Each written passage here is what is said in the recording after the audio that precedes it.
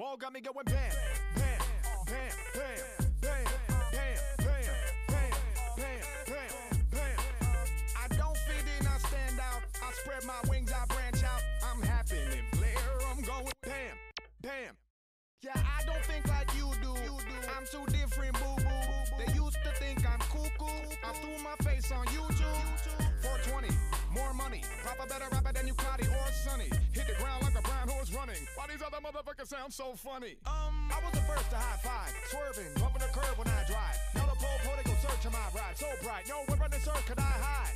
And why would I want to? There's fondue on my pontoon. That whiskey is a monsoon. I party like a blonde dude. So many women like 7 to a friend. All the hard work got them knowing who I am. We can take a picture, get a camera, do a friend. Everybody know I got them going, boom. Damn it, all the bottles going empty all again. Seems to me that easily I'm spending all the rent. We can take a ride, can I go again? Everybody know I got them going, bam. I don't fit in, I stand out. I spread my wings, I branch out. I'm happening, player, I'm going ham. Yeah!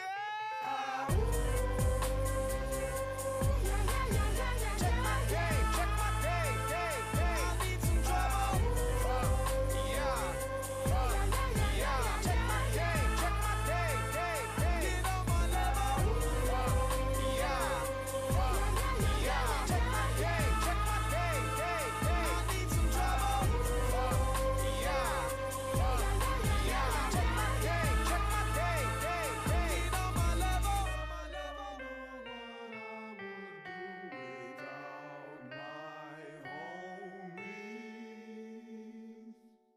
Came illin', my lane game killin'. Kang at the game, got the same dang feelin'. Ain't pillin', chain chillin'. Came with a Jameson, ain't it a given? Ooh, I'm colossal. Every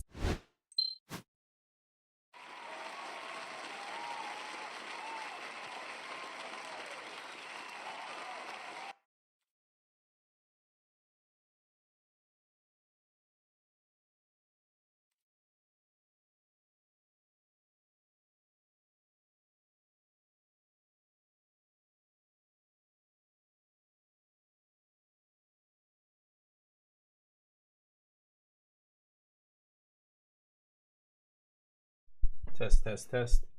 Okay, there we go. Sorry about that. Yeah, I was muted. It was a power outage. We just had a power outage this morning. Just make sure everything else is set up properly. Yeah, we just had a power outage this morning, and I forgot. Yeah, right. It reset my little interface here, so didn't reset this little guy though. Right, bud? Oh, you had such a great run today. You ran in the park, got to play. Taram, what's up? Sorry, guys. Yeah, we had a power outage, and I guess, yeah, it shut off the little interface. So normally I don't turn the interface on every day, but when it powers itself off, yeah. Anyway, it's not the end of the world. I don't know what happened. It just, like, power went out, and then it came back on, like, 30 seconds later. I don't know if they're working on something or what. A little treat for this guy. You want that one, bud? Oh, you're watching that one. You like that? Okay. Good boy. There you go. Good boy. Anyway, so we're all good. Hopefully it doesn't happen again, but... So, let's check out... I haven't looked at Magic results from the weekend. I haven't done any of that stuff. Let's take a look here. And check out the... standard results from this past weekend. So we had regional championships in Melbourne, 222 players, Demir Aggro, Rakdos Aggro, really? Alessio laughs at fate. What are those Aussies doing down there? What is this? What is this pile? You know, on the ladder today, there's going to be a ton of people playing this because it's just something new, right? At the beginning of your end step, if you attack this turn, return target creature with mana value less than or equal to its power to the graveyard of battlefield. Coalstoke Gearhulk. Inti Mishra. They're going for the Mishra thing. I cannot believe this deck is in second place in a 200-player tournament. Did this person just have a crazy lucky day or what? Wow. Gruul aggro, Orzhov aggro, Jeskai. Yeah, Jeskai feels awesome. Ooh, 2 control decks. Are they doing anything different? No. Still the same old control deck. No, silly Chandra. Up to 27 lands. That's how bad the mana base is. Yep, trying to make sure you've got all your colors on time. This one's playing 26. Good God. Got an omniscience combo here. Philology back in the main. Hey, somebody knows what's up. Founding omniscience. Yeah, playing the founding. Playing a soul partition in the main. Only one riddle. It's a little weird, but 23 land version. 1 cavern, 1 blast zone, just like me. Okay, so a lot very similar to me, but I'm on 24 land. I think I like 24 more. Esper control. That's just Pixie. Yeah. Bunch of blue red. Another combo deck. Anything interesting? This person's playing 1 trainer. So every deck is different. I like the mana bases. They're exactly like mine, except I'm playing 24. Minor misstep in the main? This can't be as good as Spell Pierce, right? In the main deck. I mean, you're just hoping you're going to play against aggro all day long, right? Huh. Okay. I think everybody's just copying each other when it comes to the sideboard. Everybody's just putting these 2 cards in their sideboard, even though I do not think they are the best choices. I mean, a 3-mana 3/3 is not blocking or trading with anything, right? In the early game, you're just getting steamrolled. It's not holding off your opponent. Blue-red aggro, mono-red, none of these aggro decks are going to stop if you play a 3-mana 3/3, right? They can just plow right through it. Kind of interesting. Anyway, let me catch up with you guys. What do you guys think here? Rakdos midrange, yeah. FOMO and Alesha. I mean, yeah, these things, if they all come together perfectly, can be powerful, but... Like, you know, I don't know. I'm certain there's a reason nobody's ever done anything with a deck like this. I don't know. I don't know. What is it? Is this 3 mana? Okay, so at least it doesn't get temp locked. You can't get a temp lock off the battlefield. I guess post board maybe you can, but interesting.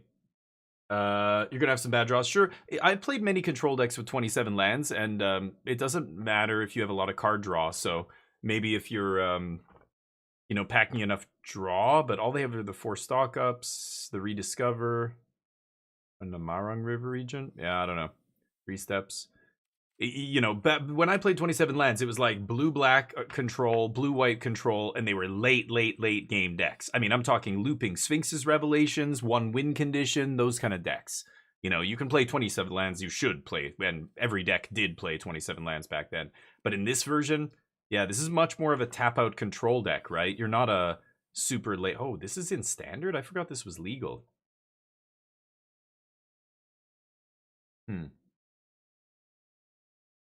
Anyway. Nearly half of your deck. Oh, yeah. Yeah. The Gruul list is off the wall? Oh, this stuff. Yeah. There were some Japanese players at the Japanese RC who put this deck on the map, but I played it against it a couple of times, and it does not seem amazing. Again, it's a deck where everything has to come together perfectly, except, you know, you could say that about Omniscience combo, except Omniscience has 2 pieces. You just have to put Omniscience into play with Abuelo's Awakening, and then you win. This deck has multiple things that have to overlap, right? Which... You know, sometimes you get lucky. Sometimes you go turn 1 Beastie, turn 2 Fear of Missing Out, discard exactly, you know, Wildfire Wickerfolk, turn on Delirium, turn 3, play a Haste Dude Attack, get 2 combats, you know, blah, blah, blah. But if you're discarding anything other than an artifact creature or another enchantment creature, like you're not getting to Delirium, and then you're just a slow, shitty aggro deck. You're not that aggro. You know what I mean? I don't know. Stuff like Violent Urge is atrocious. Like, this is only good if exactly the right kind of, you know, circumstances present themselves. Seed of Hope. I mean, these are very rough, low impact cards. Double over. Like, why aren't we playing 4 Monstrous Rage? I don't know. 21 lands. Bushwhack, having to find new lands half the time. Breakout is the big powerful card. I think this is the card that the deck is kind of centered around.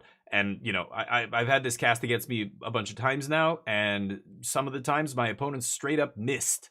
6 cards is a lot, but mana value 2 or less, you can miss. So anyway, they're putting, like, you just hit lands and other crap, hit, you know, combat tricks and whatever. So it's kind of a pile. I don't know. Yeah, there's one of them. One of them did well. I don't think it's great. Does this sound... Okay, hold on a second. Let me do something here. Something sounds messed up right now to me. Did it reset? Hey, MTG, what's up? Did it reset my... Oh, you piece of shit.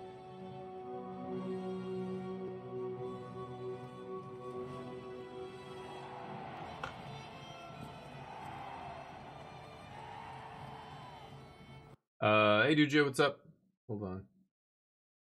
This game. Okay.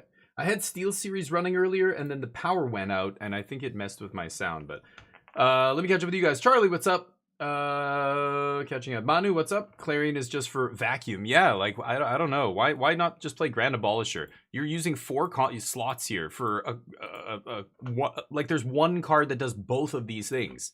Why you're playing this, and then because this is not as good as Grand Abolisher, you're playing this, when you could just be playing Grand Abolisher and shutting off Vacuum and shutting off their ability to cast spells. Like, why are we playing both?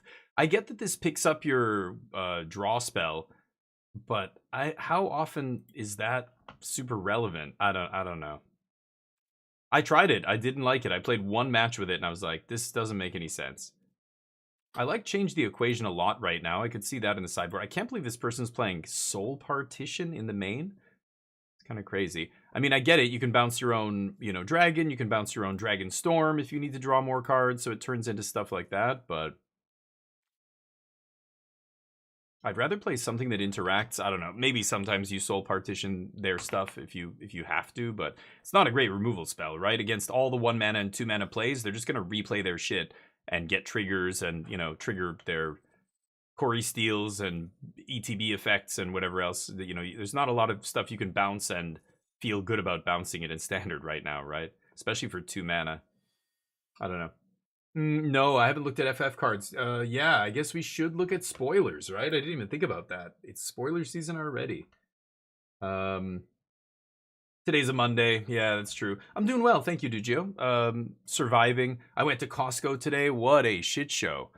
I asked the guy, I was in like the kind of chilled, giant walk-in fridge kind of thing where they have a bunch of vegetables and stuff like that. And there were baby carrots, and I was looking, and I'm like, wait a minute. I thought, and they used to have the carrots like around there. And I go to the guy like with the vest on. He works at Costco. He's doing something, and I'm like, "Excuse me, I'm sorry. Do you know where the full size carrots are? Because there's just baby carrots here." He's like, "Yeah, go look there." And he just didn't even look at me. He just like gestured behind himself without even turning around and mumbled something. And I was like, "I'm sorry, excuse me." And he goes, "They're back there. I don't know. Go look for that shit or something." Like, and I'm like, "Oh, what?" I'm like, "Are you?" I'm like, "Yeah, thanks." And I walked away, and I'm like, this fucking guy, like, I don't know. Should I say something? Like, I asked this dude for help, and he just swears at me. Can you, like, fire this asshole or tell him to get his shit together? I don't know what's going on in his life, but just the most rude employee I've ever dealt with. Costco is stressful. Costco's a stressful time. I get it, but all right, let's I don't think there was any other big tournaments that happened. Leagues, Block 101, 18-player tournament, don't care. League challenge, 55 players, combo takes it down. River Regents, no creatures. Yep. Yeah, with 24 land, that was the version I was rocking, and it felt good. Kutzel's Flanker I like. Again, with Clarion, Conquer, and Voice, I don't love. I have the Flanker as well in my sideboard. I like it. I like 3 Beza, 2 Overlord, 2 Negate, 2 Get Lost. All of that is stock. Day of Judgment. I'm on board with all that other stuff. But look how many slots you could save by just combining Clarion, Conquer, and Voice of Victory, right? Oh, it shuts it off on their turn? Oh, I see. Okay. How often does that matter? So, yeah. That's true. Yeah, because Grand Abolisher lets them have it, but I just don't ever... It never matters, right? Huh.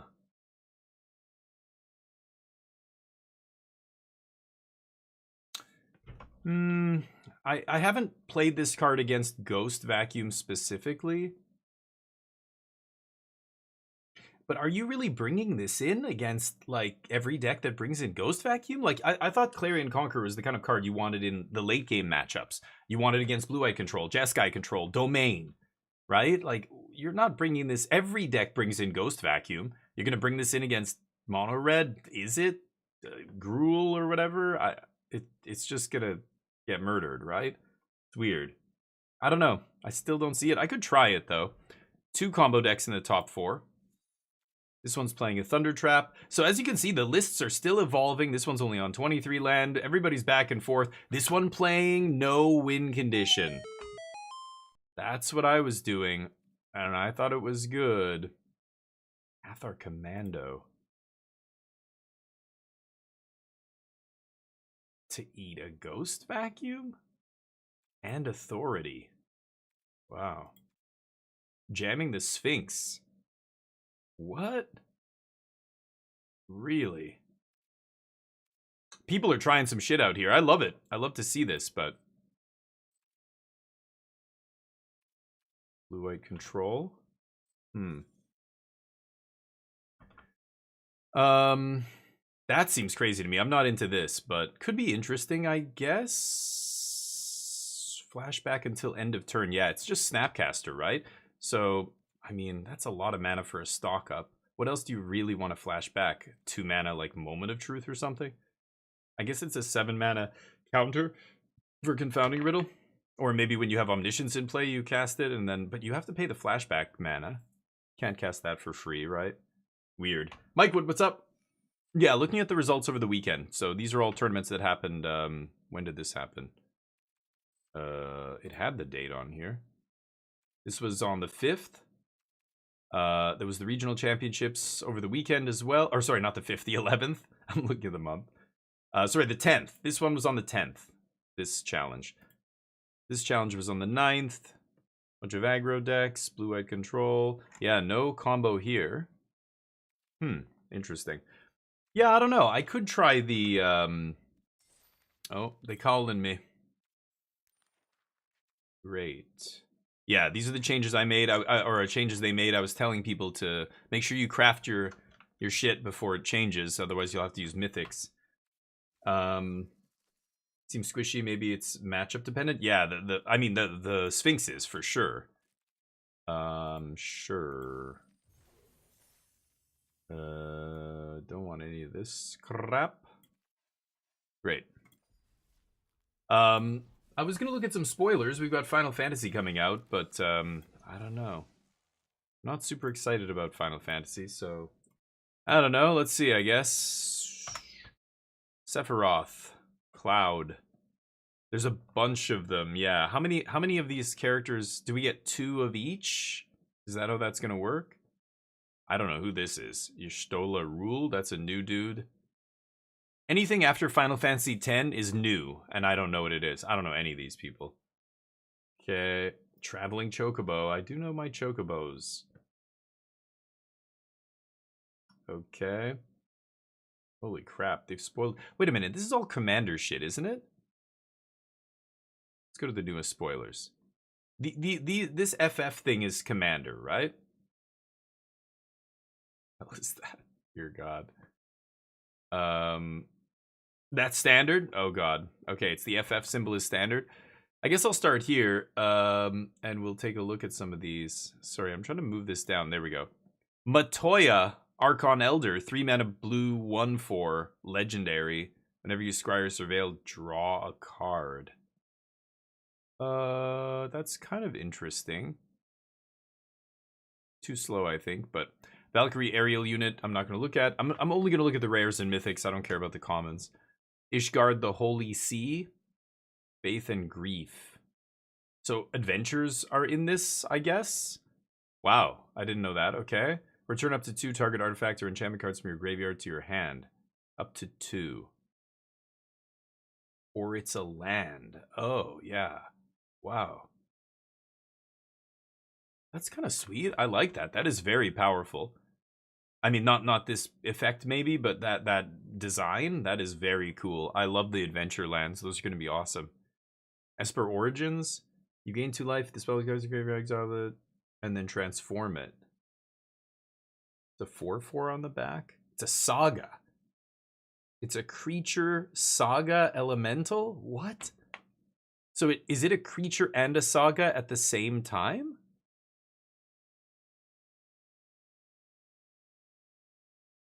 Yeah, so it functions just like a saga, but is it a creature in play as well as it ticks down? Yeah, and it'll die after the last chapter, yeah. Fill the top card of your library if it's a permanent card in your hand. Add 2 green. Other creatures, okay. Wow, That's crazy. I love it. I think this is cool. This is the kind of design boundaries I want to see them push. I think sagas are awesome. Sagas are one of my favorite permanent types, and I think they should be making more stuff like sagas or turning sagas into creatures, whatever it is, experimenting with them, you know. And it's got flashback. So only when you flash it back does it do the thing. Yeah, sorry. Okay, right. So 4 mana. 4/4, and then flashback, yeah, it would come in, no haste. Maybe draw, but probably not. That's not amazing, that first one. And then ramping, but by the time you're on 4 mana, this is going to be ramping you to 7 on turn 5. It's kind of cool. I definitely love the design, but I don't know if I think the card is meh. Oh, I didn't even realize they put both halves there. What does this giant dork do? Golbez, the man in black? Come on. Whenever another creature dies or a creature card is put into a graveyard from anywhere other than the battlefield. Other than the battlefield. So yeah, dies or elsewhere. Yeah, creature leaves your graveyard. It's exactly the same as the other guy, Sir whatever. The black 5-drop, 5/4 from Eldraine, right? Is this a reprint? Oh yeah, it's this guy. Okay.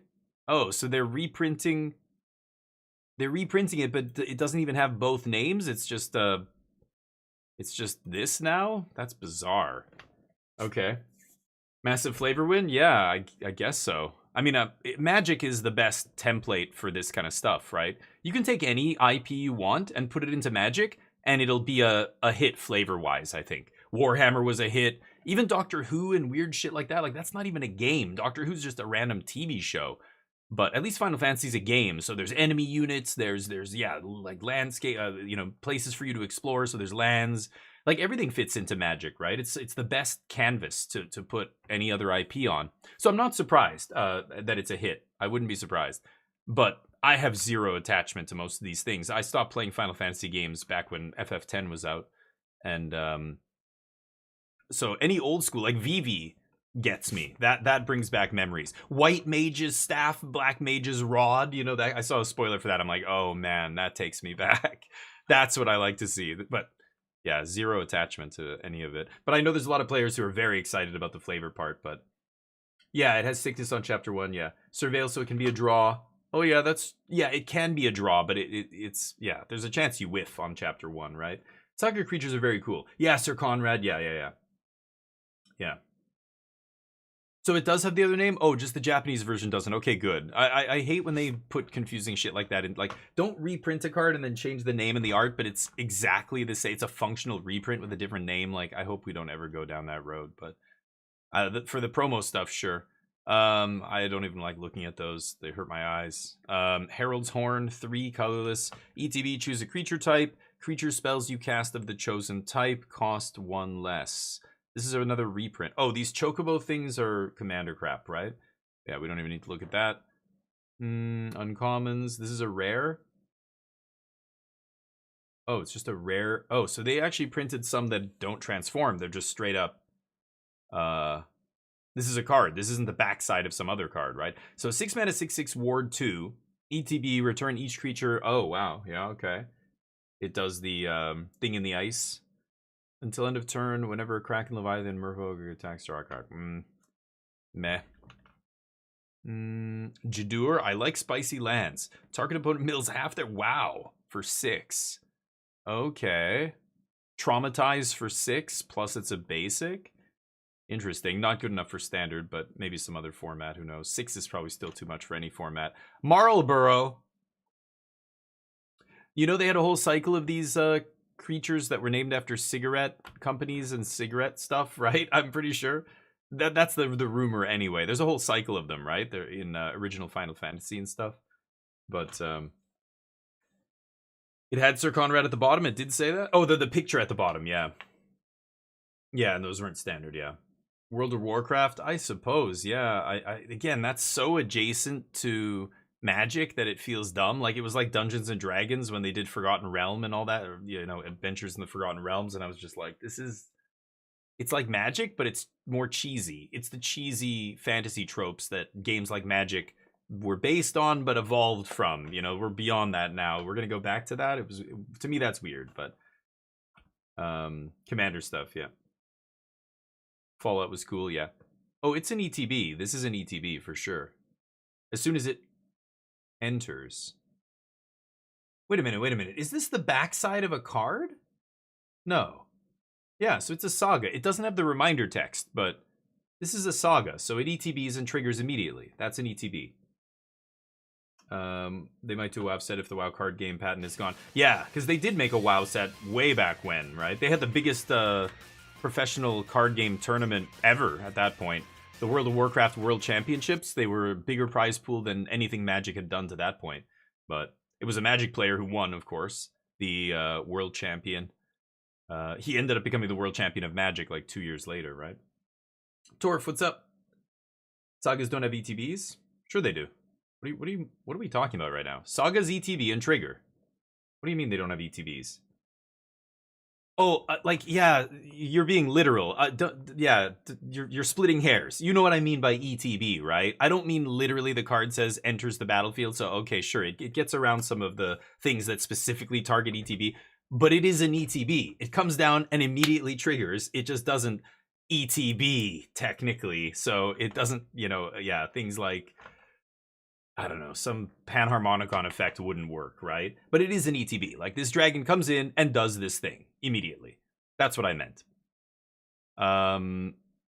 Let's see. Noctis, Lightning, Army of One. Jesus Christ. Do I have to read all these? God, this has got to be one of... This is going to push, what is it called? The Kamigawa Neon Dynasty. I bet you it's going to challenge it for wordiest set ever made. We'll see. Lots of double-sided cards, lots of words, like sagas on the backside. This has to be the wordiest set. I bet you this passes the Neon Dynasty set. I think that was the wordiest set to date. But if I don't think any of the sets since then have passed it. But exile him for 6 mana. Like, these guys are garbage. I'm not even gonna read that card. Jill, Jill. Okay. When Jill enters, return up to one other target non-land permanent, so it's a mana war, 5 mana to flip her, only as a sorcery. And then she dies after? It's so weird. Oh, then return it to the battlefield. Oh, okay, so it does come back. This guy does the same thing? Sure. Huh. Ifrit, it's a 9/9? So these used to be the summons, right? Shiva, Ifrit, so that... I don't know Final Fantasy lore. I assume the summons that I used to use materia to summon, now they're attached to random dudes in the universe, I guess. It's interesting. Yeah, the first chapter triggers, so it's an ETB. Right. But, like, you know what I'm saying, right? When I say it's an ETB, it's an ETB for all intents and purposes. It's not literally an ETB, but you can put quotes around it. It's an ETB. For, I'm trying to process the card. The best way to process it is to think about it as an ETB. That's what it is, right? Does it get around stuff that cares about ETBs? Sure, but that's irrelevant. For shortcut purposes, for my brain and all of your brains to make Magic cards easier to understand and parse, think of it as a 6 mana 6/6 that ETBs and does this. That's what it does. Whether or not the ETB can be stifled or blah, blah, blah, doubled, irrelevant. Sure, those corner cases might matter 1% of the time, but for all intents and purposes, it's the 6/6 that ETBs and does the thing. That's how sagas work. Noctis, Prince of Lucius. Lucas? Lifelink, artifact cards. Finality counter. Primal Odin. Oh, I remember this summon was awesome. 6 mana, destroy target creature. Why does it have a casting cost? I don't understand that. It's so weird. This changes into this. Normally when something transforms, it doesn't have a casting cost on the back. All of these have a casting cost that are... Oh, this one doesn't. This one doesn't. Why the fuck does this have a casting? And this one had a casting cost. This is not the back of a card though, right? So... But this is the back of this guy's card? No. Oh, this is... Okay, I thought these two, because they're next to each other, I thought that was the back of this. Okay, this is its own thing. Wow, this is so fucking confusing. So there are summons that are standalone. They are just creature. They just come down and do the thing and then die. And then there are summons that are on the back of other random creatures. Okay. Okay. Why? Why two different? Like, that's bizarre. Okay, they couldn't find somebody to staple this to the back to, so they made it its own thing. Bizarre. That, yeah, it makes. But that's that. You can see how I could be confused, right? I'm looking at all these cards that flip, and then like I saw this one, and I'm like, oh, it's just a random. Yeah, Leviathan. It's one of the. They're all the summons. Why do some summons have dudes stapled to them? It's lore reasons, but for design purposes, it's very confusing and unnecessary. Like, that was just dumb. Why not staple this to the back of this idiot or whatever? Pick a black creature. I don't know. Too hard to design. I don't know what's going on. That's confusing though. Okay. Zodiark. I don't know what the fuck this is. These are the stuff from Final Fantasy I don't recognize. I recognize all these old summons though. They've been around since Final Fantasy 7 days and even before.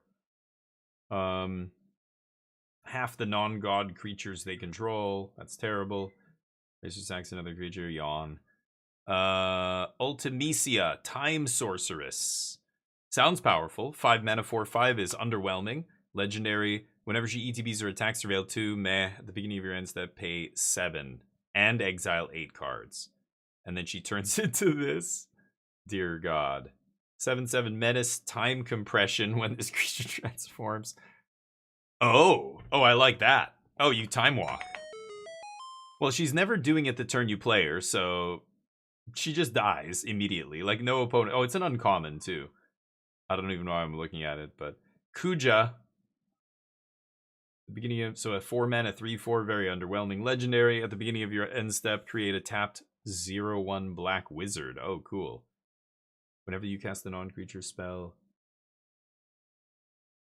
Oh, that's pretty cool. I like that. I just want to see these 0/1 black wizard tokens. That sounds awesome. I want to get a collection of those. Transkuja, Fate Defiled. If a wizard you control would deal damage to a permanent or player, it deals double that damage if a wizard you control. Okay. Nope. Yuna. 5 mana 3/5 during your turn. Yuna and enchantment creatures have trample, lifelink, and war 2. Whoa. That's pretty good. During your turn.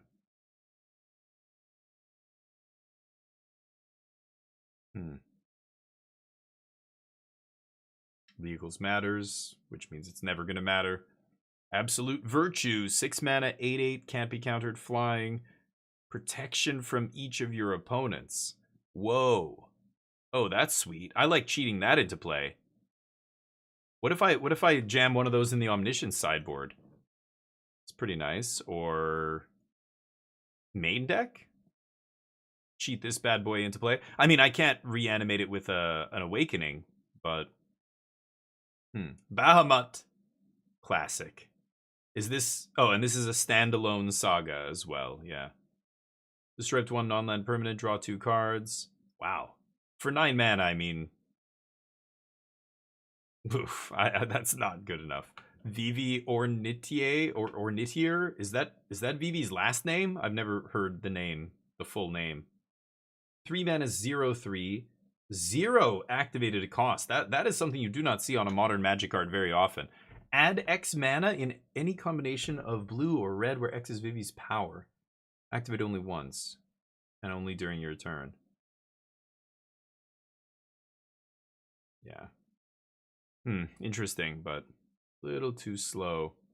Fabled Soldier. It's weird. They put that all caps, but I get it. It's the name of the organization. How many Sephiroths are there? 3? 4?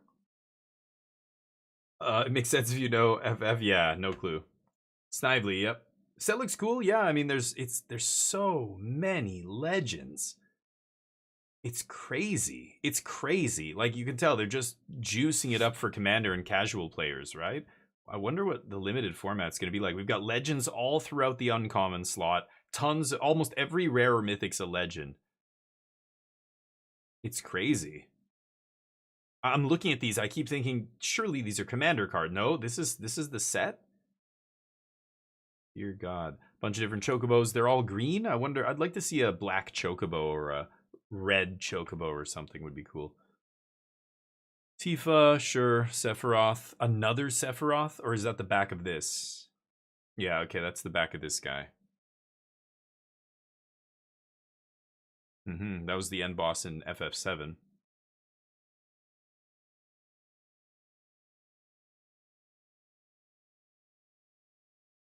Fourth time? You've got to sack 4 things. Dear God. Nope. Terry, 2 middle 5 cards, 6 mana. Okay. Oh my God. They want you to play Door to Nothingness. Okay. 8 mana to flip. Jesus Christ. Gilgamesh. I recognize some of the names, but...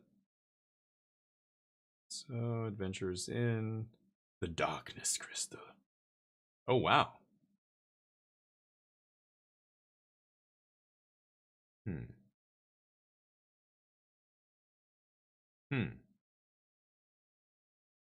Too expensive, but... Dark Confidant, is it good enough for standard? Maybe. In a really cheap low-to-the-ground deck, this card is good. Like Esper Pixies out of the sideboard or something, this would be great, right?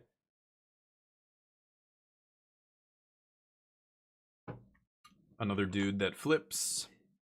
So many words in this set. The lands look interesting.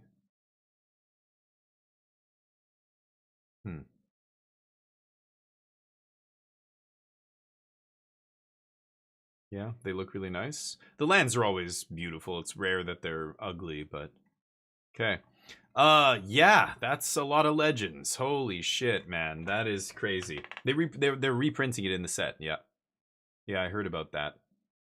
Yeah, that's a lot of stuff. I don't really know what to think yet. Most of it seems like it's not going to be good enough for standard, but, what do I know? White, blue, white, red, white, blue. This is a good little lineup here. Let's jam some Omnish. Wastes is standard legal. Did they put wastes? Oh, I didn't notice that. Is that in the set? Wastes? Weird? Why? Just for flavor, I guess? I don't know. So 3 moment, 2 riddle. Like, I've got Thunder Trap here, which I don't even know if I want. 24 lands. I could try the dragon, and just see, but God, I've got to give up so many slots for that dragon. Because if I cut Abolish, you know what? I'm going to cut Disenchant. Oh, I love Defab, though.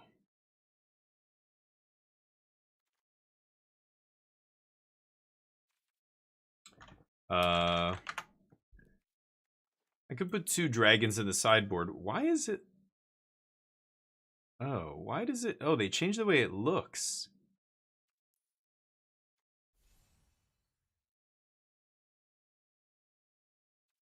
Yeah, they changed the way these look. Oh. Okay. I've got to find a spot here in the sideboard. I really want to keep the defab in here. Could cut the flanker, I guess. I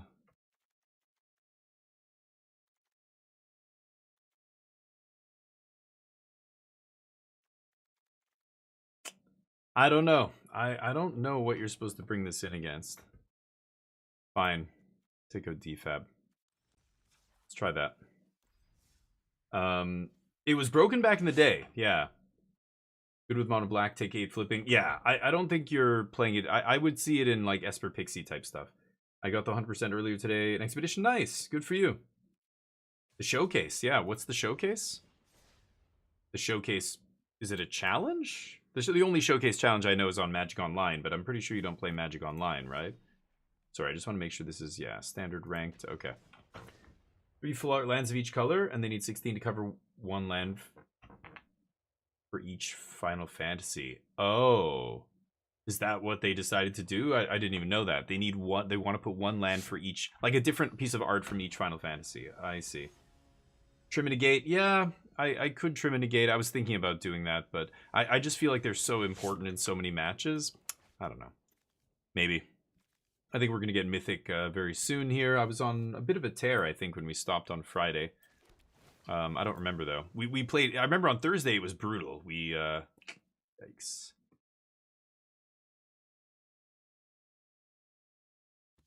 Alright. Thursday we got wrecked. Just so many rough matches of mulling to 4 and mana screw and, like, just weird shit happening. But then Friday was good. Pass? Probably not going to disperse this, but let's see what they do. Oh, the Pioneer event on here, yeah. Is it called Showcase? Weird. Thought they would call it something else, but Showcase is Magic Online, so they're just using the same name. That's not confusing at all. Okay.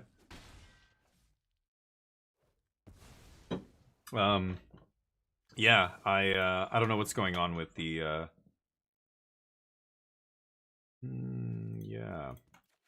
I don't know what's going on with Pioneer on Arena. Pioneer's dead to me. I think for most competitive players, it's not really a format anybody is playing. But I know people are enjoying it now that it's finally on Arena, kind of, mostly. Not really, but you know what I mean. I'm kind of wanting to keep this Spell Pierce to force the combo here. So I could ditch a Roiling, I guess. See what happens. They had ways to complete. Yeah, after what you said, I didn't know that. So as soon as you said they needed 16, that's why. Okay. Could Spell Pierce this? I think I will. See if they fight. I know they have a Pierce, right? But they can't use it right now, can they?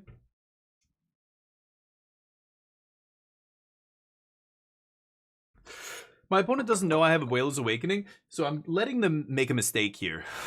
They know I could go off next turn. They see the Omniscience in the yard. They know I have 3 lands in play. I can go land, win the game.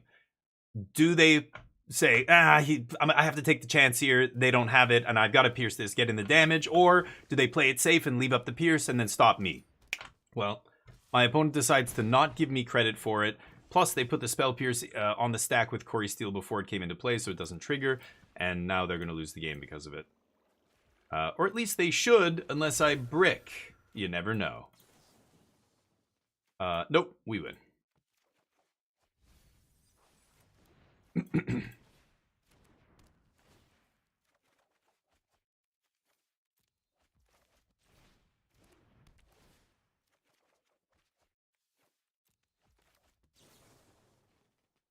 Oh yeah. Oh yeah. The Papa.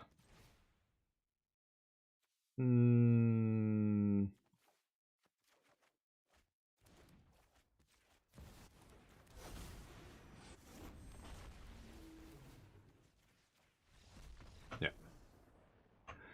Okay. Let's go to the sideboard. So that comes in. I know they're going to be bringing in Ghost Vac, activated abilities of artifacts. I mean, I could shut off the Corey Steel equip. It can still equip on the trigger, but it can't just be equipped, which is something they'll, oftentimes in the end of the game when they have the Corey Steel sitting there, but no creatures in play. Play a haste creature, equip, or, give it trample, or play a creature with no haste, equip it, give it haste. But again, I don't want it. I think I'd rather have Abolisher here. Taking out this, taking out a Moment. I can take out the Founding, I don't need it, and I'll cut 1 Spell Pierce. I could bring in Get Lost, but I don't really like Get Lost against all the tokens and stuff. The Get Lost is better against mono red and other creature-based decks. This deck goes so wide with tokens, it's not really... Get Lost is doing more harm than good, giving them maps. I think I'm going to run it like this. The Dragon's Narrow, I know. I don't like it, but I'm trying it here. I'm going to bring it in against... Do I bring it in this matchup? I don't think so. Right? A 3-drop? Like, they're just going to give prowess and go right over top of this guy if I try and block. It does shut off Ghost Vacuum. That's all it's got going for it. I think it's for the control matchup. To me, it's something that you bring in when you're trying to threaten their life total because it starts punching for 3 in the air. And then, but the fact that it, Manu brought up a good point. This shuts off the Ghost Vacuum even on their turn, whereas Grand Abolisher only shuts it off on my turn, right? So there are those games where, you know, I have the Omniscience in hand, but I have to wait till I have like 8 mana because I've got to go Grand Abolisher into Roiling Dragonstorm, discard, and now reanimate. Like, I have to do it all on my turn. If I play Grand Abolisher a turn early to set up, they can kill it. If I play the Roiling and put the thing in the yard, they can Ghost Vac it on their turn, right? If I play Ghost Vacuum, or sorry, if I play Grand Abolisher and then Roiling Dragonstorm, put Omniscience in the yard, if I pass the turn and they have a Ghost Vacuum, they can then eat my thing before it comes back to me, right? So you're in this weird position. This is going to be painful. You're in this weird spot where you have to try and last until you can get 8 mana into play or something, and then maybe you can do all those things. You can play, you know, Abolisher into Roiling into Abuelo's Awakening. But that's a lot of mana. You're dead long before you get to 8 here, right? So it's kind of like... So I could see the Clarion, you know, you go turn 3 Clarion, and then, you know, it's got 3 toughness. 3 toughness is the key part in the early game, right? Because, yeah, if I bounce this, they're just going to get another trigger here, so I'm not going to do that. Okay, let's just... Maybe I should moment, look at 3. The land drop for next turn. Yeah, let's pass. Anyway, so yeah, the point with hey, Steak and Jake, thank you for the raid, buddy. It's a raid. Thank you, dude. Appreciate it. Welcome everybody from Steak and Jake's channel. Steak dinner. What are we talking here? Prime rib? We're talking New York strip. We're talking T-bone. What do we like? Filet mignon. Fancy. That's my favorite. Filet mignon. I mean, anything wrapped in bacon just is better. Everybody knows that. Okay, let me think about this. Okay, I was gonna moment of truth here, but I think I'm actually just gonna wipe the token. See if I can find...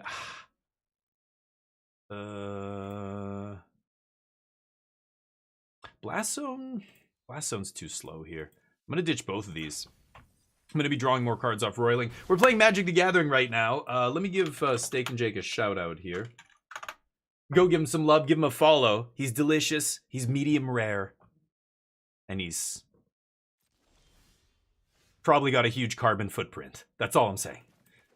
How you doing, Steak, by the way? Sirloin, delicious. Soptrop, what's up? Did it go to the Canadian? No, it's at the end of this month, Soptrop. It's going to be on May... The weekend of the 22nd is when I fly there. I think the tournament's the 23rd, 24th. Something like that. So, soon. Wish me luck, buddy. And I'll give you guys a big shout out if I'm ever, you know, on the feature match or feature table or whatever. Yeah, I go up to 4 next turn. I don't need the archive here. I really would love to find an Omniscience and end this game, but I'm going to continue to get punched in the face by my opponent here. Ribeye medium rare, nice. Filet mignon, well done! Well done? Well done steak with ketchup? What is going on with you? What are you talking about? Bro, what are you doing over there, Torf, in Germany? What are you eating? Huh? Impossible, can I? No. I applaud your zeal, but no. Wait, well done steak? Any kind of cut? About that? Really? You sure about that? You sure what are you talking about, bro? Hold on, who am I countering here? That resolves. I'm gonna die now, I think. Yeah. I could make them tap their last 2 mana here. You sure about that? You sure about that? I gotta do it, right? You sure about that? With mayonnaise, dear lord. Mayonnaise. You high. Learned how to not insta-die on Clair Obscur? Yes, Steak and Jake, I'm playing Clair Obscur as well. If you guys want to see our playthrough, it's all up on YouTube. The first channel. The other channel is mostly Magic, and I only live stream to that one. I don't even post videos really anymore, but I die. Okay, let's try this again. I'm not going to change anything. What the fuck? Okay, take it easy. What the fuck? I know, he eats steak well done. Really bothers me. I know, That's gonna dude. kill me. That's real. That lives with us on Earth. It's real, people do it. I love steak, but I don't have it very much anymore. When I lived in Korea, I was eating like Korean barbecue all the time, which is basically like chopped up steak and pork and whatever. Meat. I don't like vegetables, all right? Vegetables. That's the food my food eats. I eat meat. But these days, trying to eat... you also eat well done? Wow. Hey, to each their own. I used to eat well done when I was a kid. When I was a kid, I was like, ugh, blood, it's gross. And my uncle, like a couple of my family members, one of my uncles, he likes it blue. He likes his steak basically like 10 seconds, flip it, 10 seconds, like 20 seconds, something like that, 30 seconds, I don't know. It's less than a minute on each side. Just give it to him like that. And his plate is just like a pool of blood. As a kid, I'm like, oh God, no. So I used to eat well done, but then I grew up. So, you know, just, yes, bloody as shit. Absolutely. Now, raw. Raw, I've had raw, all kinds of stuff. In Japan, you can get raw horse. You can get raw chicken. I'm not kidding. In Germany, you can have raw pork, right? What is it called? One of my old business partner, he used to talk about it all the time. Raw, like ground pork, kind of, right? But no wonder he only types, never joins Discord. He's chickens dinner the night before. Very nice, Charlie. Charlie Zorus Rex, everybody. Put your hands together. He's here all the way from Connecticut. He's here all week. Try the buffet. All right. Let's see if we can get to the point where I can temp lock my opponent's board here. I need to find a way to discard Omni, and then we win the game. Oh, really, Jub? Wow. Stopped altogether. Okay, for health reasons, sure. Yeah, absolutely. You know, when I eat clean, I have less and less and less desire to eat garbage. Like I was listening to a podcast. I was listening to a Magic the Gathering podcast. And the kind of intro, they were talking about fast food. And one guy was like, seriously, how many times do you like Taco Bell? Taco Bell's pretty good. It's like A tier fast food. And another guy's like, no, it's probably like A-, like B+. And I'm thinking, fuck, for me, it's like F tier. Isn't it like grade F meat? Literally? And they started talking about how many times a week they eat it. And it was like two times, once every couple of weeks. One guy was like, I eat it 3 times a week. One guy was like, oh, at least once a month, but that's it. And I don't eat it that much anymore. I'm like, that's not that much once a month. Fast food is garbage. Once I stopped eating fast food, I just stopped craving fast food. Whereas before, hey, Mino, what's up? You know, I would smell French fries. You're driving past the McDonald's. You smell that oil fry smell. And it would make my mouth water. Like, I immediately was like, oh, even now, like, it smells okay. But a part of my brain just smells it and goes, oh, God, that's that, like, greasy oil fat crap that they make all the food in. And, you know, I don't know. I look at a burger now and I'm just like, that looks fucking gross. The only burgers I'll really have are, like, you know, at a better kind of, in Korea, they would call it slow food, which is like, it's not fast food, but it's still like going out to eat while not sitting down at a restaurant, like ordering from a waiter, waitress, whatever. Okay, we're definitely going to see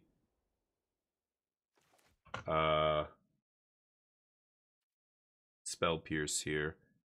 So I'm going to pass. I could go for the first lockdown and just get it pierced because I have another one. Plus, I still get to leave up the Dispersal.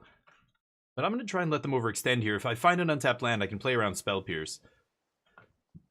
So, you know, In-N-Out Burger, Culver's is what I've heard. People have told me about these kind of places. Like, that kind of burger, I would do, you know? Okay. Man, I wish I had Spell Pierce here. Yeah, those kind of things are good. But, like, McDonald's burger, I used to love Burger King. Or any of those, like that rank, Wendy's, you know, whatever. Ugh. They're nasty. Every once in a while, I'll still eat them, and you know, I'll be eating it, and I'm like, this tastes good, but I just like some voice in the back of my brain is like, it's garbage. It's total garbage. Yeah, but it tastes really good. I know, but it's making your heart stop. I know, but I'm healthy. My heart's healthy. You're not gonna be healthy for long, bitch. Keep eating that fucking double bacon quarter. That what is the Wendy's? Oh, the Baconator. That's what it was. The Baconator was my fave. The Baconator. Even now, I will sacrifice my ventricles for that thing. Okay, I like Spell Pierce, and then another Temp Lock. I think I could ditch that Temp Lock.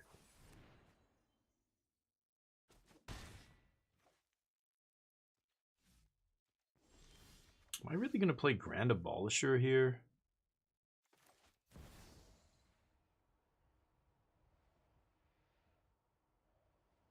I am. Okay.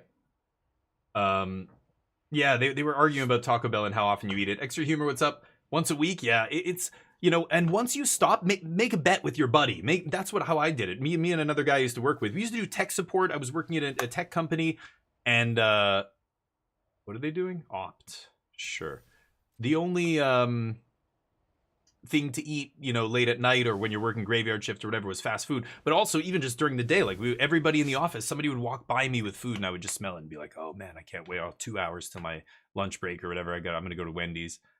But once you stopped, me and this other guy were like, okay, whoever eats fast food first has to pay the other guy $20 basically. There was 4 of us who started, and then 2 people dropped out within like a month. They broke down and got fast food.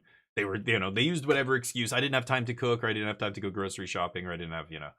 Okay. And then it was me and this other buddy of mine, Keith, and we went like 8 or 9 months.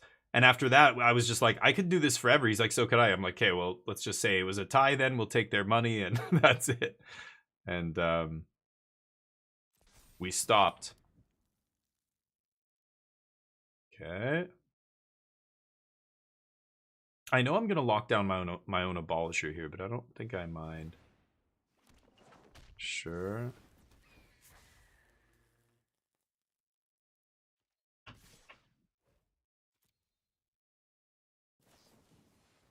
Mm-hmm. Okay. You're good. Take some damage here. I guess I'm dead.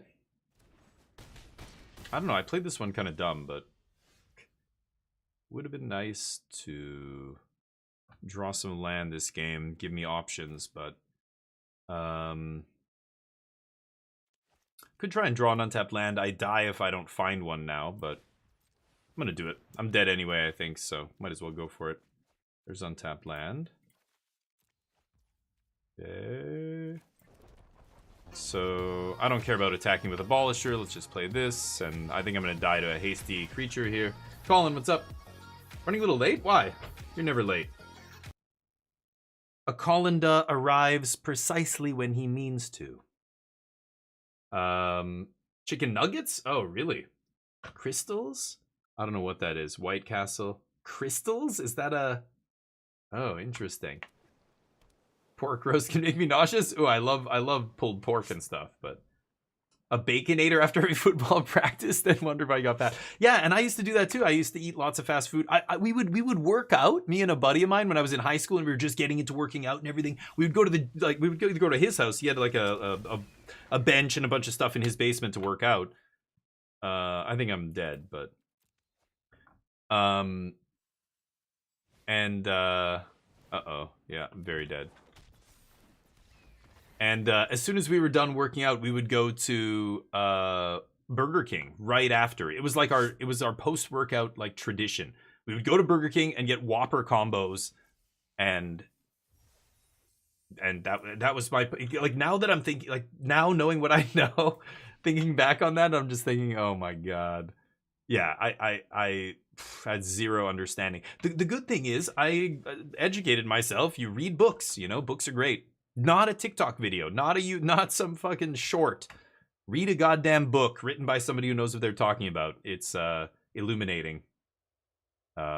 Nutrition, working out.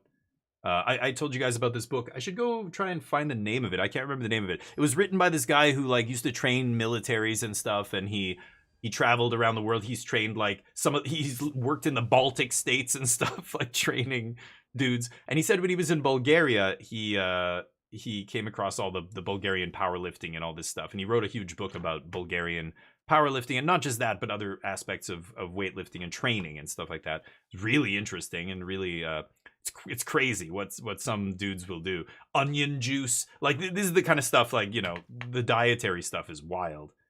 But just even their approach to bodybuilding, like they wouldn't use any, you know, a belt or straps or, you know, any kind of assist. It was deemed, you know, if you couldn't do it, then you like, these are my straps. This is my belt, my core, you know, not, I don't need that. If you need that, that's the problem. You're not making your problem better. You're using a crutch, you know what I mean? I really wish I had Omnish here.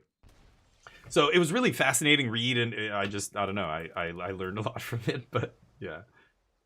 I don't know, because I think I'm dead no matter what, but I needed to untap and try and win the game. I don't know how I was going to do that extra, but I don't think blocking was going to save me, because then that turns on all their counter magic and everything. I'm going to draw some cards with this, I think. Mono black.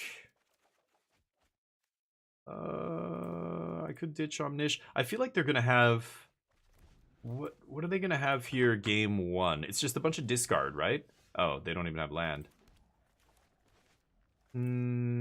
I'll moment here. I can moment into a Spell Pierce and counter an Unholy Annex, for example. See if they go for it. Feature. Deal. I don't need any of these. Okay. It's just gonna be River Regent, I think. Let them draw a card. Yeah, let's just pass. I could Dragonstorm there. Maybe I find Ifara's Dispersal or something, but I don't really care. Used to drink a quart of eggnog. Eggnog! Oh my god. Yeah, but didn't it like make you almost puke sometimes? Because it's like thick and heavy. That's hilarious, Valari. You're about to do a heavy workout? Here, have a huge glass of milk. Milk is like my personal trigger. I'm not a fan of milk. I remember going to my friends' houses for, you know, sleepovers and stuff. You wake up in the morning, here, breakfast, have it, drink all your, and then drink the whole thing. It's so good for you. Like big ass glass of milk, and I'm just like, my mom's lactose intolerant, so we would eat cereal, we would have milk and stuff, but she never really would, you know, eat cereal and stuff like that or drink milk. But we always had milk in the house for baking, cooking. You know, my parents did a lot of cooking and that kind of stuff. But going to a friend's house and just drinking a glass of milk, I hated it. I just didn't like milk. But now we have almond milk, and it's great. There's so many great milks now that didn't exist when I was young, because people were like, you know, drink what this other animal produces. Like, no other animal on Earth does, and it's good for you. Calcium. You can get calcium from a lot of different places, right? Straps or cut. Yeah, right. But their whole philosophy was you're missing on that grip strength then. You know what I mean? You're like, these guys are deadlifting 400 pounds with no straps. And their grip strength is crazy compared to yours or anybody who's using straps, right? If your grip strength isn't to the point where you can do it, then you can't do it yet. You keep going until it's there, you know? It's like some power lifters and stuff have this kind of philosophy as well. But I see your point. Like, if you're trying to train another body part, and, you know, you could lift more weight with that body part, but you can't because your grip strength is the bottleneck. You know, their whole approach is then you should be fixing the bottleneck, not just using an assist to get you through the bottleneck. You know what I'm saying? Like, it was interesting, but right. Yeah. And I mean, these guys were power lifters, but there was the guy who wrote the book wasn't a power lifter. He was like a jack of all. He did powerlifting. He's done this. He did all these different things. He's like he's a jujitsu guy. He's got all these like other martial arts certifications and crap. I should look it up. I can't remember the guy's name. Anyway, there's a few good books on working out. That was kind of a weird one. It was just funny, or it was interesting because it was so different. Like, some of the stuff these guys were doing was weird.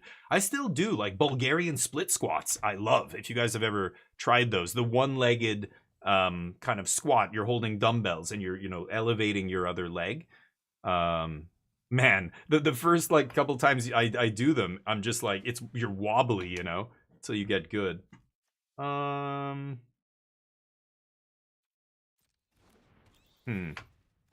guess I'm gonna region in response here. You drink milk with every meal. Holy cow, Snively. Yeah, I think these days you probably shouldn't. Most people shouldn't.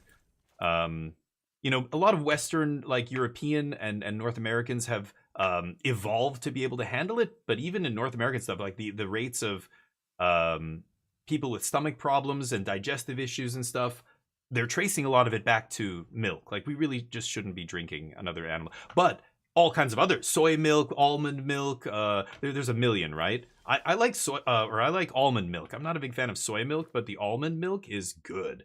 And it just tastes like milk. It just tastes like, like there's zero difference. Like literally, it's, I don't know.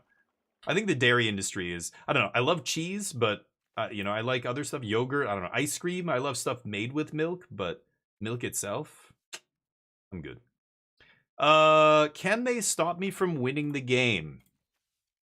I don't know. I don't think so. And the only question is, does Roiling Dragonstorm draw me enough action to keep going, or do I have to pass the turn? Either way, Omniscience is going to come into play. They're going to have their removal spell ready to go. I'm going to, you know, play second Omniscience, and they can't get this off the battlefield. Instant speed Graveyard Hate? It's possible, but I would be shocked. I think there's only a black-green split card that can do it instant speed, right? For black.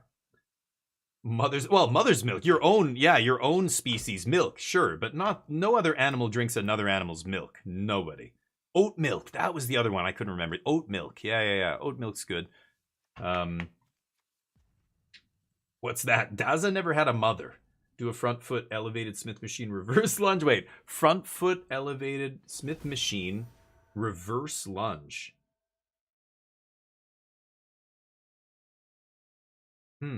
So you're leaning down? You've got your front foot elevated on like a bench or something? Top of the back. The top of the back foot to the floor. Interesting. Hold on. Let me just get this done. Can't push off. Yeah, I see not using your toe. Yeah, that makes sense. And then you wouldn't be able to push off. Yeah. Play this. GG. No? We Gucci? Not yet.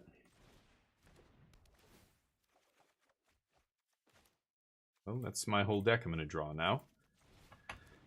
They'll have removal, but it doesn't matter. As long as you have second Omniscience, it doesn't matter. You can just drop the second Omniscience. They're not the kind of deck who will be able to get an enchantment off the battlefield, so they're just cold to it. Omnish. 3 Omnisciences. 3 Omnisciences. Ha ha ha ha ha. 4 Omnisciences. Ha ha ha. Zoomers have no clue. Zoomers have no clue what I just said. Just need to find... I do have the Founding in the main deck again. I don't know. I don't know if you need Founding. Irrelevant what I take here. Sure. Meringue. Lemon meringue.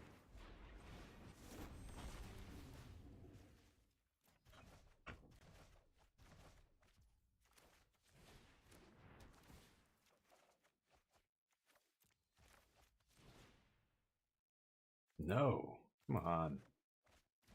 4 Omnisciences. Ha ha ha ha ha ha. Where's the Founding?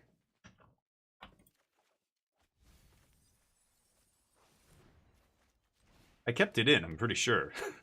I'm not going to double check now. I'll just look like a fool. It's in there. We're just going to less than 15 cards. Okay. Huh. Weird. Is it in the bottom like 2 cards? What the shit is going on?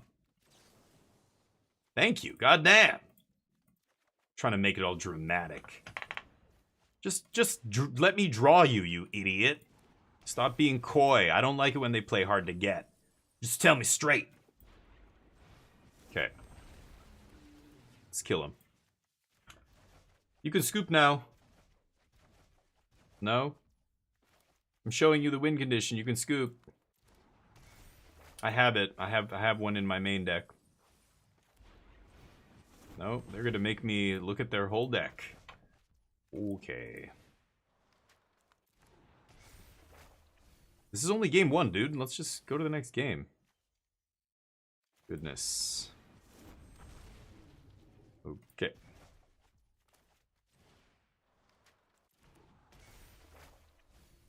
So, what's new with you guys? While I click here. Maelstrom Pulse? Nobody's playing that card. It's terrible. Then I poop. I show you a loop. That's when you scoop. Go take a poop. I could misclick, but I don't know. It won't matter. I've drawn most of my deck. If I misclick, I'll just play another Regent then. You know, I forget to bounce my Founding, or I set it to the wrong chapter. I just bounce it again and do it again. There's no fucking it up here. There's no misclicking that could possibly happen. Anyway, the bad thing is they're just showing me their whole deck, so I'm getting a bunch of info, which is actively bad for them, but you know, they think it's worse. They think that they're making me suffer right now or something, right? Whoa, what was that? Bandit's Talent. Oh, interesting. Good to know. Sure. I don't think those mono black decks are typically playing Bandit's Talent, are they? 13 left. He's begging for the misclick. I can't misclick now, though, right? Anyway, you're just giving your opponent the info, and you're being a passive-aggressive fool, right? You're just being an immature fool. Like, don't. If your opponent demonstrates a loop in real life, you just scoop. If they want, they could even call a judge, and the judge will look at you like a child and say, "He demonstrated a loop. Can you interact? No? Okay, the game's over. He wins, he or she." But on Arena, there are no judges. I have to go through it.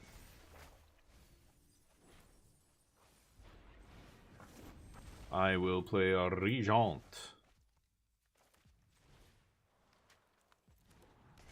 Microwaving ramen. He's making dinner. Taking a poop. No, what have you. Sure. Pass. How many goddamn cards do I have to discard by? Okay. I hope they enjoyed it as much as I did. Hold on. Whew. Oh.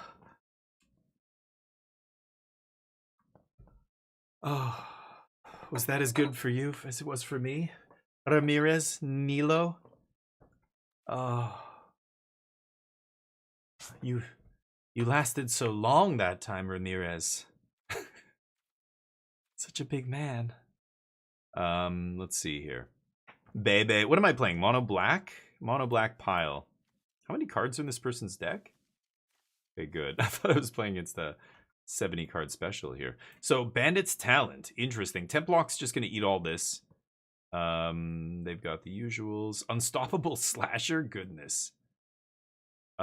Turns out that card is very badly named. It's a very, very stoppable slasher, I mean. Sholdred, Archfiend, some bats. Are they playing the full 4 Unstoppables? 2, 3 Nightmare, Talent. A lot of 3-drops. Bet you they're gonna have Stone Brain, stuff like that. So I'm gonna bring in Overlord. I think Get Lost is smart. This shuts off Stone Brain. That is one thing. If I do play this, they're gonna have instant speed removal though, right? Aren't they just gonna keep in Get Lost or Go for the Throat against me?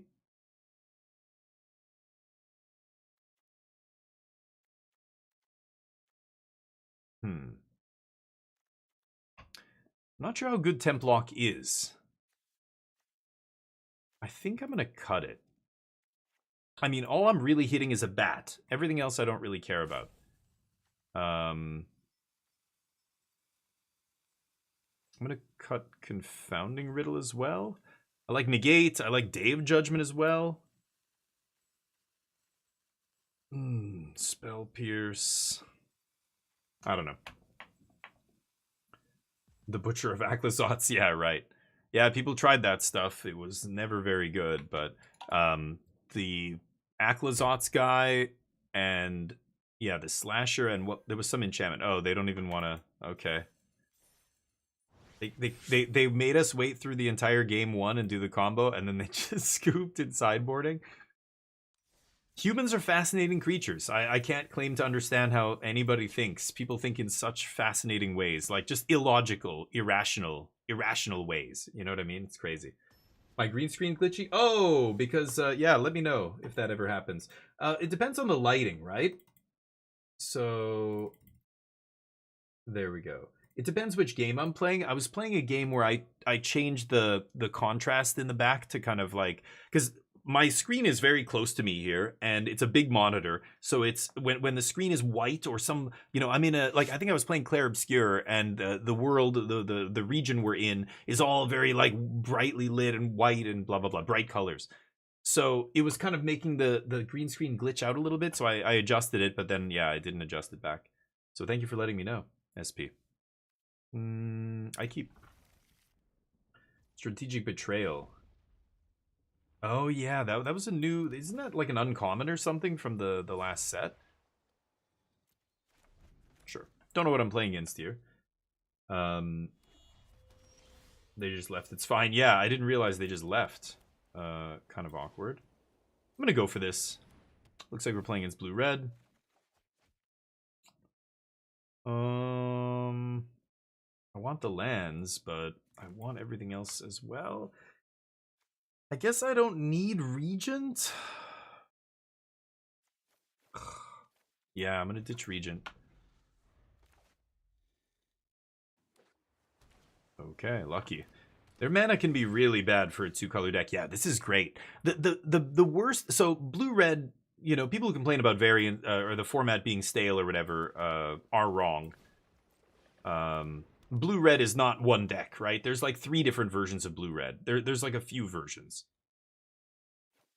And as they mutate and evolve, like this version is better in the mirror. So you see a lot of them packing Draycatcher now. 2 Draycatcher, 3 Draycatcher, maybe even 4. I would be surprised. But now they're down to like only 2. Sure. They're down to only 2. What's it called? Sure shot. Slick shot, show off. The slick shot.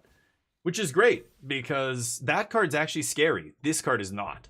This card's nothing for us, right? We just cast Templock and it doesn't matter. Move on with our lives, right? So, the scariest versions for Omniscience are the versions that are packing 4 Monstrous Rage, 4 Slick Shot Show Off, 4 Monastery Swift Spear, like super aggressive, low to the ground version. But those versions are seeing less and less and less play as the deck becomes inbred to beat itself, right? And people are starting to try and find ways to beat the mirror. It's slowing the deck down. I mean, there were versions that didn't even run stock up before. Now everyone's running stock up. Great for us. I don't have an Omnish yet. I could moment main phase, just see what we find here. I think I will. I'm not going to go Dragonstorm, even though that's the sorcery speed card, just because. Ouch. Okay.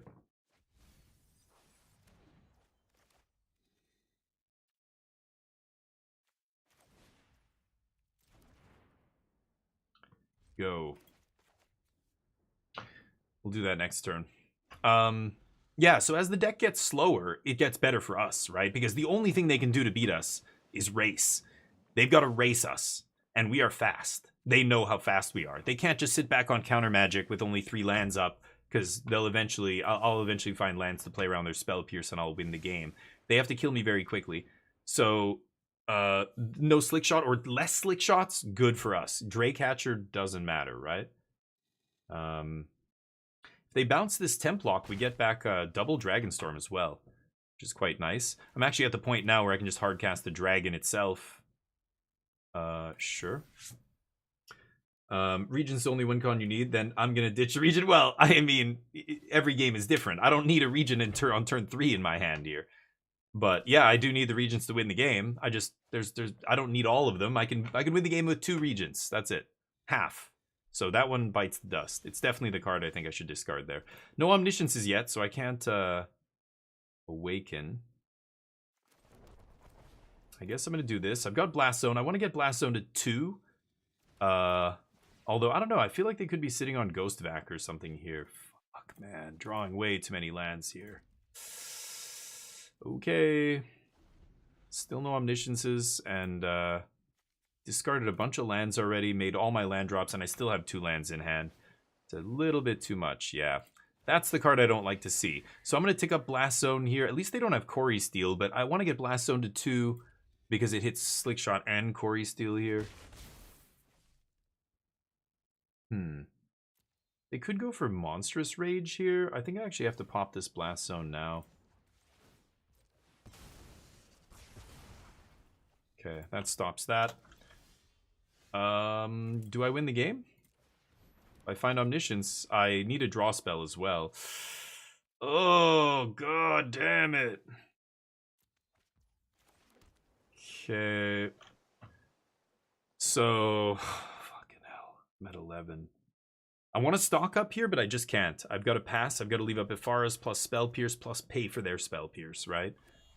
So, they have something to pump. Oof. Okay, not bad. Okay. Let's see. They're running out of resources here.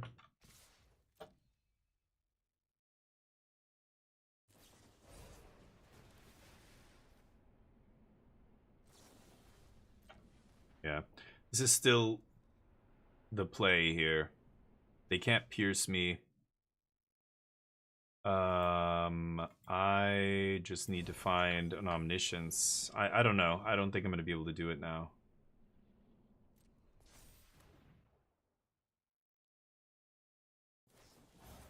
Nice. Wow, lucky. Very lucky. They top decked some Omnisciences. I go to 1. Or some Monstrous Rages. I'm looking for Omniscience still here. We're almost halfway through our deck, too. Sure. Let's see. Could still do it, but I don't think I have enough mana now. I need to... Oh my god. Yeah, all my Dragon Storms are underneath the... Hold on. Do I have a Templock in the... I don't have a Templock. I didn't even find more than one, right? This game? So yeah, I'm trying to think.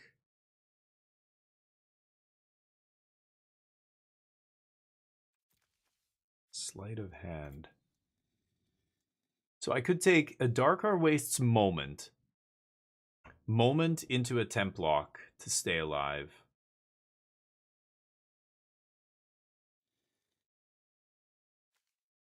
And then, yeah, untap land, play Templock. I think that's the only way I survive this. Oh, what am I saying? No. Yeah, I only have 2 mana here, so I'm gonna die. Well, that's unlucky. A little bit too much land there. No Omnisciences till halfway through our deck. No bueno. Grand Abolisher. So I was trying Grand Abolisher. I don't know. I could try Clarion Conqueror here.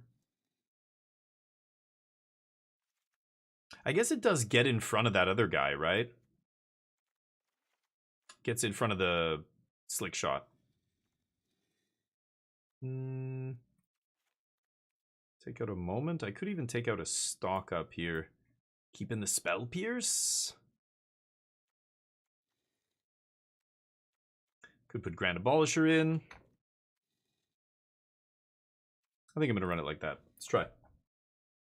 Tabletop, no, I have nobody to test with. So I'll be testing when I get to Montreal with the people that I know in Montreal, but until I go there that weekend, I won't be doing any real-life testing. My deck is, I don't have a deck. They have my deck. They're putting a deck together for me because I don't have cards. I sold all my cards years ago. So I only play Magic Online now. I have a trade binder over here with some of my more valuable stuff, some, you know, revised duels and Wasteland. I have a playset of Force of Will and that kind of stuff, but I'll keep this. But all my standard stuff, as soon as the pandemic hit, it was gone. I moved back to Canada. I had to get rid of most of it. I wasn't shipping my Magic collection anywhere. Okay, good. I wanted to draw this. Let's see if this is any good. So yeah, so I don't have any cards. So the qualification, the RCQ that I played in, somebody who came out here to play in it brought a deck for me. An awesome dude from my channel. I'm just gonna do this, I think. Okay. Too many lands. So yeah, they brought me the deck I qualified with. So now they're also giving me the deck that I'm gonna play in the RC with, which is great. But the problem is I have to let them know, you know, a few weeks ahead of time. So I had to kind of choose a deck. I'm happy with this choice though. I think this deck is one of the best decks in Standard right now.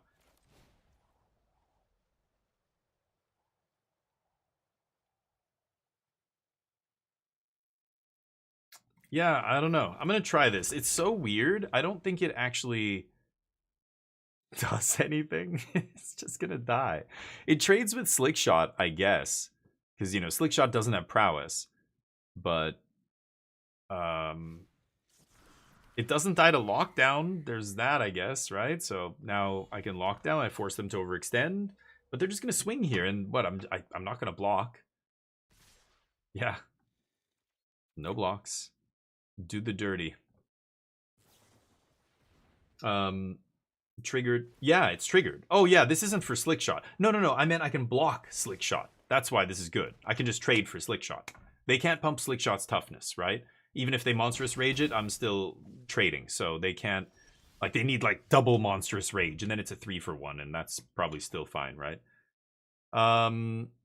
Okay, so I know they have some counter magic here. I'm just gonna play Sea Chrome. Next turn we can play Templock with 2 mana up to pay for Spell Pierce. This turn I get to go Dispersal with Spell Pierce up. They can't activate Storm Chaser's talent for whatever that's worth, but... Okay, so what am I doing here?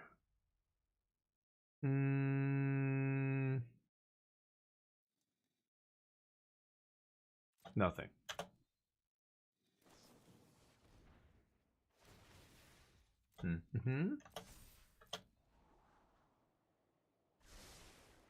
Top.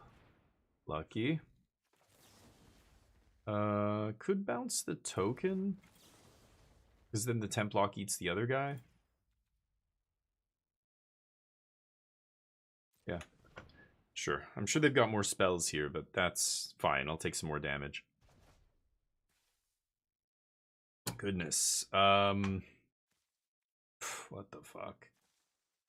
I really don't want to leave one of these on top. I'm going to 5.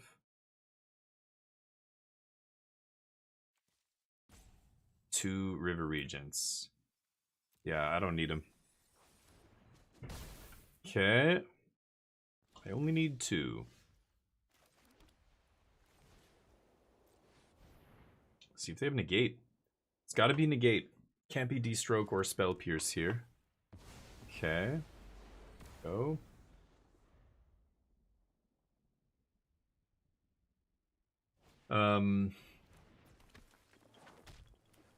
Yeah, betrayal. Stock it up. Okay, I am going to put this guy in front of Swift Spear here. I know it's probably just going to eat my guy, but I don't think I'm going to take damage. Well, that's interesting. So I go to 6 here. I've got Marang River Regent.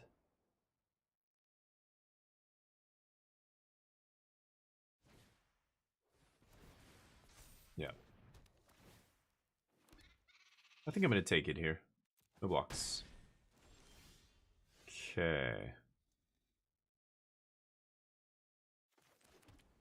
Well, I would love to find another Templock here, so I think I'm going to go with Stock Up and see what's on top. Of course not. Okay. Yeah, not amazing. So I've got the Dispersal up, but yeah, I think I should just leave up Dispersal, pay for Spell Pierce here. I obviously want to get Omniscience into the graveyard. If I top deck an Abuela's Awakening, I win the game, but I'm not going to be going for that here. I need to actually survive this turn. They've got so many cards in their hand. Not amazing. They can't activate talent, which is nice. But I did forget about that. This does shut off talent, I guess. Oh, is it not enchantments? Artifacts future. Oh no, they can activate it. I thought it was enchantments as well. Okay, great. Uh-oh. Okay.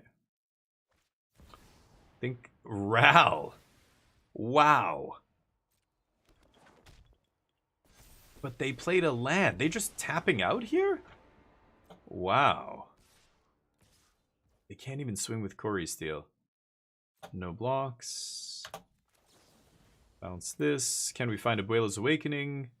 I'll take a Templock. Yeah. Goodness. Okay, they can't equip Corey. They can trigger equip because the trigger equips, right? But they can't equip it. Yeah. 2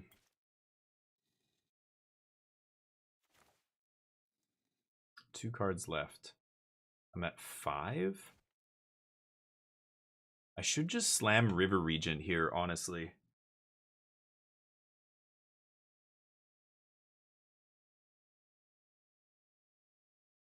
What do I do? Bounce.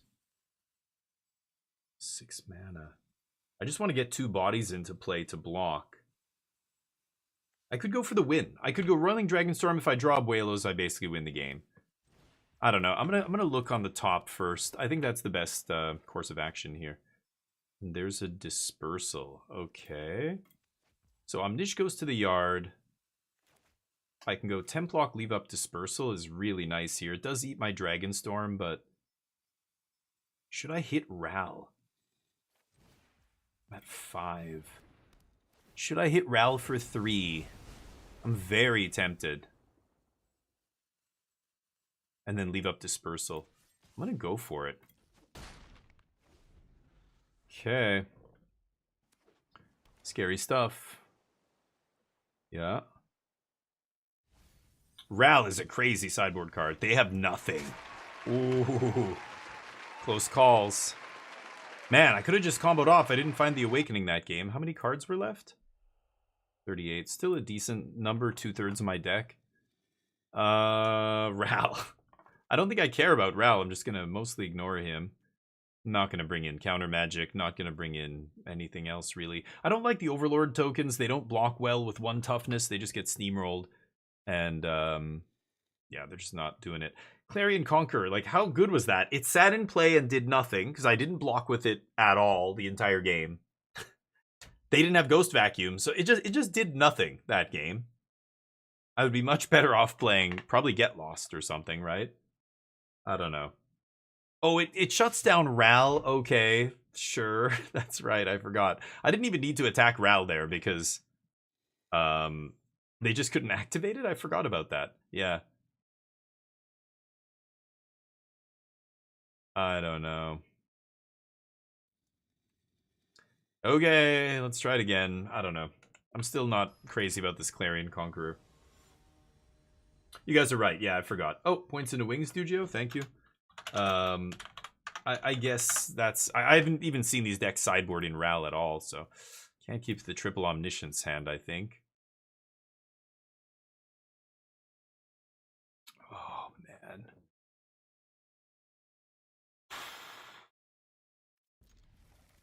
I really want to keep Omniscience and Awakening in my opening hand, even though they don't do anything here.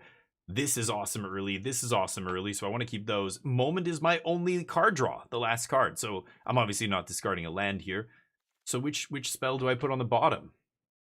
Not discard, I mean, you know, mulligan. I don't want to put a combo piece on the bottom, but at the same time, I guess maybe I don't need a Dispersal if I have the Templock.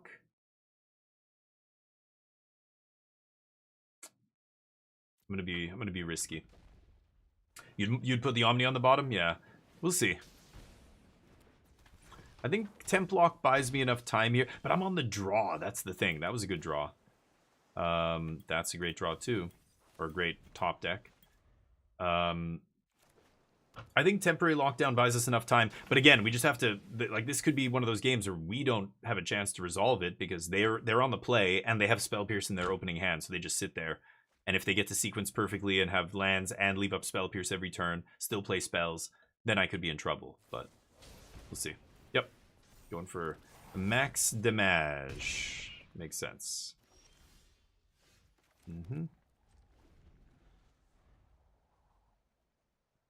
Well, take 2. Nice. They miss a land drop. They have 2 pain lands as well, which means none of their verges are turned on. I have the Omniscience already. I guess I'm just taking River Regent here, right?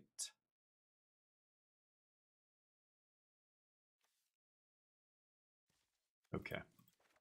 Leave the Dragonstorm in the deck. Okay. They've got to be a little bit scared right now, right? I think whatever I play here is getting Spell Pierced, because they don't have anything else going on there. They have all spells in their hand. That's the kind of hand they would keep if they had Spell Pierce, because they know.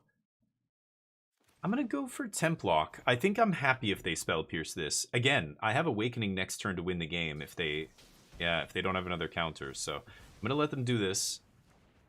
And hope it's Hope it's their last one. We'll see.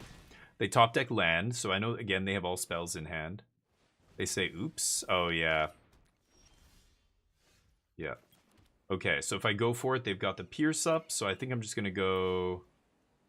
I know I'm going to be dispersing this turn, so let's go Roiling. Oh, that resolved instantly. Shit. Okay, well, they don't have it. Okay, so now I know I'm going to go for Awakening. Unless they top deck Spell Pierce here, I think we're in good shape. Nope. Yeah, they didn't have Spell Pierce last turn. I knew that, but it was too late. I spent 2 mana on my Dragonstorm to find out. I couldn't go for Awakening. This turn I'm going to go off.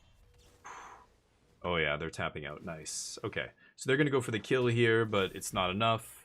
I've got the Dispersal as well, of course. Yeah. You can have that back. Don't want lands. All right, we get him. Yeah, if they stumble, we kill them, right? They stumbled this game, we got them. Let's put this back into play. So, I've got multiple Omnisciences. They can't stop me. The question is...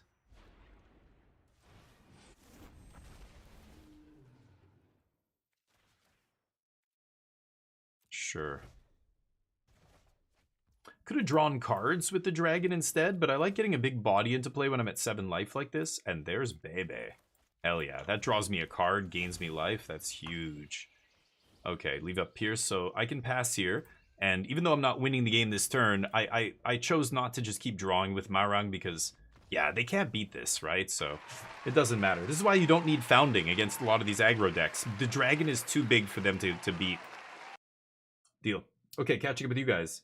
You'd mull on me, yeah. So that could have worked out badly. You know, we got lucky with the lands, but you know, lucky, like we were 45% to hit lands, right? On a mull to 6 and then keep 2 land, we're like 44%, something like that.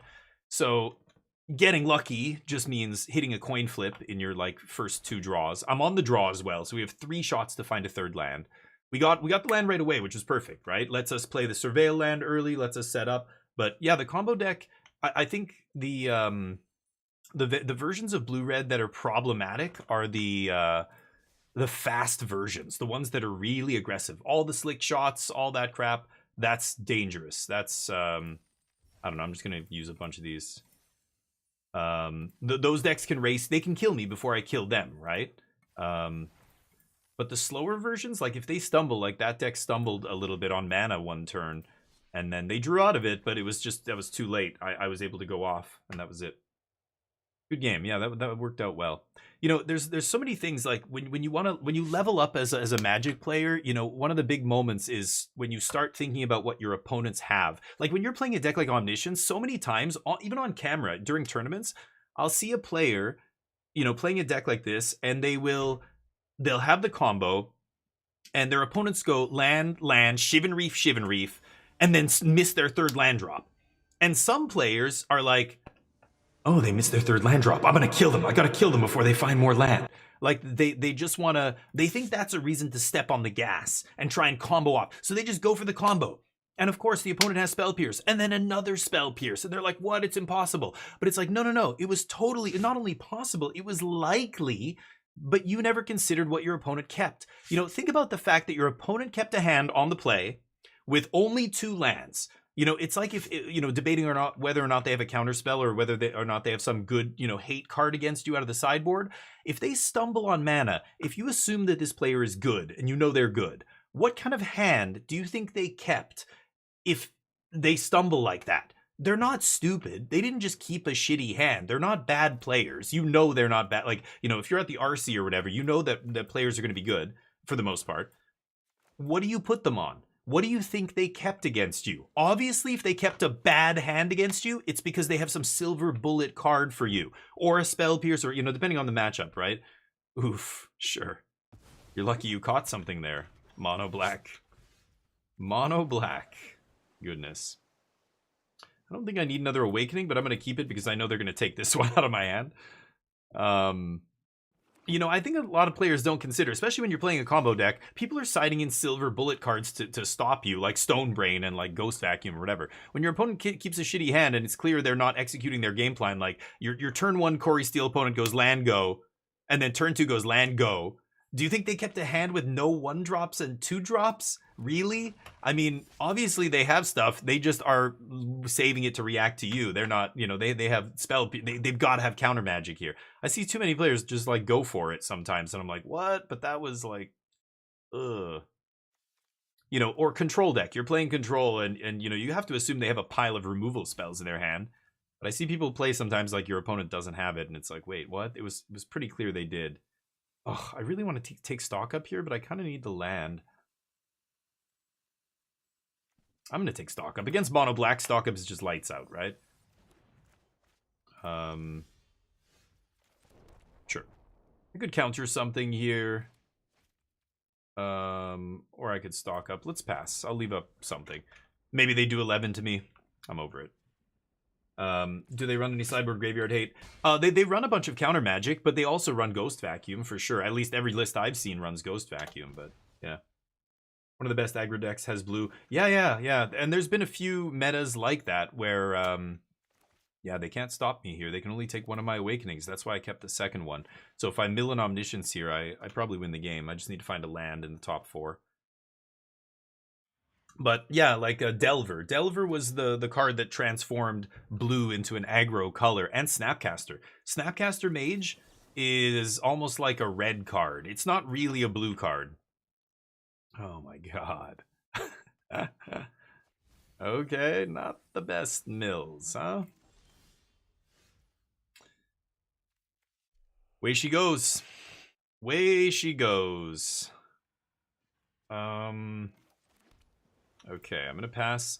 Can take one more hit, obviously, here. I've got the Riddle. They know I have counter magic up, so they can't just go for, like, Bloodletter of Aklazots or something. Let's see. But yeah, I think it's a great meta right now, and I think people who look at and go, look at 30% of the metagame was blue-red aggro. It's like, yeah, that was just because it's new. It's brand new. People love new shit. They want to play with the new deck. It's not dominating the format, and you break it down. Blue-red is this big umbrella term, but really when you look at the deck, there's like 2 versions at least of blue-red, maybe 3. Like there's multiple ways to approach it. There's, you know, like many decks, right? Many decks have kind of several iterations almost. Mono-red, you could be mono-red splash green. You could be, okay, there's the Omnish, so I think I just win. I need a card draw spell. Oh, thank you. See, that's the kind of opponent I appreciate. Overlord, Beza, I don't know, Clarion Conqueror, I guess. Clarion Conqueror does shut off the, what's it called? Stonebrain. I think maybe that's why people are playing this, because they fear Stonebrain so much. I don't know, it's weird. Do I need Founding to kill them? I don't think so. My opponent demonstrated a clear desire to get it over with, so I'm gonna take that out. I don't think I want lockdowns either. Cut a couple moments. Ifar's Dispersal is just whatever. It's amazing against that shitty 3-drop they have. I could also ditch Spell Pierce. I know they're playing Unholy Annex. Unholy Annex is really the card that matters. Nothing else really matters. But Spell Pierce, I don't know. Maybe I cut Spell Pierces. I'll leave in Dispersal is so good. Against Demon, it's insane. It's insane against the the very stoppable slasher. I'll try this. Let's go. Omni beats weak mentals? Is that an autocorrect error? Mentals? You mean weak metagames? Weak mentals? Do you mean mentally? People who are weak mentally? Is that what you're saying? Omni kind of beats up the fair decks, right? Sure. Ghost Vac. You know, anybody who's just trying to like beat you up in a fair game that's not super aggressive, it's not doing it. Oh, Bandit's Talent. What? Oh, I discard non-land or I discard, yeah, 2. Okay, sure. Sure. Maybe I should have left in Templock. I forgot these. I don't know if all these decks run Bandit's Talent, but some of them do, I guess. I'm just going to double stock up and all their discard is going to be atrocious, right? They have to take some of these now. Because if they're just, yeah, they're just making me discard 1 for 1 here. I'm going to start drawing 2 cards off my... Like, as soon as I start 2 for 1ing, none of these are 2 for 1s, right? This maybe eventually does something. But there's a Get Lost. I think I'm just going to stock up here. That just undid their discard spell. I need the land. Too bad it comes in tapped. I guess I'll take Overlord here. That's pretty good against them. And if I draw untapped land, I'm just going to slam Overlord. If not, I'm going to stock up again and Seachrome. Suck it up. What else you got? So this does damage if I have less than 1 or fewer cards, right? I could just Get Lost that guy, but I like Overlord here, right? Get the Overlord going. Put some blockers into play. And, pass. Next turn, if I draw an untapped land, I can double spell. If not, maybe I Beza, but probably not.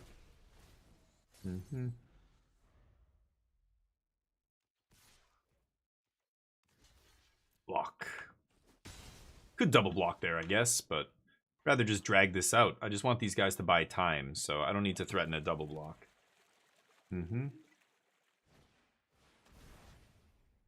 I don't even want to tap land, so that's fine. Oh, they got to draw that time. And that deals with that. I don't think I want to Beza here. I think I just like another stock up. Just keep erasing their... Ooh, I should take a land here.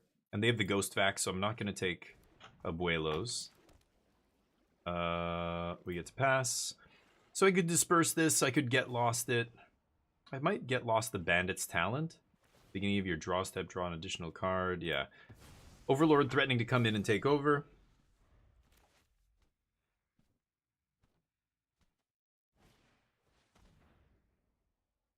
Artifact or creatures. They're going to take Beza? Okay. Beza wasn't doing much anyway. Still got 2 more either way.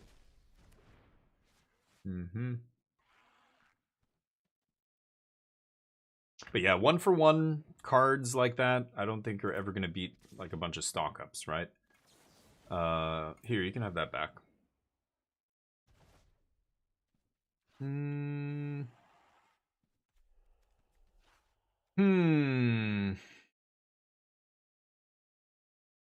don't even know if I want Beza.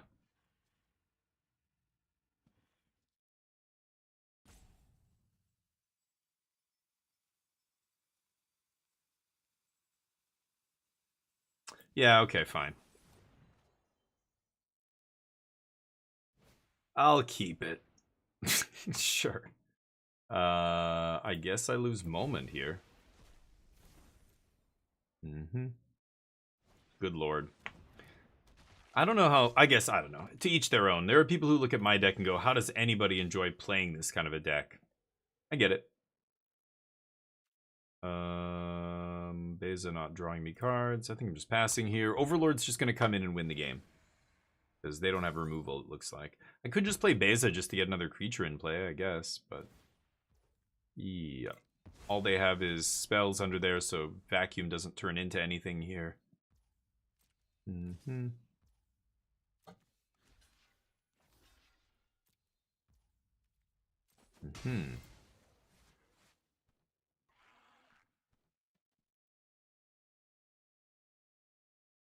Level up the talent. Talent doesn't do anything if I play stock up, right? I could ditch the riddle. Should I use the riddle and turn it into something else here?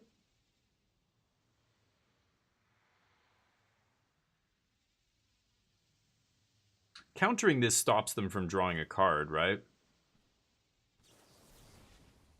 Sure. Let's do it.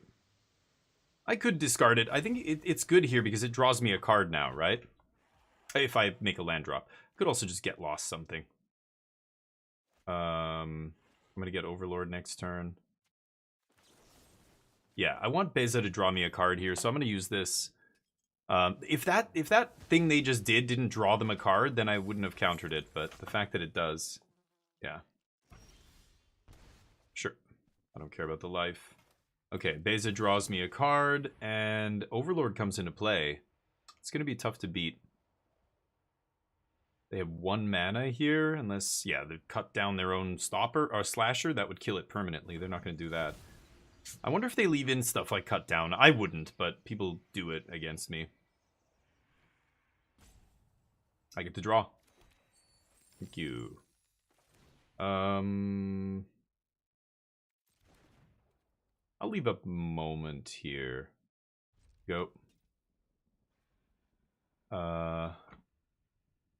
We get our Overlord. Sorry, catching up. Small Omni.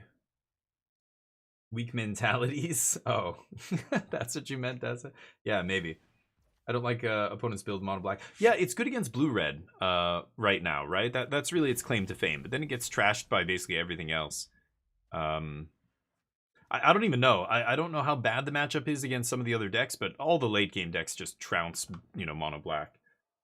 And I think, I don't know, I can just imagine the draws being really awkward against red or something. You keep a hand with a bunch of discard effects and you just get steamrolled by mono red.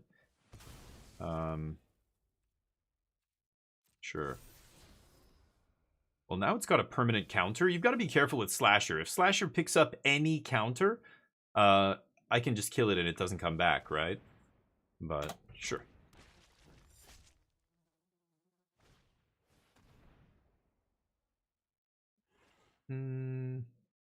Okay. Bye, Graveyard. What are you going to do with that Ghost Vacuum now? There's nothing to do with the Ghost Vacuum. Okay, let's see if I can find a removal spell or a Forest Dispersal or whatever here. Or a River Regent. Oh, I'm missing a land? Clarion Conqueror shuts off Vacuum. I really should just take stock up here, but I kind of want to go River Regent. If I get a clean attack in with Overlord, this game's over, right? So I'll leave the dragon in the deck. We'll ditch stock up for now. Land? 41% to hit a land here. No land. Still not the worst. Should find a land off this. And then I can bounce this Slasher and get in. There's the land. That kind of sucks, though. I really don't want to discard another dragon, but I don't think I need more than one. Oh, but then they get to... Oh, I can't let them eat the dragon with Vacuum. Fuck me. I have to discard the land here. That is so brutal.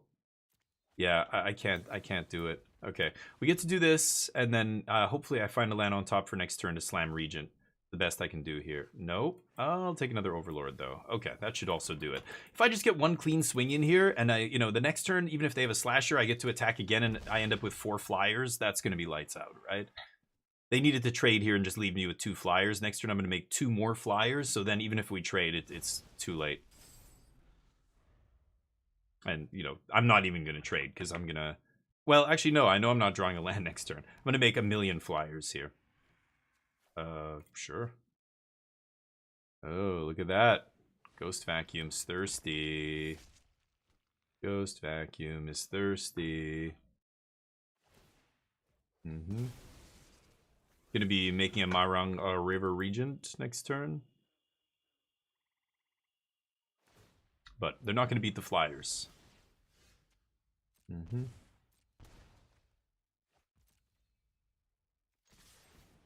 Punch.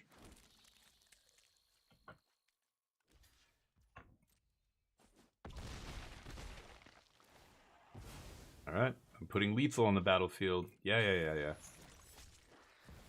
Boom. Go. I can even block with one of these guys. I just need, yeah, whiff. Discard spells are bad when you top deck them. In the late game. Talent does 4 to me. So I am going to block here. They can play Marang River Regent, bounce some stuff. I guess that's... Nope. Okay. Deal. Good versus is it? Yeah. Oh, is it good versus Orzhov Pixie? Interesting. And Jeskai control. Okay. Interesting. Not good against Oculus, not good against the aggro decks, I guess. Other than Is It, right? Demir, well, and blue-white control, but I imagine that's not a lot. I don't know what the Omni match is. I feel like Omni's pretty good for the Omni deck, but... how you doing, Rasta? How's life? Magic shenanigans? They're good. Usually having fun playing Magic. Mention this got a new PGU. No kidding. No, you didn't mention it. Wow, 5070 Ti. That's pretty nice, dude. Very impressed. Better than my 4080, maybe? Close. I think it's probably better. Oh, it's showing me a notification icon, even though I have nothing there. Nice. Oh, that's sweet. What, I don't even remember what you had. Didn't you just, like, recently upgrade? You upgrade, like, every year, basically. I upgrade every 7 years. It's good. See, now I don't believe you, okay, Scoop, because now you just named all the decks in Tier 1, and I know that's not true. There's no way Mono Black's good against all those decks. There's no way. It's a dog. I mean, let's just look at the Matrix. Look at the win Matrix from the last RC or something. Maybe that'll tell you. I think it's got a sub 50% win rate against Omni, Jeskai, Oculus, Mono Red, stuff like that, right? I don't remember now. I don't think I paid attention. Is Mono Black even on there, actually, now that I think about it? On that win Matrix? I'm curious. 4070 around 2 years ago. Oh, okay. Nice. Hey, yeah, Mike. Doing work. 70% versus Oculus? Okay. But yeah, there's no way it's good against the entire Tier 1. That's what you just said, and that doesn't make sense. Otherwise, you'd see it a lot more. It would be doing a lot better. I think its overall win rate was sub 50%, right? The only decks that were over 50% were the big ones. You know, Blue-Red,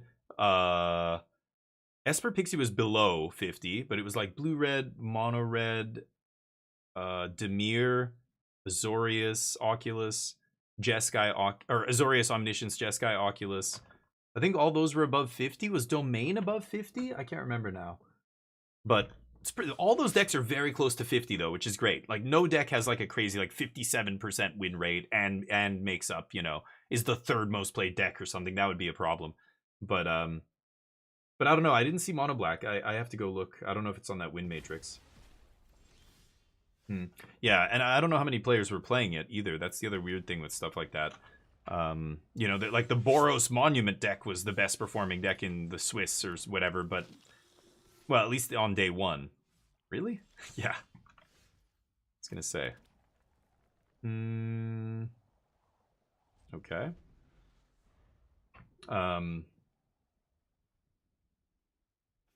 40% of the players. But that's not that many wins, right? It's 15 rounds, isn't it? Something like that? Don't you have to get 12, go like 12x to get in the top 8? I don't know. Anyway, that's a bizarre statistic. I want to look at the actual win rates and the matrix, like against all the other decks. But I don't even know if enough players played it for there to be a data on that. You know, a lot of times they won't even. Yeah, it's annoying.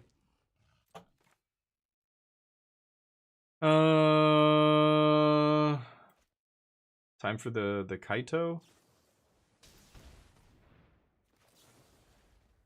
Okay, let's find Omniscience and win the game.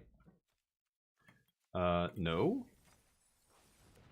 And a no. Fucking hell. I'm gonna keep another Ifara's on top. Okay.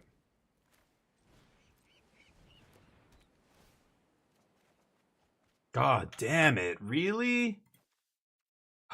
Shit. Go. Oh, it's awkward. Well, they're gonna bat me again, but it doesn't really matter. If I can't find Omniscience, then I don't need Awakening. We'll just bounce that bat when I need to combo off. But here we go. Let's see if they take their whole turn to replay this guy. I would be very surprised, but they might. There's the Omnish. I get to go to 5 and Spell Pierce up. Yeah, I like that. Okay. Flash it in. Whoa. just to draw a card, huh? Okay, I think that means we win the game now. Yeah. Abuelos. Pierce your Pierce. Oh, you don't even have a Pierce? Deal.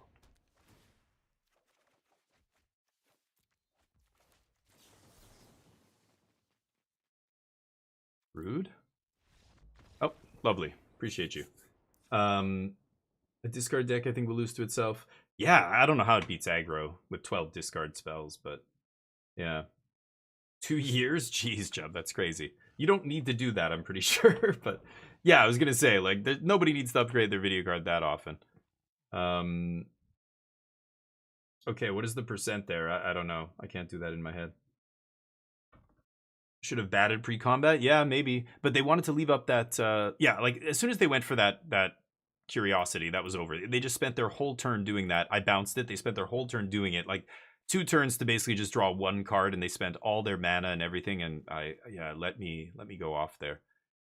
What do I bring in here? This is a tricky match, Demir. I think, actually, they have the edge in this match, according to the RC data.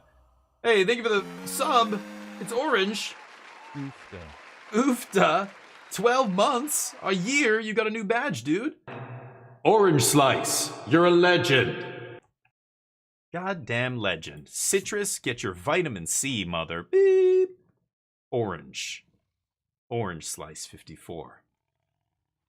Am I gonna bring in Beza, Overlord, this kind of stuff?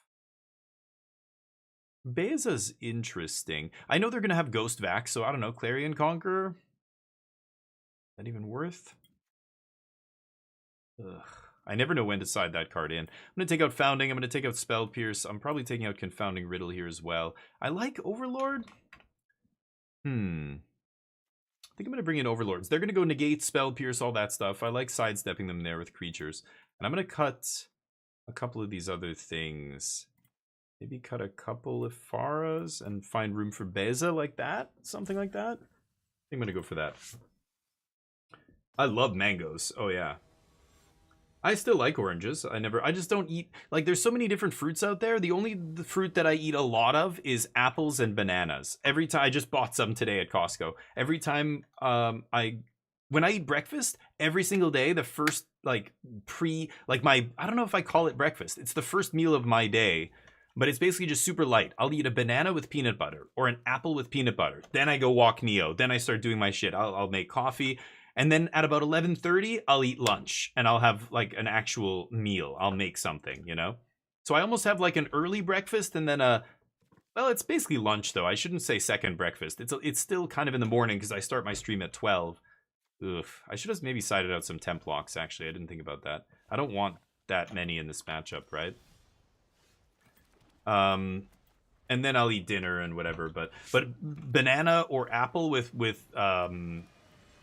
peanut butter, oh man, you get, gives you a bunch of energy and it's light, you can go do stuff. I'll go work out or whatever, like, 30 minutes after I eat it, even though, yeah, it's not like eating a big breakfast. I don't like eating a big thing. Oh, that doesn't, okay. My temp block looking real good here now. I'll stock it up for sure. Ditch the land.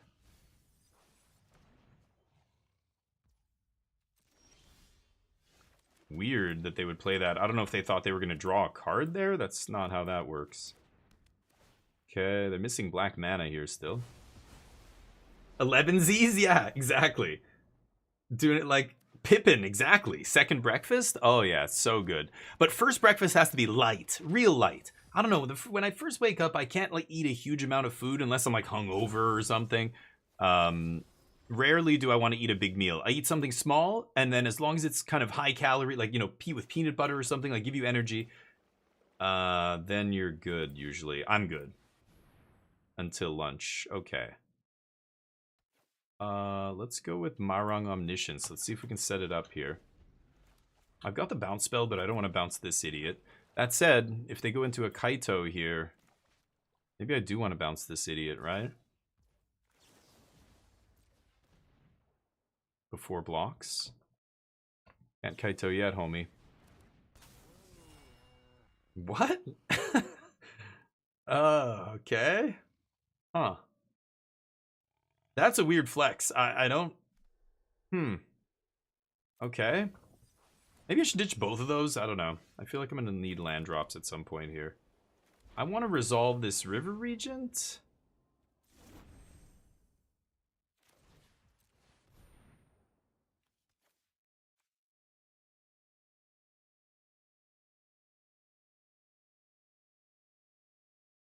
It's interesting.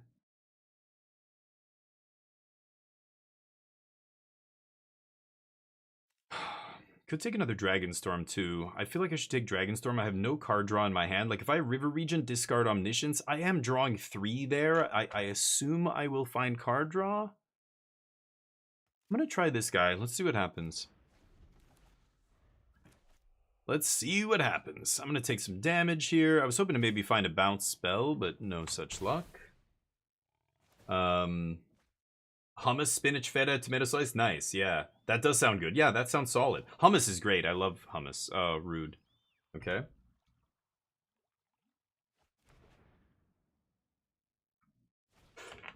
What are we talking about? Mono black?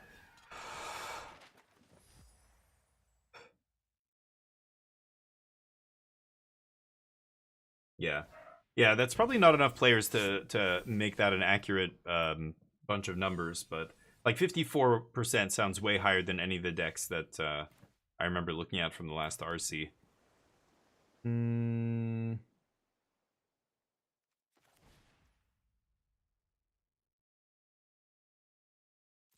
Okay. Yeah, no. Yeah, Conqueror does shut down Kaito. That is pretty nice. Like, they can flash it in, I'm pretty sure, with Ninjutsu. Yeah. Overlord not bad either here. They can't negate or spell pierce this, so I'm gonna go for it. They have to have D-stroke. Nothing else would do it. And then I get to start chump blocking as I bide my time setting up the combo. I have an Omniscience in the yard, which is ripe for a Ghost Vacuum to suck it up, so the sooner I get Conqueror down, the better. They have 1 turn here to resolve a vacuum if they find one. But yeah, okay, Scoop, that's interesting, because yeah, I don't remember any deck having a 54% win rate, but that I think it's because they weren't counting the decks. There were decks with 60-something%, right? Like Abzan, Pixie, and stuff, but it was literally 1 dude playing the deck, or like 9 players out of 1,300. You know, when there's like 1,300 players and it was only like 8 dudes playing the one deck, like even if 3 of them do well, they're you know, the numbers are going to look so super skewed, right? It's going to look like the best deck in the format.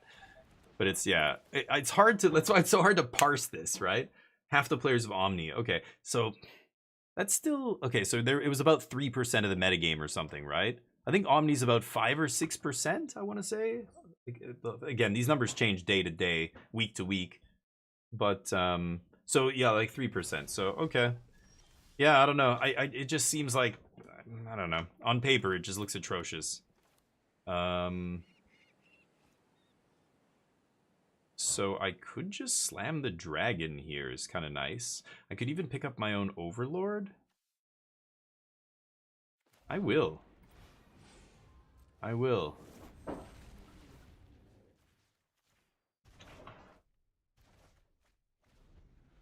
Okay.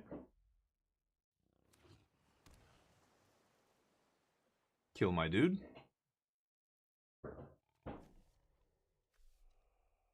Maybe.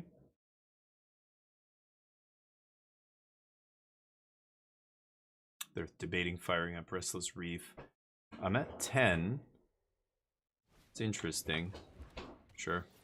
They can't take both lockdowns. Lockdown sweeps the board. We get our Roiling Dragonstorm back. And then I've got Overlord, but yeah, the Overlord they can take. I'm just going to get it back here. They need a negate. I assume they probably have a hard counter, right? It wasn't D-stroke. I bet you it's negate. Really? Oh, this is a Kaito here, right? Oh, they just want to draw a card. Holy cow. Okay. Wow. Giving me my Roiling back to draw a card. I guess they know I'm going to lock down, right? So what are they going to do? Oh, top deck lucky. Okay. Anyway, they get to eat the one Omniscience. We'll find another one. Yep.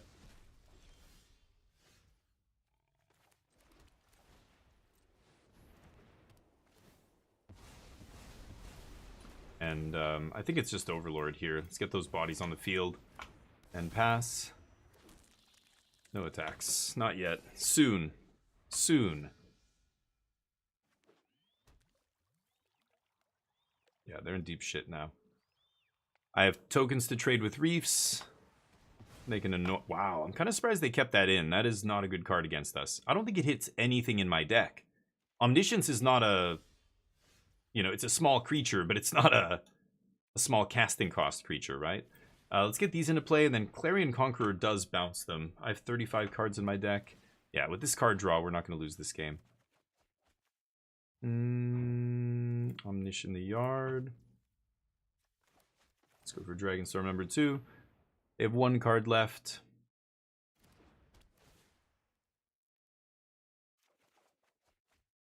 Sad times. Not a big deal, though. Clarion Conqueror.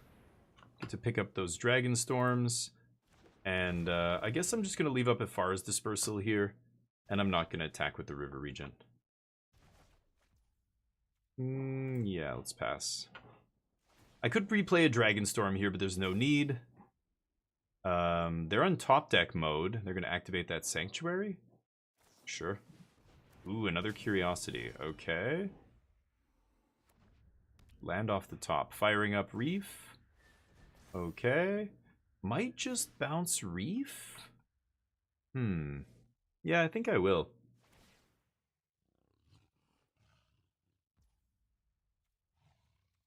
Sure. Cool. Let's go to blockers. So I can eat one of these. Oh, they didn't attack with this? Oh, okay. Well, in that case...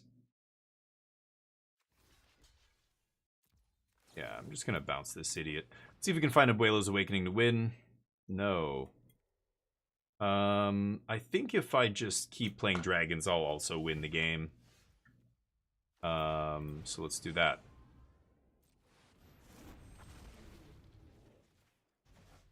Gonna have those back. GG. 2%. Yeah, 3. I said 3, so close enough. But Mythic. Hey. All right, let's keep jamming into the Mythic ranks here. Yeah, we could just... And this is why, like, again, the Founding debate is really interesting. I think not playing Founding of the Third Path is fine. I think it's totally fine. I don't think you need it, but there are games where you do need it. It's just they're very rare. So it's like, do you play it? Like, an extra slot is huge. I would love to have another slot. Like, I mean, that should just be the 24th land, really. But even just having another spell in the main deck would be good. But instead, I don't know.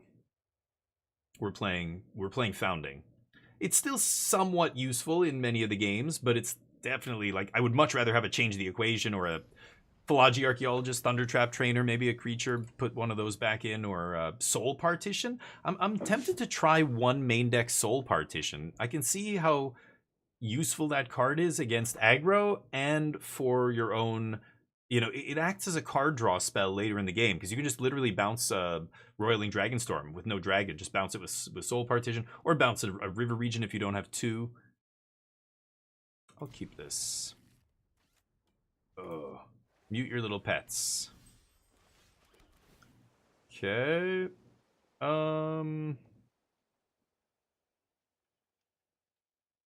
My opponent leads on Restless Bivouac. What does that mean? Is this, Restless Bivouac? Is this Boros aggro? I'm gonna ditch Stock Up here. I want to try and find, that's weird to dump a Stock Up. You know, obviously that card's amazing. But yeah, they're gonna be aggressive, yeah. So I think I just want to try and combo as quickly as possible. Yeah, there we go. So I can go Roiling, get Omniscience in the yard. Next turn I've got Ifara's Spell Pierce up. Yeah, I don't need that Founding. Okay. Tursa. Sure. Not a super small sample size. It is interesting. Like, Mono Black, I think, has, you know, some good matchups, but I definitely don't think it would be a favorite to win any tournaments. I just don't I don't think it has the consistent good matchups against all these other decks. Like, look at the win matchup, the matchup spread for like Jeskai Oculus. I actually secretly think that's the best deck in the format. I could leave a Dispersal plus Pierce, but now I need to find that Abuelos to win this game because they're putting pressure on me. They won the die roll. Okay. Awkward.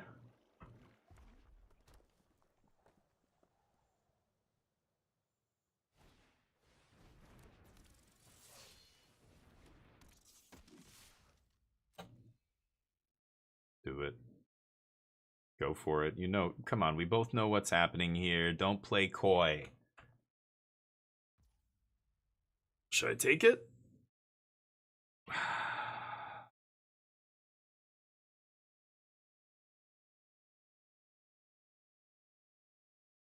Should I take it? By Dispersal, then they rage. I'm gonna go full control here. I am gonna take it. Just gonna bounce this idiot. I want to surveil, and I don't want to take lethal here. God damn it. Okay.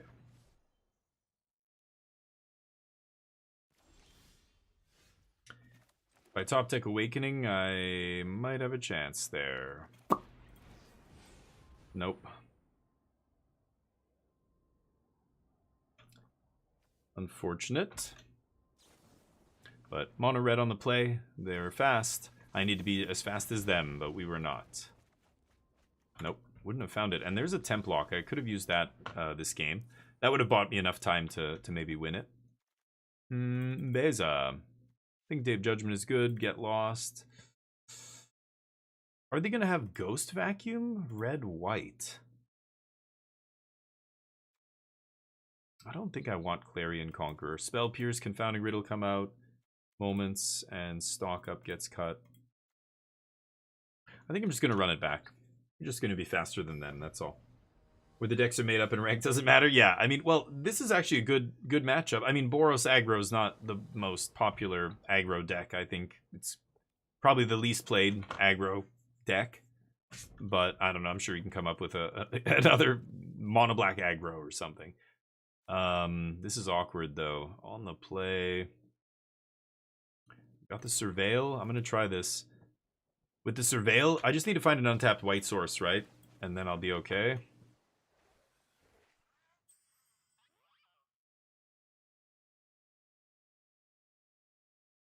Okay. I think that might kill me. I think that kills me. No plays on turn 2 is no bueno. And then stock up on 3, that's going to be too slow here. Might top deck a white source, though. That would be great if I did.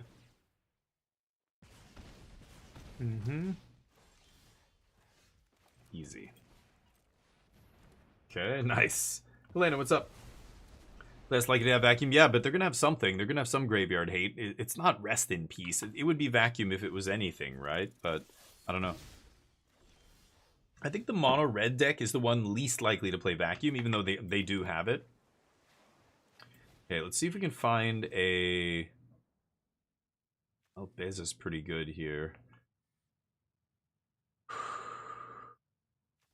I guess it's Beza Templock. Yeah. Okay. Yeah, Beza's clutch. As long as they don't jam Screaming Nemesis here or something, then Beza's going to be clutch. But whose line is it anyway? Yeah, you always take it, yeah. Manifold Mouse. Okay. I might just Templock instead. Do it. Right into my bounce spell. You're lucky.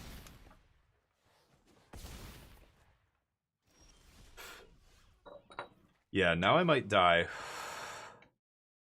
So I think I have to Beza here.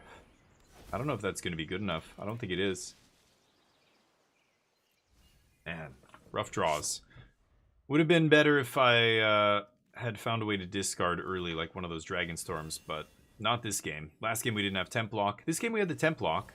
I could have double Temp Locked there just to get rid of this guy, but yeah, I guess that kills me. Sure. I'm not doing the math. I'm assuming I'm dead here. Yep. Nice job. So they had the nuts. They didn't even draw a fourth land. They just drew all action there. Not much you can do about that. I could have Temp Locked, but then I die to a Lightning Strike or Boros Charm or whatever they have. So I assume I'm better off going for Beza than and trying to survive damage, I think, than passing with 3 life up. But either way, it's a coin flip match. Whoever combos off first, I can win on turn 4. They can win on turn 4. It's a matter of who draws better.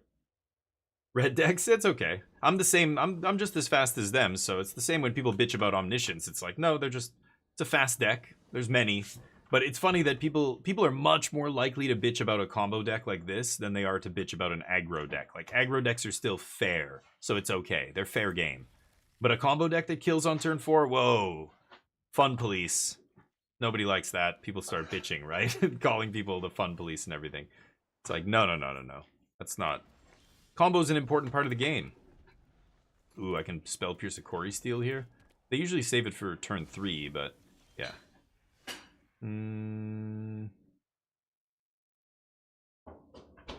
Yeah, I'm gonna try and... okay, that's a nice one. I was gonna say, I could try and leave up a Spell Pierce to mess with them here, because if I... Yeah, like, they go for this, they play... Well, I thought they would play Steel first, but ooh, that's huge. Getting to pierce the stock up's also amazing here. Yes, cut off their gas supply. Okay, and this guy obviously dangerous enough to warrant a lockdown here. Dragon discard? Oh, I don't know. What was the reason? I'm sure I gave one, but I don't know. I just lose in turn 3 against Slickshot. Turn 3? If you're losing turn 3 to any deck in Standard, you're probably not building your deck optimally. You have to have ways to interact on turn 1, 2, or 3. If you don't have anything to interact with early decks early in the game, that's just, you know, you look at all the best decks in Standard. Look at what they're playing. That's, you can't. Hold on. 5 mana. They have red up here. I think I'm stocking up, actually. I don't need to play around Spell Pierce or anything. Like, basically, people talk about this format being a turn 2 or turn 3 format or something. Somebody commented on our podcast, and I had to, like, tell them, you're totally incorrect. They were like, Standard's getting to the power level of Modern, the way Modern was a few years ago or whatever. And I was like, what? No, it is not. Absolutely not. Okay, I get to leave up Dispersal here, which is nice. And am I taking... I guess I'm taking River Region over land? Spell Pierce, I don't really want here. Spell Pierce is interesting. It lets me force through the combo, but I don't have Omniscience. We're not forcing through any combos anytime soon. So I'm going to take a card that's more useful now than in the future. Yeah. Sure.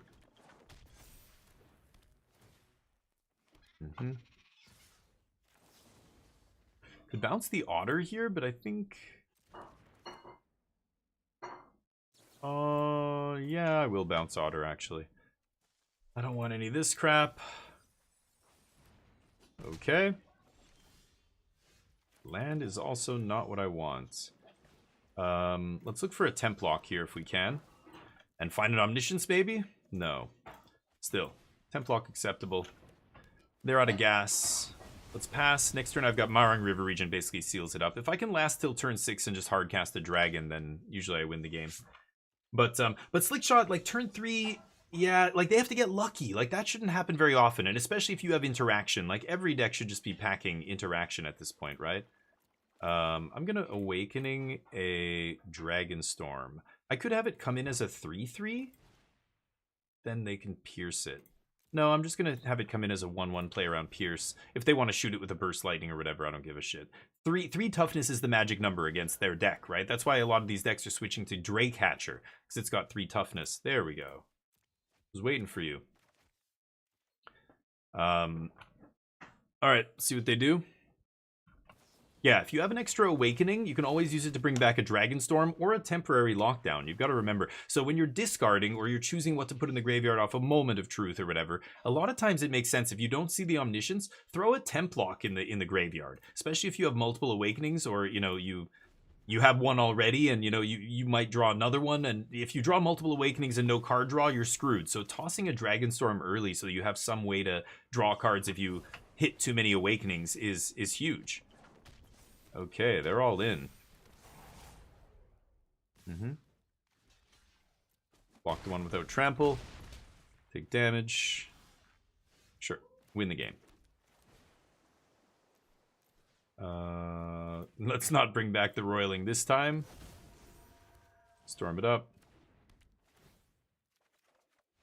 Yeah, they know. Alright. Thank you for making me not do it.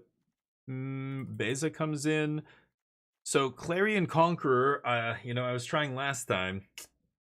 I don't know. I just feel like you play it, and then you put it in front of a little dude, and it dies. But, I don't know. I don't need Founding here. I'll try the Conquerors.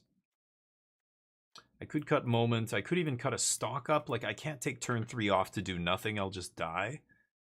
What do I put in, though? Day of Judgment is not amazing. It's okay. It's just super bad against Spell Pierce. It's just too expensive at 4 mana. You're going to get Pierce. You're just never going to find a spot to play this, right? Get Lost, I don't want to give them because, killing a token with any of these spells is bad. Even Day of Judgment, just killing a few tokens feels like you're not doing anything. Grand Abolisher. I don't know. What should I play here? What do you guys think? Really? I had Omni in my hand with the Awakening? When? 2 games ago? Not this game. You mean the previous match? Oh, did I miss it? Really? Maybe I'm hallucinating. Doesn't get sweeped under lockdown. Yeah, right. I like Pierce too. I like Pierce on the draw even, which is what we are now. But yeah, it's a tough one. The last couple slots, I'm never sure exactly what I want. I still don't love Overlord. Day of Judgment, I'm like right on the fence with Day of Judgment. I could see Pierce. I'll try. I'll leave the Pierces in, sure. Because on the draw, I'm going to play, that game, I pierced the stock up. That might have been the game there, just not letting them have more cards. Because they got stuck on 3 land, right? That's not even that bad in that deck. That deck can obviously operate on 3 lands, but... when they have big turns, like they play 3 or 4 spells, you're just in deep shit. They can't do that if they're starved on mana. The mana is really atrocious in that deck for a 2-color deck. I think Spirebluff Canal, it's funny, that card, when it was spoiled in OTJ, and we were saying, yeah, like I was saying, like this is one of the most important cards in the set. At some point, Izzet Prowess is going to be good. And it took multiple sets coming out until finally we get to Tarkir. They print Corey Steel. And suddenly it's like, yep, here's the blue-red deck that I think Spirebluff Canal has been waiting for.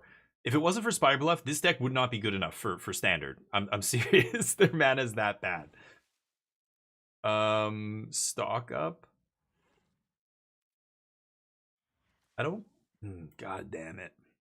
I don't want this. I'm gonna try and find a temp lock or something. This is just... we can't take it that... Like, we're just never casting that. This is like a 6-mana card, basically.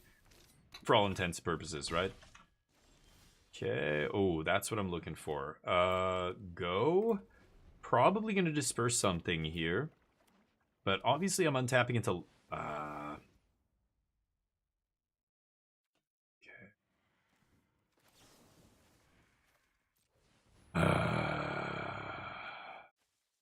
Okay.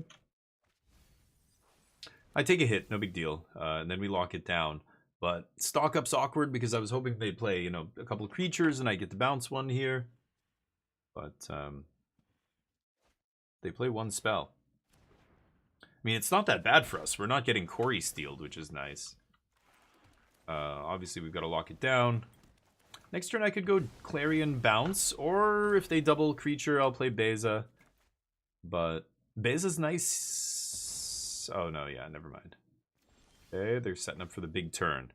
So I like Clarion Conqueror into Dispersal here.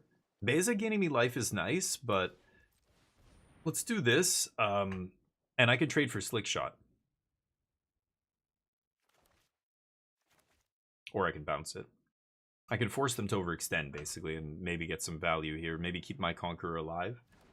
But I'm crazy, Cart. Did I literally have the combo? Sometimes that happens on Arena, because again, I'm like distracted and I'm blabbing, and I just don't notice. I know I've done it before, where I had the combo and I just clicked through the turn or played something else or whatever. Wow, all they do is play a Corey Steel here. They're calling me. Okay.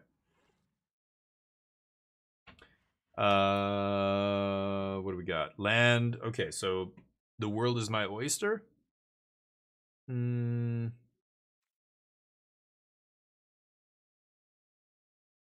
can't draw a card here. Like, even if I play land base, I'm still gonna have 4 cards in hand. I really should just Moment of Truth before I Beza, but I kind of just like gaining the life here. I know they have Spell Pierce. I can just basically play around Spell Pierce here and jam Bebe. You can opt now or whatever. No? Could leave up Dispersal, but I'm at 19 now. Much less likely to...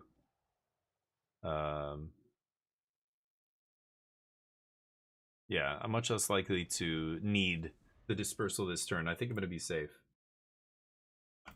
Clarion Conqueror is interesting. So now that I'm seeing it in the game, in this matchup specifically, it does trade for Slick Shot, and that is the scariest card.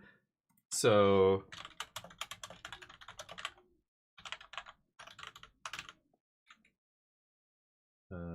hold on a second.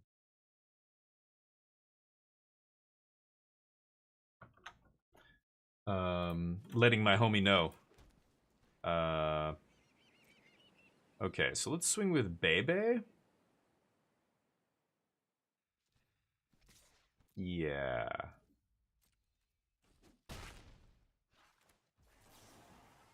And I'm gonna Moment now. I might find Roiling Dragonstorm, and I do want to play that card. I don't fear the Ghost Vac now. But yeah, I wasn't thinking, okay, Clarion Conqueror trades for Slick Shot, and Slick Shot's the only scary, like the scariest card in their deck, right? Do I keep the Awakening here? Templock's mighty good.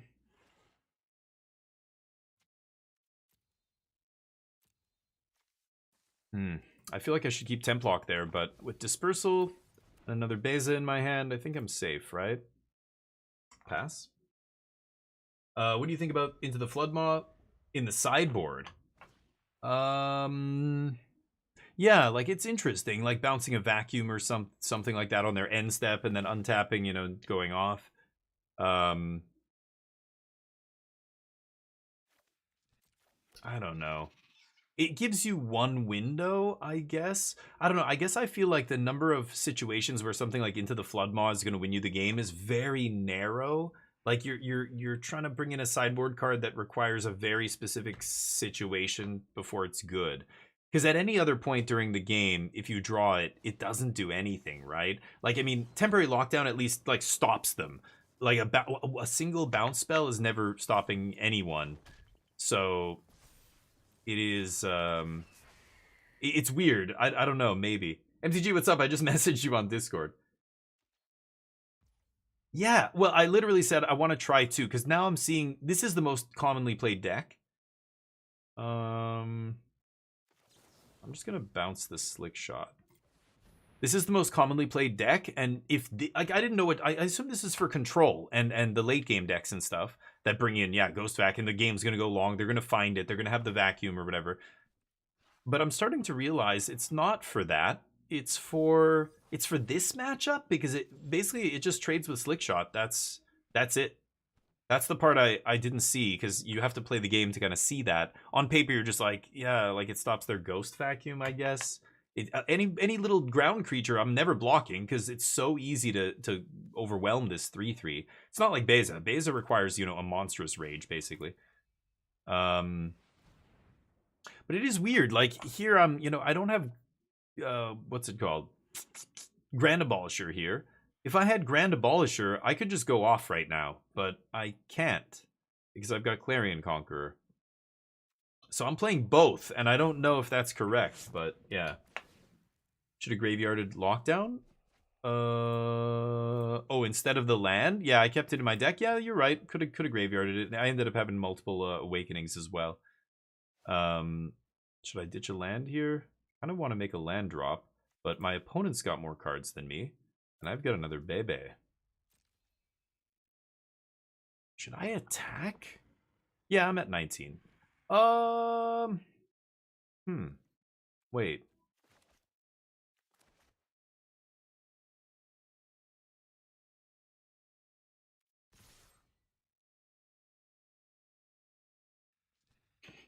There's a hole in your plan.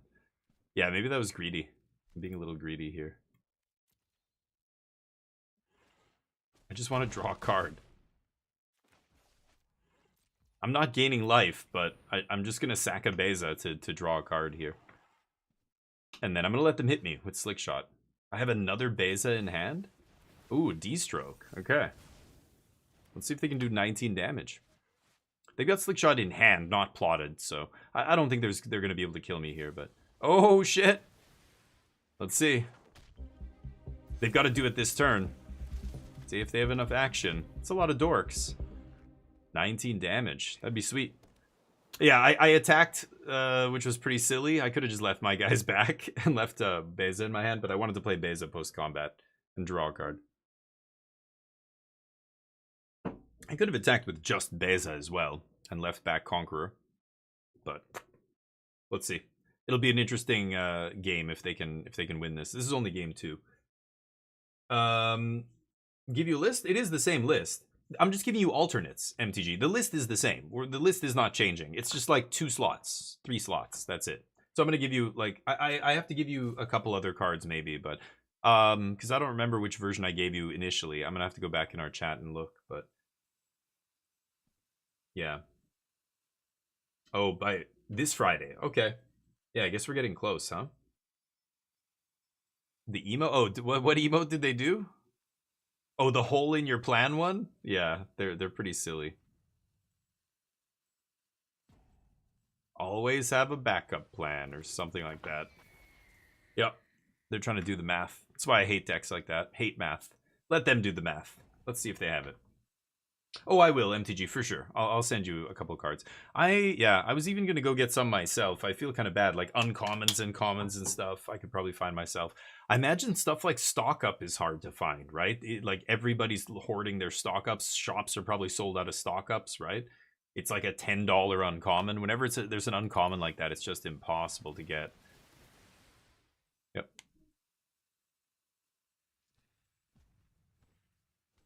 Let all the triggers resolve first. See if they do it. Voice of Victory, yeah. Yeah.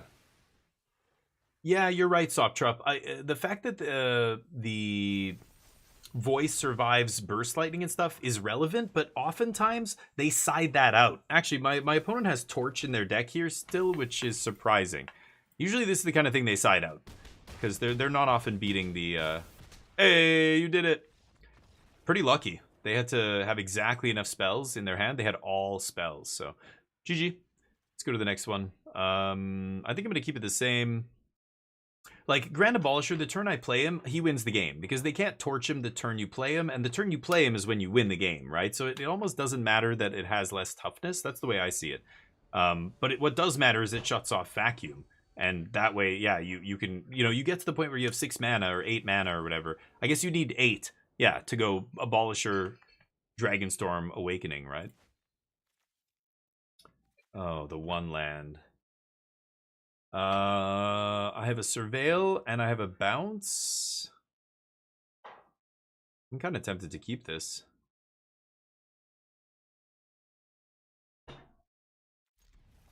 Let's get crazy. Let's get crazy, baby. It's 20? Wow. Are you serious? Oh, Canadian. Yeah. So, I was thinking US dollars because that's what I'm hearing often when I'm listening to other people talk about the market and metagames and stuff. They're using US dollar. Yeah, 20 Canadian. Okay, it's not 20 US. No. An extra meticulous. Nice. Yeah, I think MTG's got most of them, but you bought them? You bought those, MTG? I hope. Well, you're gonna use them anyway, I imagine. But yeah. I hope you didn't buy them for me. Otherwise, I'll buy them off you, I guess. But yeah. Yeah, that's right, Cart. Like, it just, like, yeah, the reason I'm playing it is for its ability, not, like, it never needs to survive. But you're right, there's the odd time where you kind of do need to survive. And, you know, you have to play your Abolisher early. You have to play it on your turn, hoping to untap and have whatever on the next turn. They say nice. Yeah, that's what our deck does, right? I'm assuming they have a vacuum or something. Should I keep land here? It's a tapped land. Should I just ditch both of these, look for untapped land? I don't think I'm winning the game this turn. Even if I draw an untapped land, they're going to leave up, yeah, their mana. So I'm not going for anything this turn. Let's just pass. I can go for the Awakening. They counter it. Untap Awakening. They counter it. We'll see. I think after they counter the first one, they're going to have to start playing shit. They only have one blue source here as well. And no lands this turn. Yeesh. They're going to have to discard, so they might Spell Pierce this. No, that's crazy. They know I can just win the game if they, yeah. I already have a Pierce, so I'm just going to take the land here. I think I can put... Oh, I'm going to put Pierce in the yard, and they're going to see that and think the chance of me having another Pierce has got to be 0, right?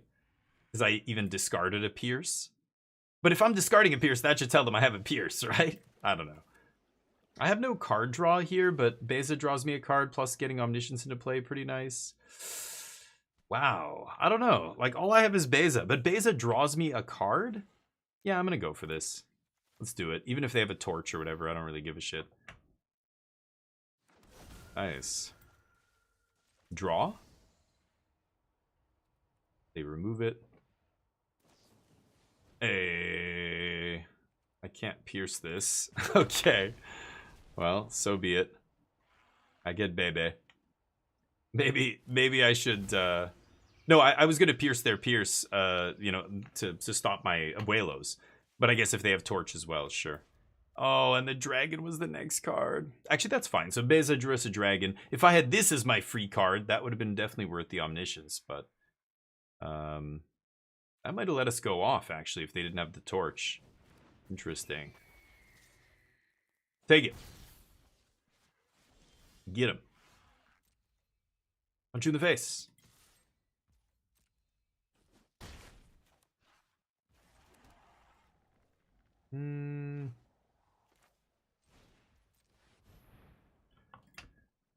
Let's do this. It's not great because I want to play Region and bounce that Dragon Storm, but I think this is fine.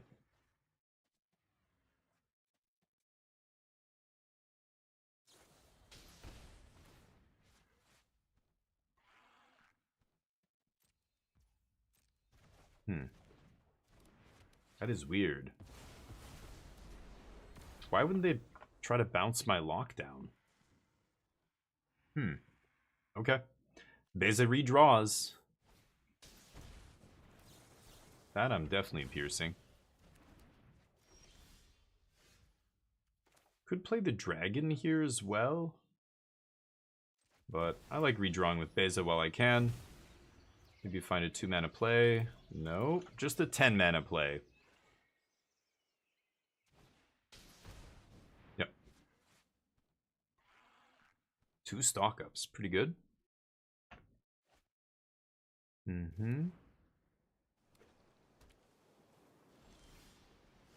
What the fuck? I just top deck 3 Omnisciences in a row. Crazy. Okay. I'm actually gonna draw cards here. Not gonna let them untap.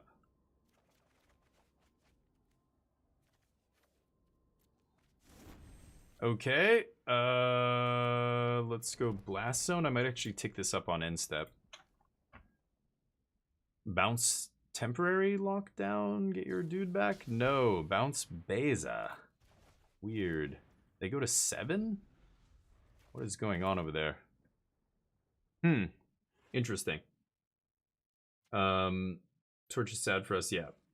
Slime Dragon. I could have, yeah, I could have Slime Dragon. They like with Into the Floodmaw, it looks like it's not winning me the game, but it could have put the threat into play to force them to do that. They're gonna bounce whatever I play. Beza's drawing me cards, so I feel like that's better, but now it's not drawing me cards. I have too many cards. I guess we'll just play Beza. No value. Go. So many potential triggers, 0. Okay. I've got 10 mana to start hardcasting Omniscience if I really want.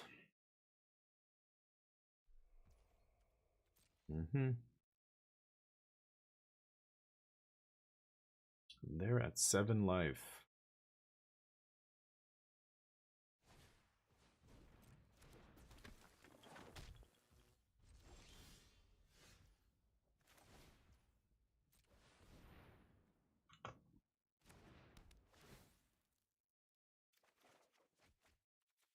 Nice.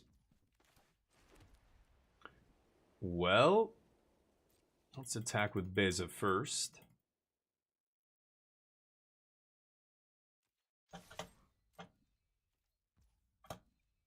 And just leave up. I could just leave up Blast Zone on 2 here. I don't think I'm going to play Regent.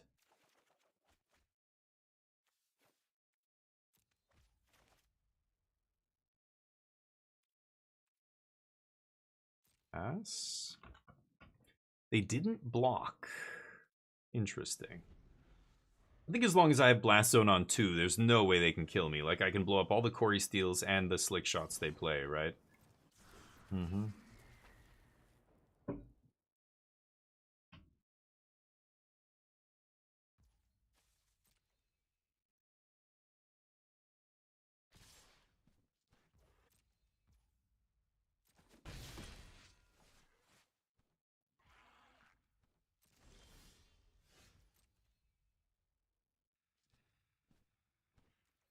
Swing.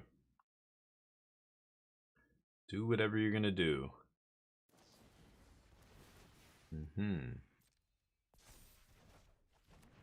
A lot of Into the Flood Moss. TP. I don't care about losing Dragon Storms here. My opponent's on 3 life.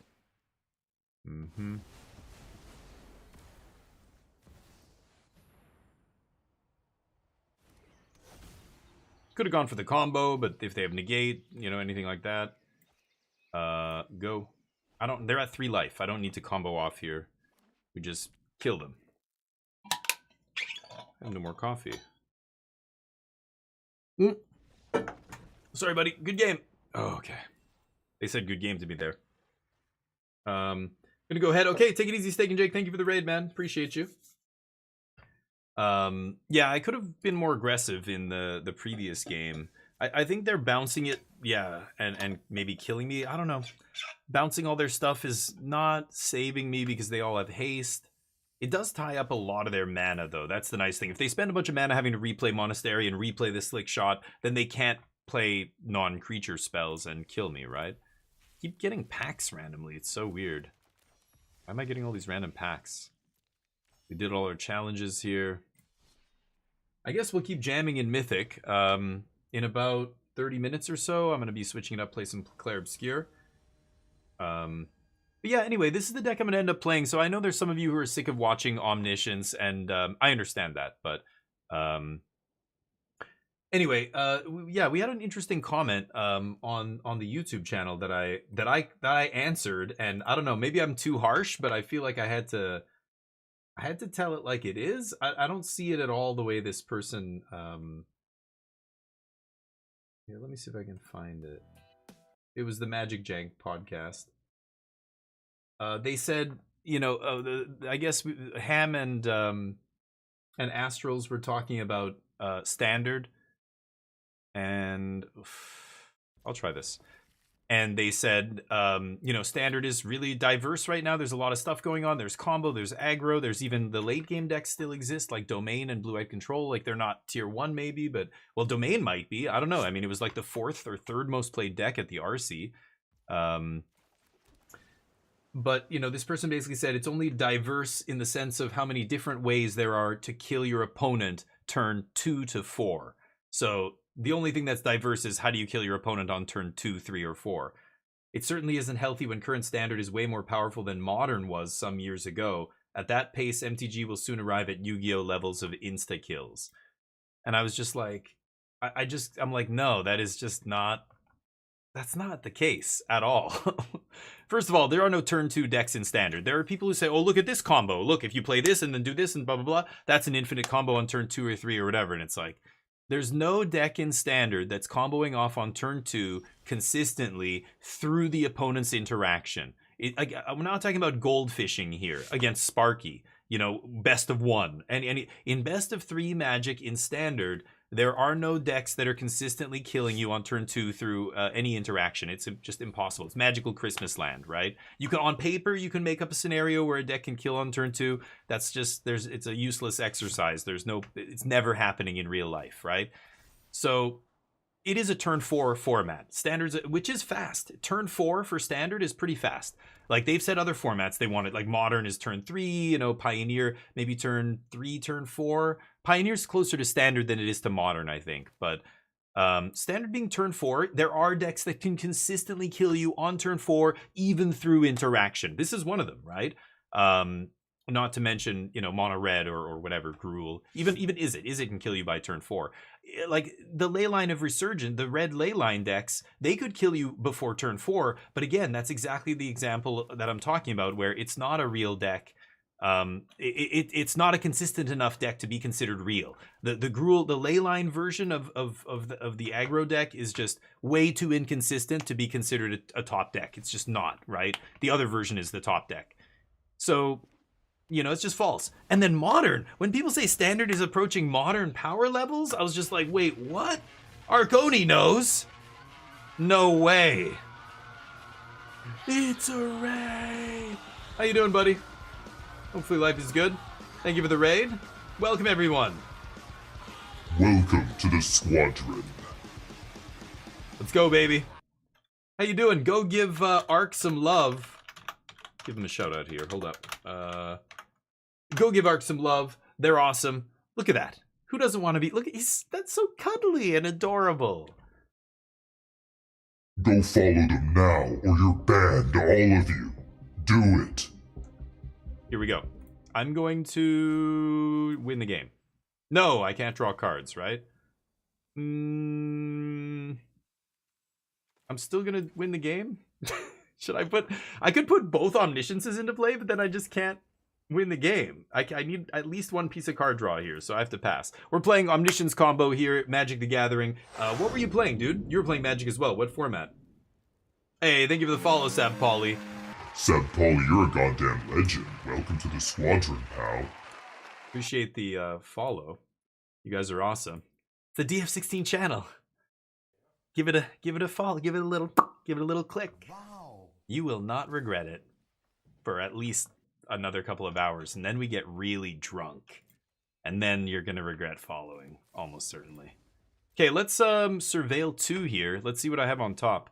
I'm stock up. That's a deal. Yes, that wins me the game. Okay, so the only way they can stop me here is if they have multiple get losts, because I get to slam Omniscience, so creature removal isn't going to do it. I could chill, bide my time. I'll just stock up first here. Let's chill. I'll look for a counter spell or something to protect us, like that one and that one. Excellent. Now we're going to go for it, and we're going to crush them like a bug. Standard ranked Taiga Monument to Endurance. Oh, nice. Yeah. Taiga Monument deck. Whoa. I at the RC in Minneapolis, there was a white-red Monument deck that did pretty well in day 1. It's apparently really bad against Jeskai Oculus, so it got trashed in day 2. But Taiga Monument? So what colors are we talking here? Blue, What? Blue-black? Okay, so now they only have one spell up here, one Get Lost, and I've got multiple counters, so now the coast is clear. I'll name Dragon, it doesn't really matter. Now we can combo off. Omniscience! Come back into the battlefield, do my bidding. I think you're using that voice too much. Yeah, I'm not... People love the voices. Don't keep doing it, it's getting old real fast, buddy. Okay, no more. Draw cards. What say thee? Akira. My favorite, one of my favorite animes. Oh, you just lose. Great. Great. They don't have any interaction. Oh no. Pray find another draw spell? I guess I'll take that one. Need a stock up here, actually. Or a dragon. Okay, keep going. Dragon stock up? Ah. Dragon makes everything better. Excellent. Dragon. Boing. Alright, get my Dragon Storms back. Now I should be able to go off. Put another dragon on the bottom, which makes me sad, but yeah, there's a stock up. Stock it up. Ooh, not amazing. But as far as Dispersal bounces Dragon, which gets us Dragon Storms back, so doesn't really matter. Yeah, we are going to win now. I need to find another Abuelo's Awakening, and then I can go off. That. So, because I milled my Founding, right? Founding's in the graveyard. Okay. Yeah, Founding the third path in the graveyard. So I need to find a Abuelo's Awakening, or yeah, Abuelo's Awakening here. Bounce Dragon. Now I'm looping, drawing my whole deck. So they should just scoop here, but I don't think all the Abuelos are in the yard, right? One. Only one in the yard.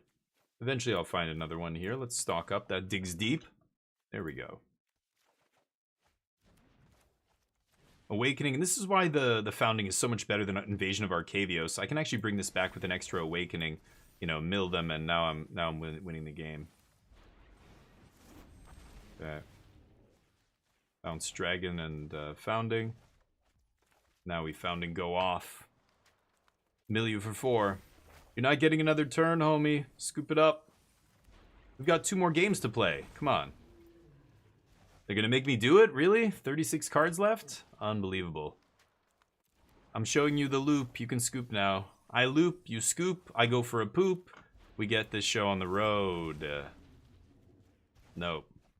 Okay, they're gonna make me do it. Passive-aggressive nonsense. Alright.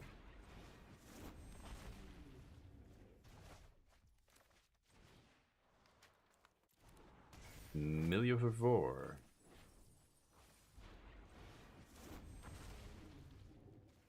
Give me a second. Mono blue. Nice. Deck's doing, yeah, a couple changes. We're trying Clarion Conqueror in the sideboard, and I think I like it. I actually think it's a good, it's better than I thought. The only reason I like it is because it has a good, it ends up being relevant in the blue-red mirror, or blue-red Corey Steele match, which, is the most played deck. I think it actually makes sense just for that. Just to play it only there. I don't know, maybe I should play voice too, but voice... I'm playing Grand Abolishers in the voice spot still, and I don't know. The toughness being relevant is something, I suppose. But, I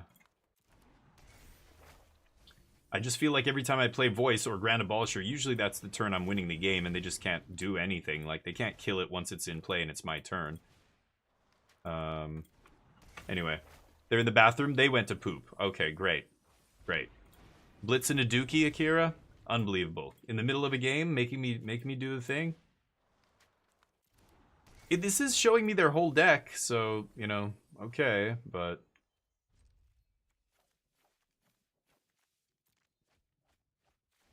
Okay. But mono white, I'm guessing they have Ugins and stuff, right? Let's take a look. Crystal Grotto, Day of Judgment. Yeah, artifacts for Ugin. There he is. Eugene. Maze Mines. Yeah, I've seen this deck before. I played this deck a few times. It's interesting. Couple Elspeths. They're going to have Stonebrain or Rest in Peace. They're going to have some serious graveyard hate, which is why I like the sideboard into Beza's Overlords, that kind of stuff. Clarion Conqueror. Get Lost, Negate. And then I could ditch the entire combo here. I could just ditch Awakenings and Omnisciences. And like whatever, Dispersal. And that's my deck. Now I'm a blue-white control deck, and they're going to have a bunch of dead cards against me.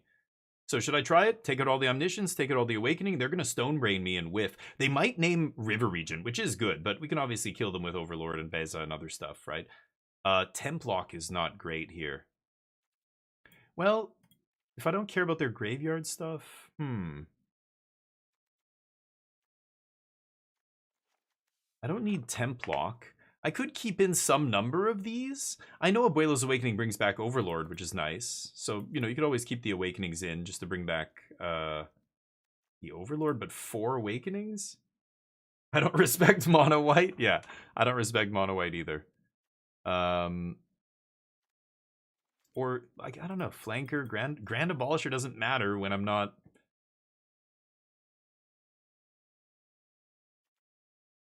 I don't know.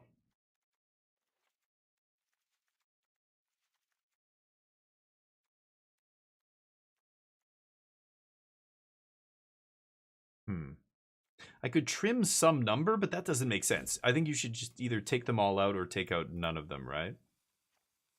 What if I do that?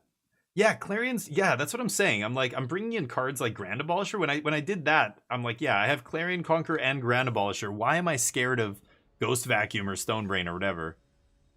Yeah, maybe I should just combo them. I don't know. Let's see. I don't know. The last time I saw that deck, it played several Stonebrains in the sideboard. Gotta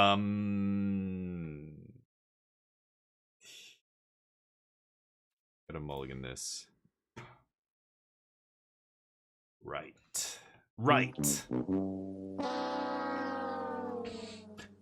Okay. Yup. Choiceless. That's what I am. 0 choices. Lands go on the bottom. Gotta keep this. Oh boy. Voice would be better for the aggro memes. Yeah. Oh yeah, sometimes you can aggro, but again, that only works against like blue-white control. Like there is no blue-white control. You're not even gonna aggro out the Jeskai control decks because they have a big vigilant flyer. High noon, deal. Sure. Okay, we rip on. Okay.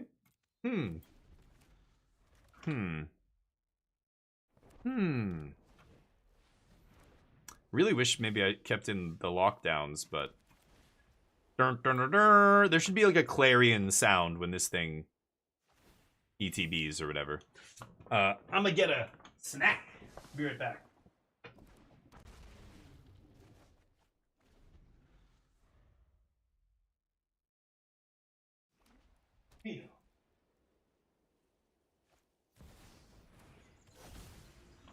All right. Oof. Herbinder.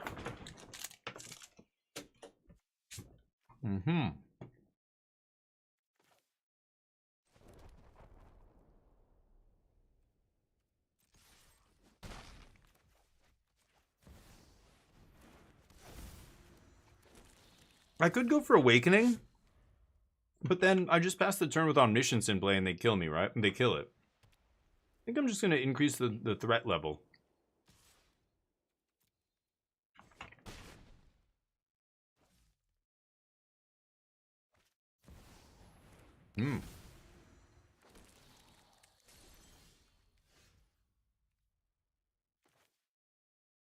I don't know. Should I? Yeah, why not?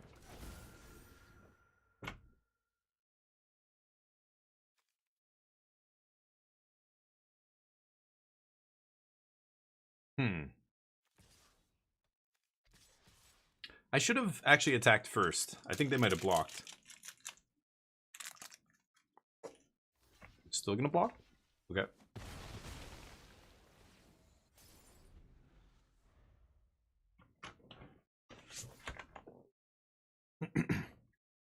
Signature luck of the drop. Yeah, it is interesting to see. You're right. Sorry. Hold on.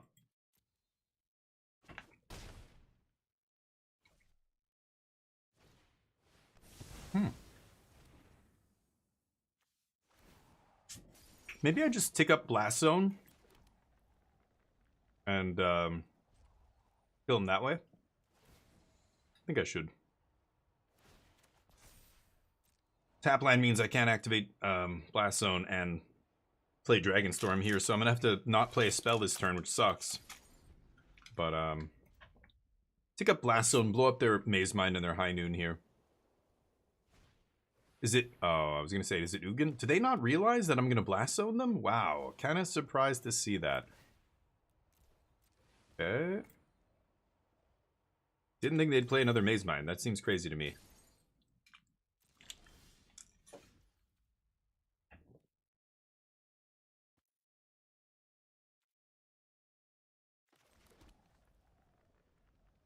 Hmm.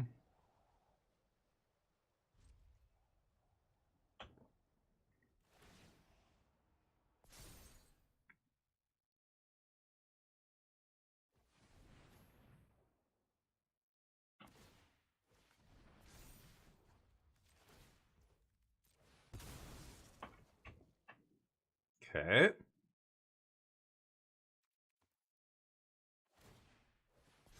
I'm gonna combo off next turn. Let's see if they have it. Could have an Ugin here. That would be crazy, but I still think I win.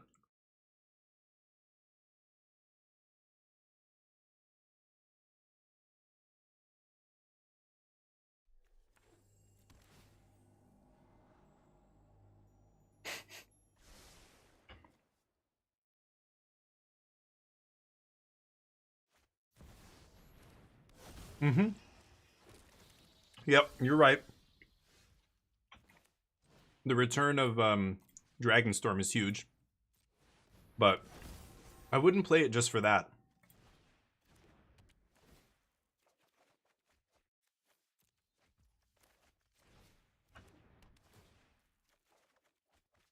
Yep, that's GG.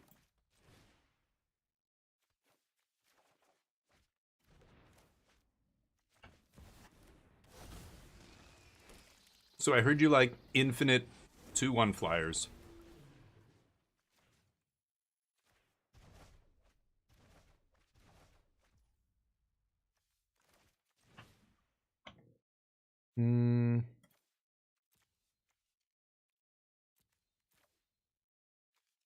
Guess I'll take this.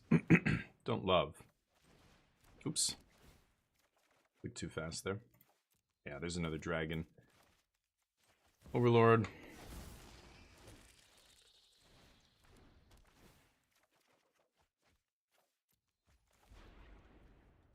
There you go. You can scoop now. No?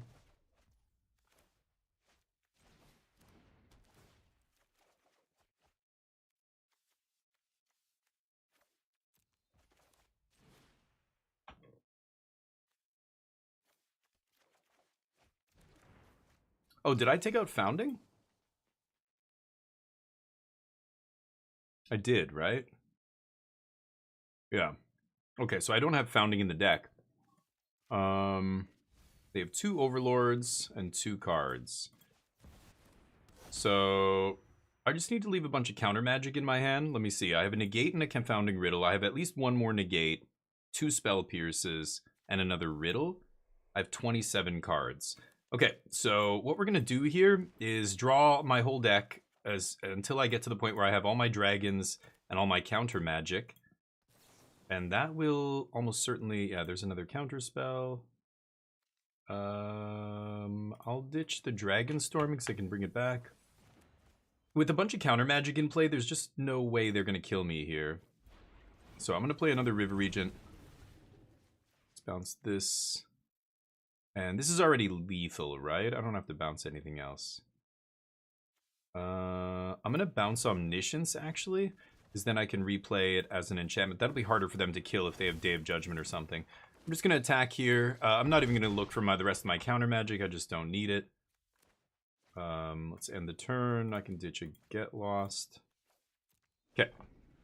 And there's just nothing they could possibly play here that's going to resolve, right? So this is why I said you don't really need the Founding. Like, passing with, you know, a bunch of power in play and counter magic in hand just means they can't win, right? Even if they have Ugin or whatever the biggest, most powerful card in their deck is not good enough here. They could have killed my Blast Zone. They had Demo Field, yeah.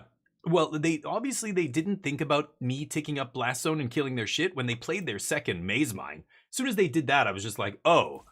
So they could have killed it when I activated it, you mean? Like when I ticked it up. Yeah, they could have killed it. They had the Demo Field and they didn't kill it. I don't think they realized that all of their permanents lined up there, and they were all 2 mana. As soon as we got the High Noon off the battlefield, I went off. But well, they could have killed it. Yeah, they had the Demo Field too, right? I was eating a protein bar. This is, I think these are the best ones. These are the best brand that I found. Pure Protein. I'm always available for a sponsorship. Pure Protein. I'm a whore for money. Give me money. They're really good. 21 grams of protein. This one's Chocolate Fudge Deluxe. Chocolate Deluxe. But the peanut butter ones? Mwah. Oh, peanut butter. Peanut butter anything. Really? Really? And then you're going to rope me? Come on, dude. Just scoop. Whatever. Maybe they were on mobile and they just closed their phone or whatever. Your opponent's salty? Maybe. First they made you do the combo, now they did make me do it in game 1, yeah. I don't know, we're in Mythic here. I think I don't know, I expect better, but don't expect great things from other humans. They rarely fail to disappoint now. Anyway, GG. Let's get the bets up for the next one here. Anyway, it was funny, this comment, you know, people are saying Standard is bordering on Modern level power. And I'm just like, what? Do you even play Modern? Like, even pre-Modern Horizons, you're telling me anything in Standard is even close to Affinity, Infect, Storm, like Storm combo? Those decks could legit kill you on turn 2. Okay, will we win this match? Get your bets in.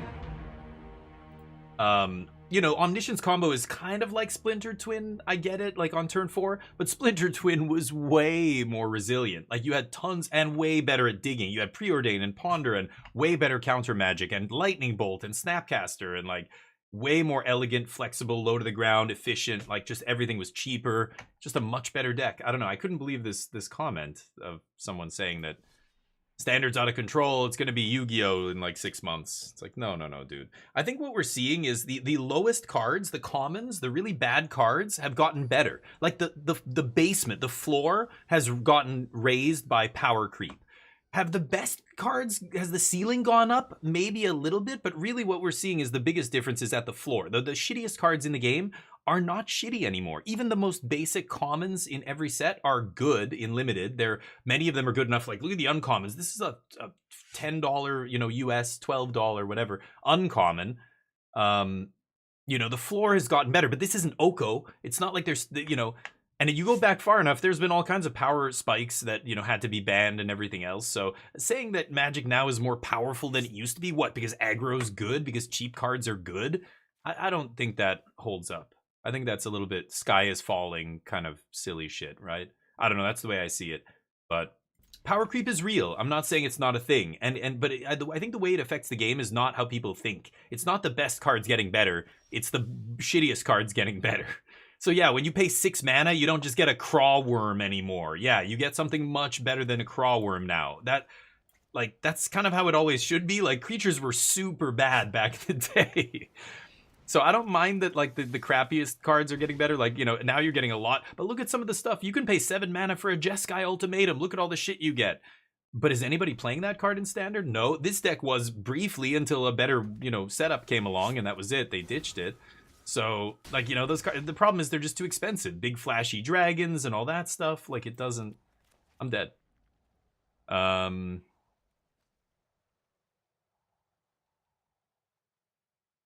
Yep, I'm dead.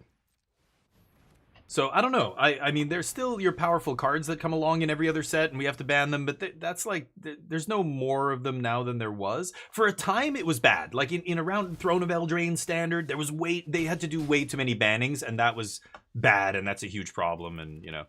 Okay, I've got to find a... I'm dead here. I'm just, yeah. I needed to find a bounce spell. Nope. Sure. Okay, mono red wins the die roll, comes out swinging. I don't have any bounce spells. I lose. Yeah, that's what I'm afraid of, Helena. I think they will for sure. I think I talked about this way back when they first announced that Universes Beyond was coming to Standard, and I was saying basically like, look at Lord of the Rings, look at how pushed it was. Look at every time they do, like, these are like master sets. This Final Fantasy set and a bunch of the other sets like this, these Universes Beyond sets that are going to go into Standard, are going to be like master sets for Standard. They're going to be definitely pushed, right? I mean, it would make no sense for them not to be pushed, and I bet you the deals that Hasbro is making with these other IP holders like Disney and whoever else, you know, I don't know who owns, you know, some of the IP, Final Fantasy, Square, you know, Squaresoft, whatever. They are... Wait, I'm not dead? Yeah, I'm dead. Too bad, no omnisciencies in the yard. 1 mana too slow here. Okay. I think the deals that they're making, I bet you those IP holders are saying, okay, listen, if we let you use the Final Fantasy IP or whatever, you've got to make, okay, here's the main cast of characters. So these 5 are the main characters. Those are the ones we're choosing. You push those ones, you know? And yeah. You sure about that? Oh, yeah. You sure about that? Absolutely. It's that kind of stuff that's baked into all those contracts. Because Final Fantasy or whoever they don't want the Magic cards to be not impressive that are using their IP, right? Not for the main characters, not the main story, you know, lore characters or whatever, right? But like the uncommons and commons, the little garbage dudes, sure, that's fine. But I bet you they're telling them, look, like these things have to be pushed, and Wizards knows, like, they have to push it, right? Some of these cards need to be busted. I don't know. I imagine these Universes Beyond sets are going to be more pushed than a normal set. That only makes sense, I think. But Beza comes in. Day of Judgment, Get Lost, taking out Pierce, Riddle, Founding, and 1 Moment, or Stock Up, something like that. Clarion Conqueror.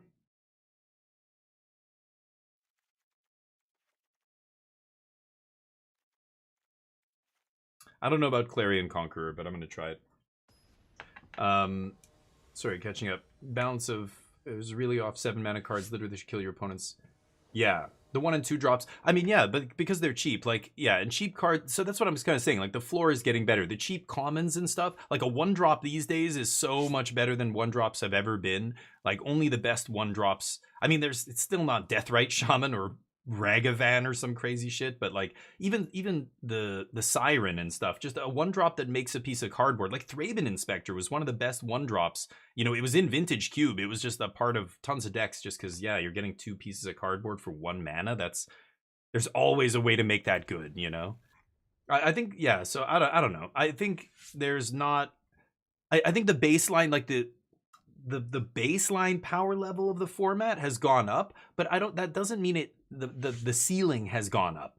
I think that's what people get mixed up. They think the ceiling is going up with power creep. That's not the case, but yeah. Yeah, summer sets are typically more powerful. Yep, you're absolutely right. Okay, need to find a discard effect. Yeah, and like sets at the beginning and the end of rotation are usually very powerful. I mean, like now that we have a 3-year rotation, by the time we get to the 3rd year, you're talking a standard format that is over a dozen sets, right? It'll be like 15 sets or whatever, more than that now, right? I don't even know how many sets it'll be at the end of standard. It's going to be big. The card pool is going to be huge, and that means any set coming in at the tail end of that is going to be, oh boy, I need a land here, is going to struggle to see any play unless it's really pushed, right? I mean, that only tracks, right? If your set is coming in as the 15th set of the format, to compete with that big of a card pool, like the bigger the card pool, the more powerful the decks. So if a new set comes out and it's not a banger, then it's just not going to be good enough, and it's not going to see play, and people are going to be unhappy. So it's God damn it, dude. Okay. And so usually you'll see a power spike at the end of the format, like the last couple sets before rotation are usually pretty powerful. Okay, let's see if I can find Abuelo's Awakening here. But that's not always the case. And then the beginning of the set, like Bloomborough. Bloomborough was the first new set after rotation, and it was a banger. It's the reason aggro is so good in standard, right? Straight up Bloomborough. That's it. So usually the beginning, like, because they need it. You need something to anchor the entire format right after rotation. Like the format kind of needs an identity, essentially, right? Needs to be doing, card. Yeah, 7 and 8 mana cards. And that's partially because the cheap cards are better, but it also kind of shows, you know, yeah. Okay, so let's just do this. Sorry, let me just see if I can win this game. Yeah, we win. Or pretty much. We're going to come very close to winning anyway. Card draw? Awkward. Okay, so let's go Awakening here. Another Omniscience to make sure. Let's lock this down now. Now, I could just slam Dragon. It's probably good enough with Get Lost in my hand, but I'm going to go for the draw here. And we fucking miss. Ouch. Ouch. What the hell? Okay, that is unfortunate. Well, I've got Get Lost, but should have just played the Dragon, I guess. The Dragon is not amazing against Screaming Nemesis, right? If they have Screaming Nemesis, then kind of shitty. Okay, I'm going to save Get Lost here. Don't want to give them maps.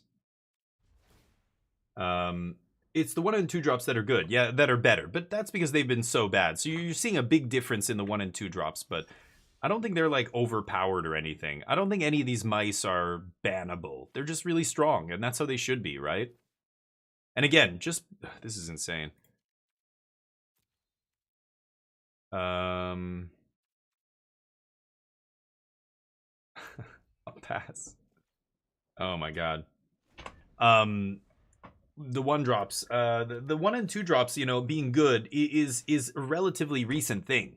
Like, there's been lots of good cheap spells, but remember, aggro was unplayable for years. For like at least 2 years or 3 years, midrange dominated the format. The era of Grixis midrange with Fable of the Mirror Breaker and all that stuff that had to get a bunch of cards banned from it. And the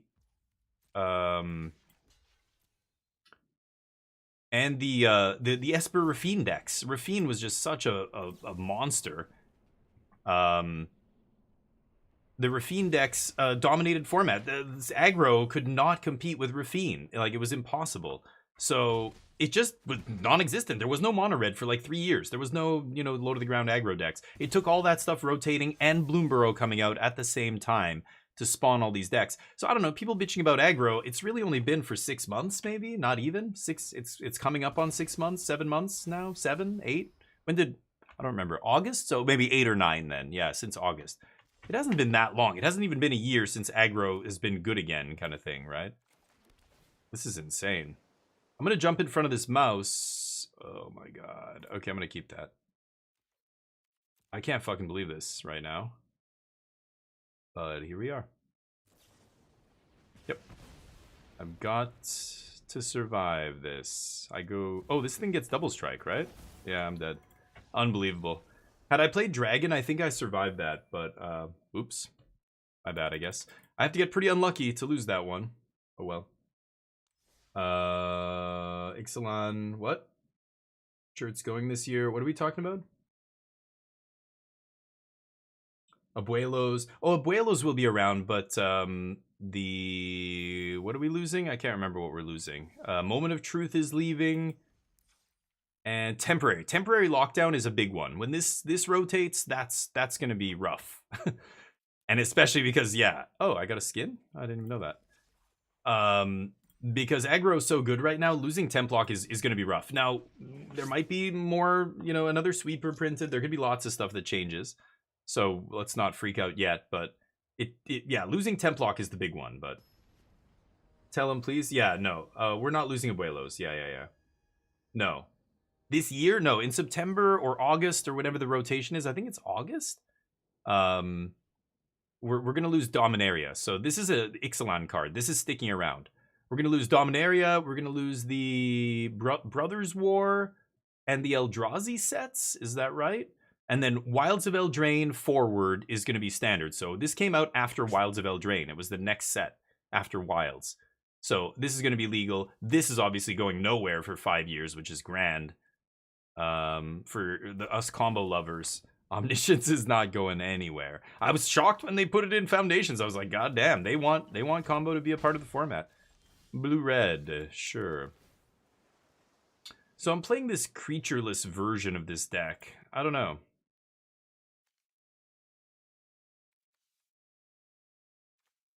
Ah, man, I don't know why. I think I should keep that. Getting to 4 to discard Omniscience is not going to happen. I need to find a Dragonstorm, so maybe like milling that is better, but I feel like I'm going to be able to use that next turn. Yeah, Arcane Bombardment. Yeah, those kind of cards are just not... They're just too expensive, right? It's like what Cart was saying before. There's no 7-mana spell that... Like, it has to just win the game. So Atraxa is the kind of card that... that is good, like is so powerful and everything, but really it's not even dominating standard. It's nowhere to be seen in standard now. I mean, it was a big part of standard for a while. People were calling for it to be banned. You know, there was a lot of people who wanted Atraxa out of the format back when Domain was jamming it. But yeah, it's just super expensive and everything's so cheap and efficient now that you can't get away with playing that stuff. But that'll change. Like, this period of standard being really aggressive is just a part of the natural kind of cycle of standard. It will come back around and be... it'll be mid-rangey, late game again at some point. You know, Control will be back at some point or whatever. Like, it'll come back around. Okay, I don't know if I'm going to survive long enough to do this. I don't think I am, but... They're split up. Split up kind of sucks, though. I mean, it's good, but, you know, everybody knows. If you've played split up, you know. There's times where it's just not good. It's not good enough. But, yeah. When I came back to Magic... Oh, yeah, Toxic. Yeah, the Toxic deck was a super annoying deck. Yeah, absolutely. Come on, you got that monstrous rage. Show me, baby. Show me. There it is. Get fucked. Get out of my sight. No. I need a temp lock here off the top.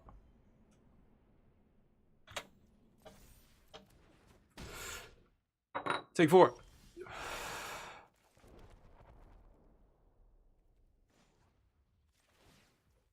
Am I doing it? Go. Wait till combat at least. Fucking hell. Okay. This is interesting.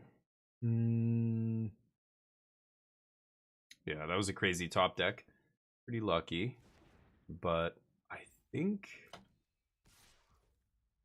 If I take it, I die to Burst Lightning or something.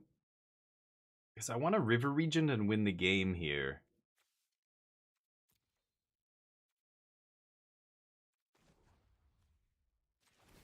I can't take the chance, right? I just got to do this now. Okay. Blast Zone coming in clutch. Yikes. Okay, well, we get to discard Omniscience here. Oh, because no, I'm playing a land though, right? Shit. And I need an untapped blue mana there. I'm dead.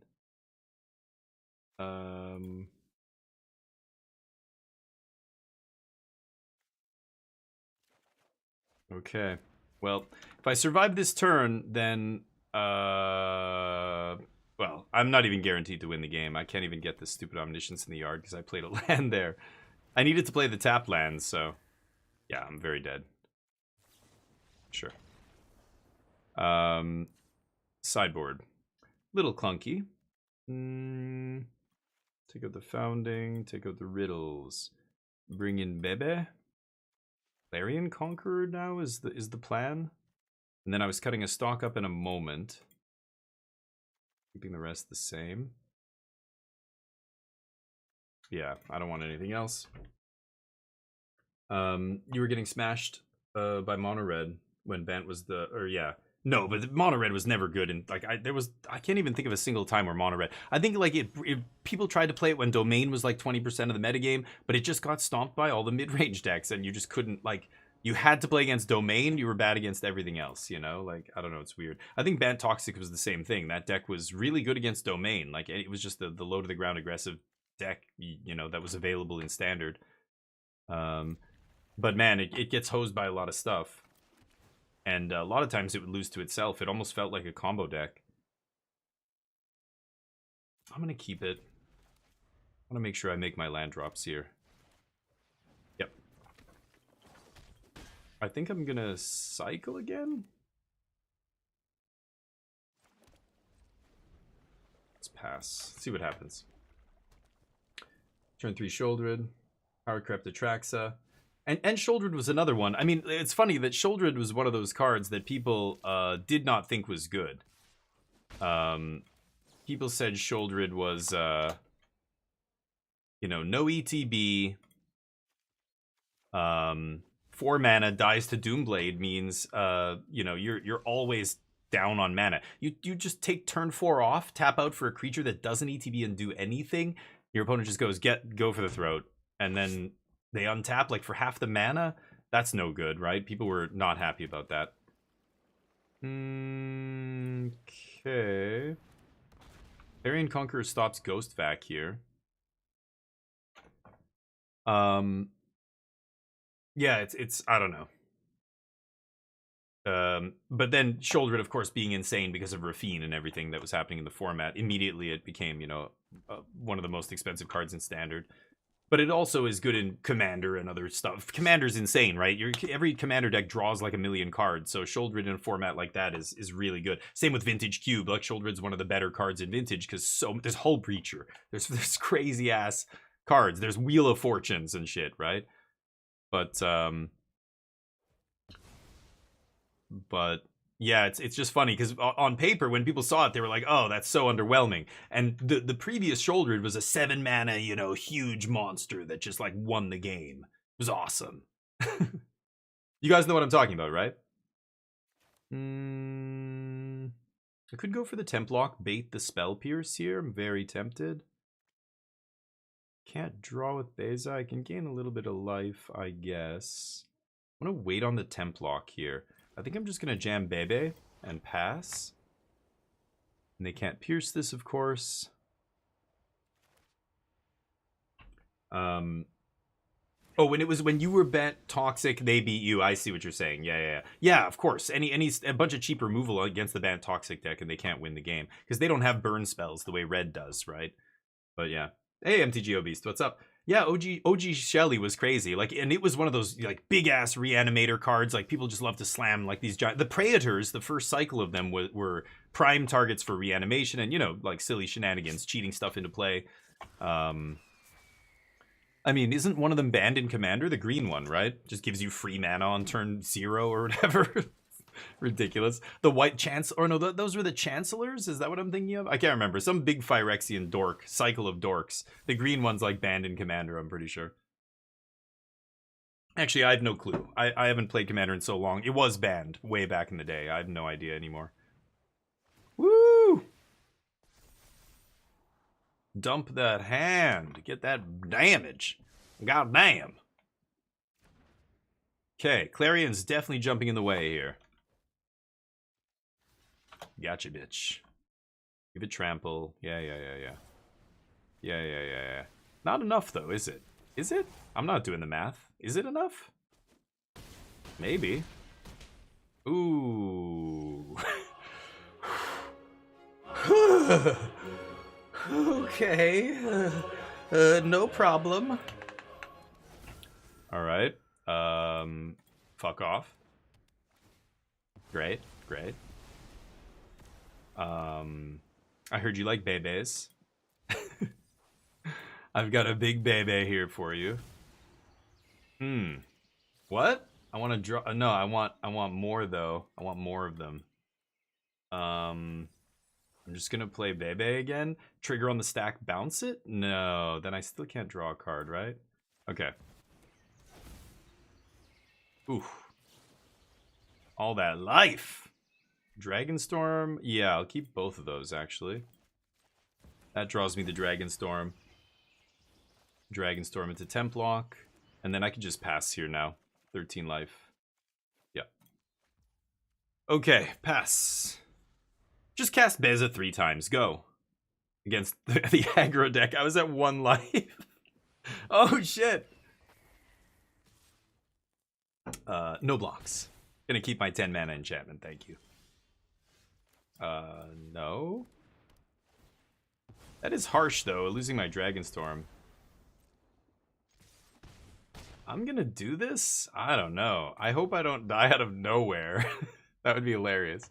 They go like Corey Steele into Sleight of Hand, into like, you know, or Stock Up into blah, blah, blah. I'm gonna keep it the same, I think. We'll run it back.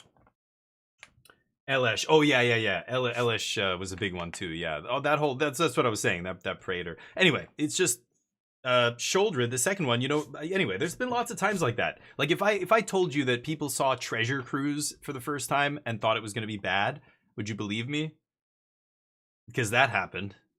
People definitely shat all over that card. I know this because one of my buddies posted on MTG, this is back in the day, MTG Salvation was where all the discussions about Magic spoilers and stuff were happening. They were huge forums at one point. And he posted like, am I crazy or is this card really good? Like, I think this card is like Ancestral Recall, you know? And people just gave him shit. Like, all the comments were just like, you're crazy. Like, this is never going to be good enough. Like, it's 8 mana. Yeah, maybe you get it down to 3 or 4. Like, that's still not. So what? You'd pay like, you know, it's like Sift or it's like, I don't know, some other draw 3 for 4 or 5 or whatever. And, you know, obviously it was, you know, just a lack of deck building foresight, deck building vision. You know, there are probably deck builders who looked at it and went, oh shit, I can already envision a deck where this is a straight up Ancestral Recall, like on turn 4, you know, and I'm not that kind of person, but it's funny that people are so negative all the time. Like, it was just like this comment on YouTube was the same thing. It was like standards, you know, the 1-drops are busted and blah, blah, blah. Or Omniscience, this deck, oh, this is in standard. Can you believe it? It's like, there's been many times where we've had combo decks in standard. I played Splinter Twin in standard. I played lots of, you know, Cobblade. I don't know if you want to call that a combo deck. To me, it almost is, but it's like a combo control deck, you know? Anyway, it's just, you know, yeah, everybody knows what I'm talking about. I don't need to harp on it. You guys know what I mean. What deck were you playing just before rotation? Me? I was Blue-Eyed Control was awesome. I was playing a bunch of Blue-Eyed Control at one point. I used to play a lot of the World Souls Rage deck. That was an insane deck with the, you know, what is he called? Now I have the Analyst and Nissa. Nissa's going to rotate, right? She was part of Mom, the breakaway set from Mom, whatever that pile of crap is called. Aftermath. I have to take the land here? What am I taking? Roiling? Clarion? I have 2 Templocks. I'll just take Ifaras. My opponent's going to have a big turn this turn. I'm going to cast Templock. Plus Ifaras. Yeah, I like having Templock plus Ifaras over the Clarion. I'm going to do that. I just want to take interaction here so I don't die. Because I'm nowhere near comboing. I have no pieces. Not playing Magic for 7 years. Oh yeah, dude. I played Magic for like many years from when the game first came out till, I don't know, like right before Apocalypse or something. And then I missed like Mercadian Masks, Apocalypse. I missed Lorwyn block, Alara block, Ravnica, original Ravnica. I came back right before Zendikar came out. Original Zendikar. Double Slick Shot. Nice. Oh, that's scary as shit. Okay, go. Yeah, that's what they have to do. That's what the blue-red deck needs to do. They need to almost play a combo game. Like, we're 2 combo decks. They need to save all these for the big combo turn and try and kill me in one shot. Because otherwise, a lot of times they tap out, they put me to 1, I win the game. That's exactly what just happened in the last game, right? Okay. I'm not going to fuck with this. Are they going to go for... Yeah, okay. Uh-huh. I'm going to go for Marang River Regent, and I don't think... Well, we'll see if they spell pierce it. I would be surprised, but they might. I think they know they have to save the Spell Pierce for a combo turn. So I think they might let this resolve, but we'll see. Because they don't have a million Spell Pierces, right? Yeah. So they need to be very picky with their Spell Pierces. We're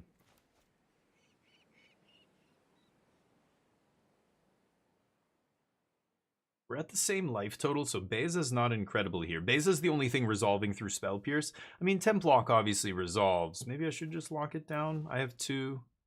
Yeah, okay. Yeah, okay. I think this is fine.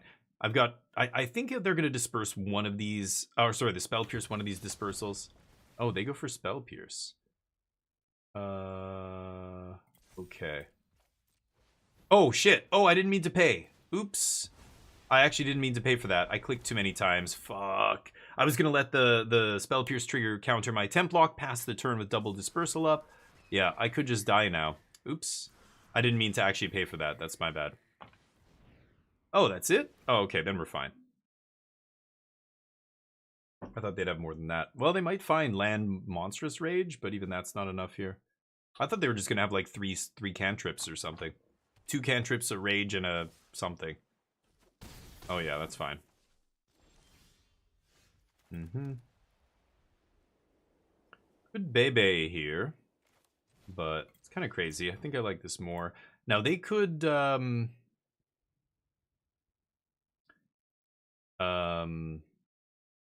bounce one of these and get their dudes back, but obviously I'm gonna pierce that, right?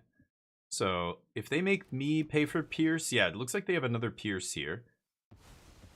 Okay, and I imagine they're gonna try and bounce this on end step. I'm gonna fight over that.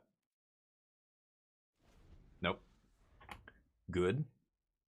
3 years, yeah, Manu. Yeah, it's gonna be legal for a while. Vraska combo, yeah, black-green, yeah. That's when black-green was maybe seeing the most play. Okay, that's awkward. I think I'm gonna pierce this. I'm gonna tie up their mana here, so even if they get these slick shots back, they're not gonna be able to do much with them, and I've still got double bounce spell up here, remember. Okay. I get my Templock back, so this is the thing, they get 1 turn with these guys. So they have to make it count, which means now they can't make it count, because I just tied up all their mana. They're gonna play nothing here. I'm gonna take 2. Yeah. Wow. Very tempting to Ifara's there, but then if they monstrous in response, I double Ifara. Maybe I just win the game. Maybe I should have done that. Playing a little conservative, but I know that Templock's still so good here. And I could jam Beza as well, just gain life, but I think I'm still leaving up dispersals. Let's pass. Yeah, they don't have another bounce spell, it looks like. Okay, stock up if they're lucky. Talent, okay, maybe buy back a stock up. Let's see. Suck it up. Okay. I mean, I'm at the point where I can start slamming a dragon here, right? Let's do this.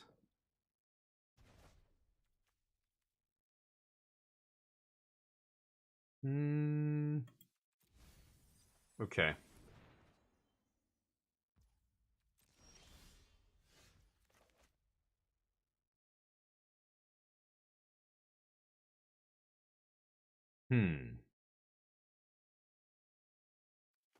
I kind of like the river region here. Let's jam it. See if they have a D-stroke. They do. So that means... Oh, no, they don't. Okay. What I'm going to do here, it's a little weird. I'm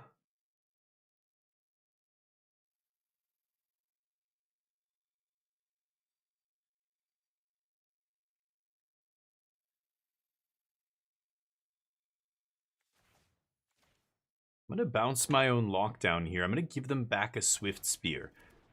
The reason I'm bouncing Storm Chasers, I know they can play it and get an Otter, but the Otter doesn't matter anymore because now I have a huge Dragon in play. That Otter's never doing anything. Not before I can bounce and replay my own Lockdown. I can give them back the Otter and the Monastery because I know that I've got a Lockdown here to sweep everything away, and I need to lock down that Vacuum in order to try and combo off here. So I like bouncing my own Lockdown, giving them Swift Spear. Swift Spear never getting big enough to go through Marang River region. Unless they, I mean, they would have to dump their whole hand and have 2 monstrous rages out of 3 cards. That would be crazy, but possible. And then they're just trading anyway. And I've got a bounce spell. So, I mean, it's just, I don't know. We'll see. I think this puts them in a good spot. Now, if they want to, yeah. Otherwise, what they can do here, if I don't bounce Storm Chasers, they can activate Storm Chasers, get back into the Flood Maw, and then bounce the temporary lockdown, get back both their Slick Shots, and then I might be in trouble. But yeah, they do it, but now they don't have the mana to play it, and that's why I bounced Storm Chasers last turn. Okay. If I find a if I find a Dragon Storm, I might win. Okay. So we jam this. Now I get to eat Vacuum. Oh, I should. Oh yeah, I forgot they had Vacuum. I should have temp locked before I surveilled. Whoops. So now it gets interesting. Do I leave up Ifaras or do I play Beza? Beza draws me a card here, so it's got to be Beza. And gain 4 life. Yeah, okay. Go. So even if they have a bounce spell for temp lock here, again, bounce spells only buy you 1 turn, right? They have the Into the Flood Maw, so they could bounce, get 2 Slick Shots back, or bounce, get Storm Chaser, Monastery, Ghost Vacuum back. I don't have an Omniscience in the yard. Ghost Vacuum's irrelevant here. Yeah, they go for the double Slick Shots. I have the Region to block 1, so they would need another Into the Flood Maw here, plus a bunch of pump spells? I guess it's possible. They would have to have the perfect 4 cards here, but they could kill me. Otherwise, I'm temp locking again. Let's see. Yeah, they're in rotation, all of them. Sikuta, what's up? Steel Cutter isn't broken, or is it fine? I'm saying crazy. Oh, it's fine. I mean, just look at the math. The math tells all, right? The math says it's fine, so I trust the math. It's a deck that made up a huge part of the metagame and only put up a 50% win rate, so that's perfectly acceptable. That's not danger zone. And again, if you want to look at ooh, okay, and do you have a bounce spell for the Regent? Maybe they just want to trade with Regent here, so they're using all their they spell pierce their own Vacuum. They've got a bounce Regent. Yeah, crazy. Yeah. I don't know what's taking so long. It's pretty straightforward here if they have it. They needed all 4 cards to be exactly spells and have Monstrous Rage plus bounce spell in their top 4 or whatever. Let's see if they have it here. No, okay. Deal. Is that lethal? I'm absorbing 7? Yeah, no, it's not lethal. Nice. Close one. Okay. Oh, wait, it is lethal. Because the trample. What am I saying? Yeah, of course. Derp. Oh, well. Man, they had to get very lucky in multiple games to kill me there. Game 1 and 3, they basically had to draw perfect. Oh, well. But yeah, the math says otherwise, so don't worry about it. It's fine. When temporary lockdown rotates, if there's not a good answer and suddenly it becomes, you know, some large percent of the metagame, like it's going to settle, right? It spiked at 30% of the metagame in 1 tournament because it was new. And it's the first big standard tournament in North America in a long time, in the whole season, right? Oh, I was going to switch. I'll play one more. I was going to switch and play some Clair Obscur here. Actually, you know what? I can't. I don't even have time. I've got to finish in about 30 minutes. I've got to go pick up Yunjung at 5. But anyway, the Corey Steel Cutter deck, it made 30% of the metagame because it was new, not because it's the best deck. It's just a new deck that, you know, Standard hasn't seen a new deck for a while. So it made a large proportion of the metagame, but you look at the matchup spread, it's totally acceptable, totally fine, just as good as any of the other decks. Sure enough, a bunch of the tournaments that have happened since then are in the same vein where blue-red's just part of the metagame like everything else. It's no better or worse than mono-red, Gruul, Esper Pixie, Dimir, mid-range, Omniscience combo. All these decks are tier 1, but I don't think they're all, yeah. I don't think they're all equally as good. Some of them are better than others. I don't think Omniscience is as good as like Jeskai Oculus. I think Jeskai Oculus is the best deck in the format, but it's a hard deck to play and it's expensive, so a lot of players don't have it in real life and other stuff. But I mean, it's I think it looks like the best deck to me in the format, not blue red. But blue red's the new hotness, and I think where there's new hotness, that's where people gravitate because they think they can break it, right? A lot of Magic players want to find the secret sauce, and you're not going to find the secret sauce in a very established deck like Domain or whatever, right? Or Mono Red, or, you know, like those decks are already pretty locked in. Like maybe they get a new card. Okay, we're going to play Tursa now or whatever. But for the most part, they're locked in, right? And a new deck comes along, it's like, ooh, this is untuned. Maybe we can find a list that's better than everybody else's list. You know, that kind of a thing attracts, I think, especially a lot of teams. Like, you know, competitive testing teams that are testing for RCs and stuff like that. That's where you can find an edge as a team, right? You can find a version of the best deck that's really good if the deck is new, not if it's like, look at Eldrazi Summer when Channel Fireball crushed, you know, Modern with that deck, or look at you know, certain. I'm gonna go for Moment here, or certain, you know, certain times where people knew it was a deck like Cobblade. At first, it was Brian Kibler playing Squadron Hawk with Sword of Feast and Famine, but it was like a white, some other white green, or I don't remember what colors it was. And he played it at Worlds, and that was the first time people were like, "Oh, Squadron Hawk! Oh, this is pretty powerful actually, and you can put a sword on it, and it's got flying, and you can hit people." And but it took Channel Fireball basically testing the shit out of Squadron Hawk and saying, "Wait, we can find a better version of this Squadron Hawk thing, right?" And sure enough, they find oh, beautiful. Let's get blue. I could take a land here. Yeah, I should take the land, right? Put Omniscience in the yard. You know, so blue red's Corey Steelcutter. I think again, these are the factors that make it a deck that takes up 30% of the metagame. Like, I don't think it's because the deck's the best deck in Standard. It's just a new deck. A lot of players are testing it. There's a bunch of different versions of it because that's where people are trying to find edges because it's untuned still. And that leads to it, you know, seeing a lot of play. Anyway, it's very good. I'm not trying to say it's bad. It's definitely a tier 1 deck. Maybe it's the best tier 1 deck, but I don't even think that's true. I think there's a lot of decks that can beat it now that it's a known quantity. There's decks, like, I think the most resilient deck in tier 1 is probably Jeskai Oculus. And that's why I just think it's the best deck. It's almost impossible to pin down. It's another one of those Grixis mid-range or Rafine decks where, God, they're attacking you from so many different angles. That's why Grixis was so good. They hit you with a 2-drop that's a 3/2 that turns into a removal spell, and just every card has utility. And then you kill that, and then they play Fable of the Mirror Breaker, and then the Invoke, and you're just like, oh, like, I have to kill creatures, I have to counter spells, like big swingy sorceries, and I have to stop card advantage in the form of enchantments and artifacts, like Rekner Bankbuster. You're just like, that's way too much. That's I can't do all that. There's no way, you know?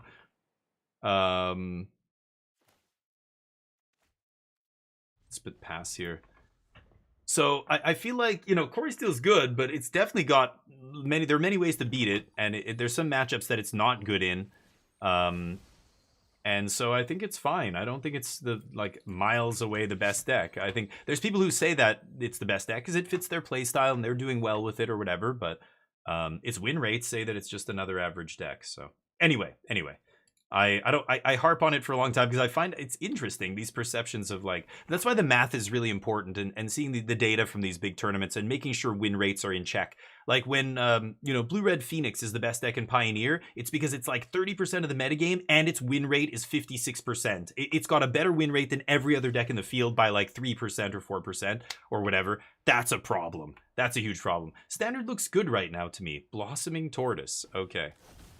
Standard's got you know, a bunch of powerful stuff going on, but all of it feels fair. There's all the right pressure valves. We've got Rest in Peace. Okay, we've got, you know, and Ghost Vacuum. We've got good counter magic. We've got sweepers. We've got we got 2 3-mana sweepers. Great.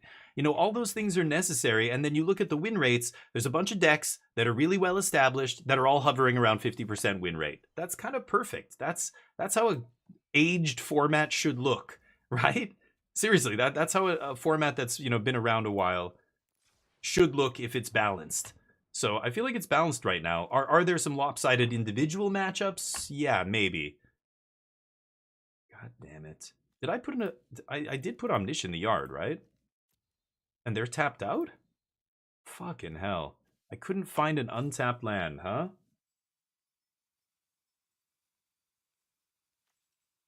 Okay. Okay. Untapped land off the top.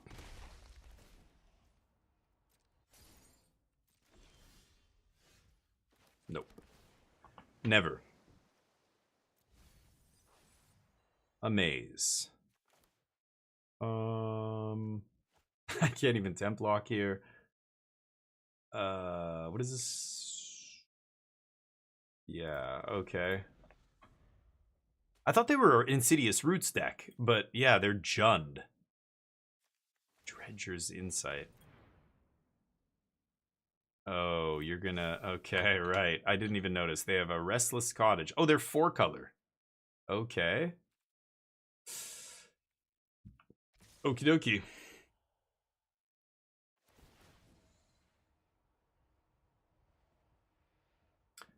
I am gonna see if I can find a bounce spell for this. Yep. Might even put a... Is that an Analyst? Whoa. Okay. Might even find an Omniscience on the top to win the game. But need some lands here to Dragonstorm. Oh, man.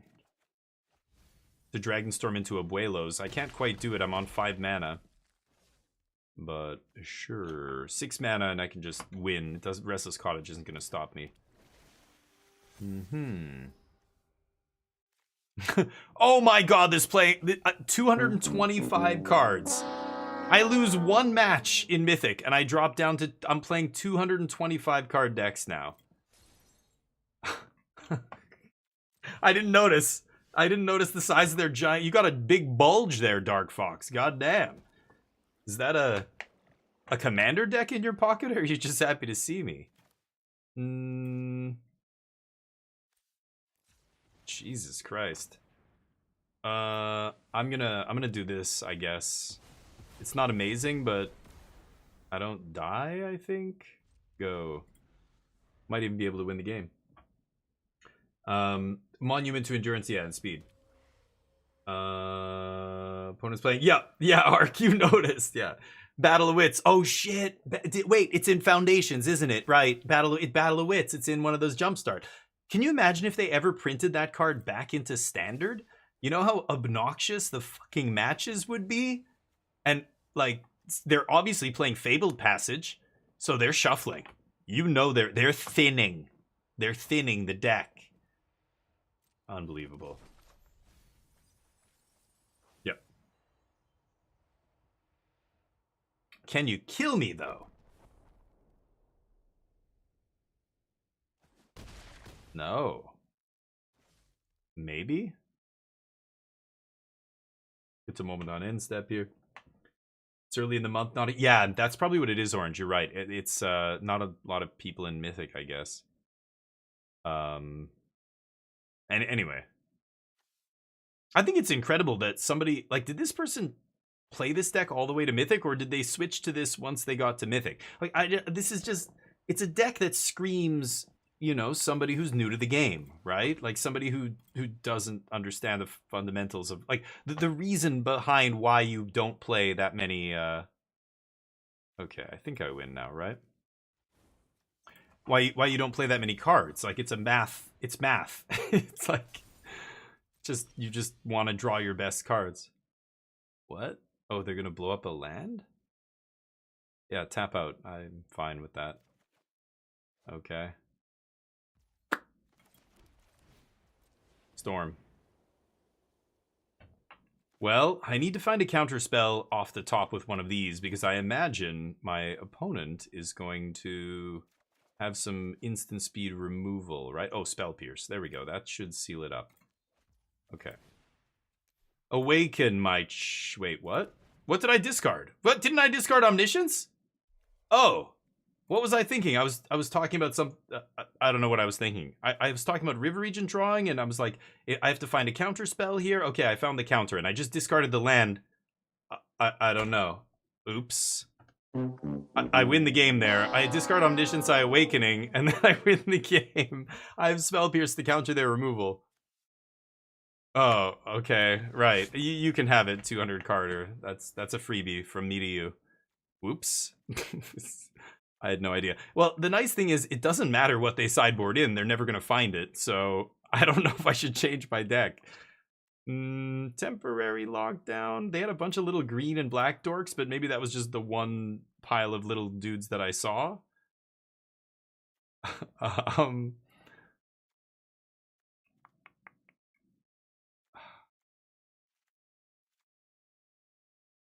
Get lost? I'm gonna take out Spell Pierce. Let's just do that. All right, my bad. I discarded the... What did I discard? For some reason, you know, I draw like Moment of Truth and Drawing to it. Like I forget which card sometimes I'm playing because I'm not focusing on the game, and then I click thinking it's like I played Moment of Truth into that roiling, and I just like I don't know. I just didn't discard Omniscience. I don't know. Yeah, I brought in Get Lost. Flanker? Flanker. Why Flanker? For Temp Lock? For the opponent's Temp Lock? Oh, you mean take out my Temp Locks. But why Flanker? You think, oh, because of the Overlord that I saw? Yeah, maybe. Oops, I'm an idiot. I had the combo, I just win the game there, and I just punted it. Whoops. Yeah, I mean, I was staggered by the deck size. Wham! Ugh! I suffered days for 3 turns. Lower initiative, melee defense down. Idiot. Idiot. It's like when I met my wife. I don't know what happened. I swear she must have cast like a high-level charm spell on me, I'm pretty sure. Because something doesn't add up. Bloodghast! Yes, Kutzil's Flanker might have been a good call. You're right. Okay, let's take some stuff. Let's find an Omni, baby. I wonder if they side in, yeah, like they brought in even a 15-card sideboard. Even if they brought in all 15 cards, I don't think you would find them. You might see 1 or 2, if you're lucky. Alright, let's pass. I kind of like River Region draw an end step here. Nomad Outpost. They have no green mana this time. These tri-lands are not the types, right? They don't give you the types the way the triomes from Streets of New Capenna and what was it, Ikoria? Well, should I go for the combo here? I don't really have any draw spells outside of roiling.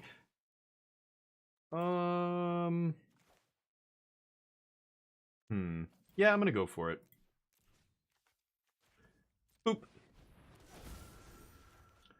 Dragonstorm? Okay. Not even a removal spell, huh? Yeah, I don't know. Is Flanker worth it? Sure. I'll cut a lock. Yeah, you know what? I'm not... If it comes down to Founding of the Third Path, I'll scoop. I'm fine with it. I will scoop to Mark Zuckerberg here. With our opponent's luck, watch out, yeah. They were playing mind games. They are playing 5D chess here. I love how that expression is now used to describe people doing something completely stupid and idiotic. Like when Jackass was a TV show, we didn't say they were playing 5D chess, right? Why do people attribute that to idiots doing stupid shit? No, I'm not trying to say my opponent's an idiot or doing stupid shit here. I mean, like, yeah, I'm referring to stuff in the real world here now, but not magic. But 5D chess, I mean, the joke, of course, is this is like the opposite of what you want to do, right? You really shouldn't have that many cards. Oh, that's a pretty good one. And I cut a temporary lockdown too, didn't I? Sag. Okay.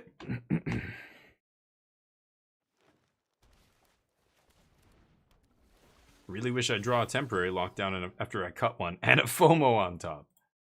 Okay.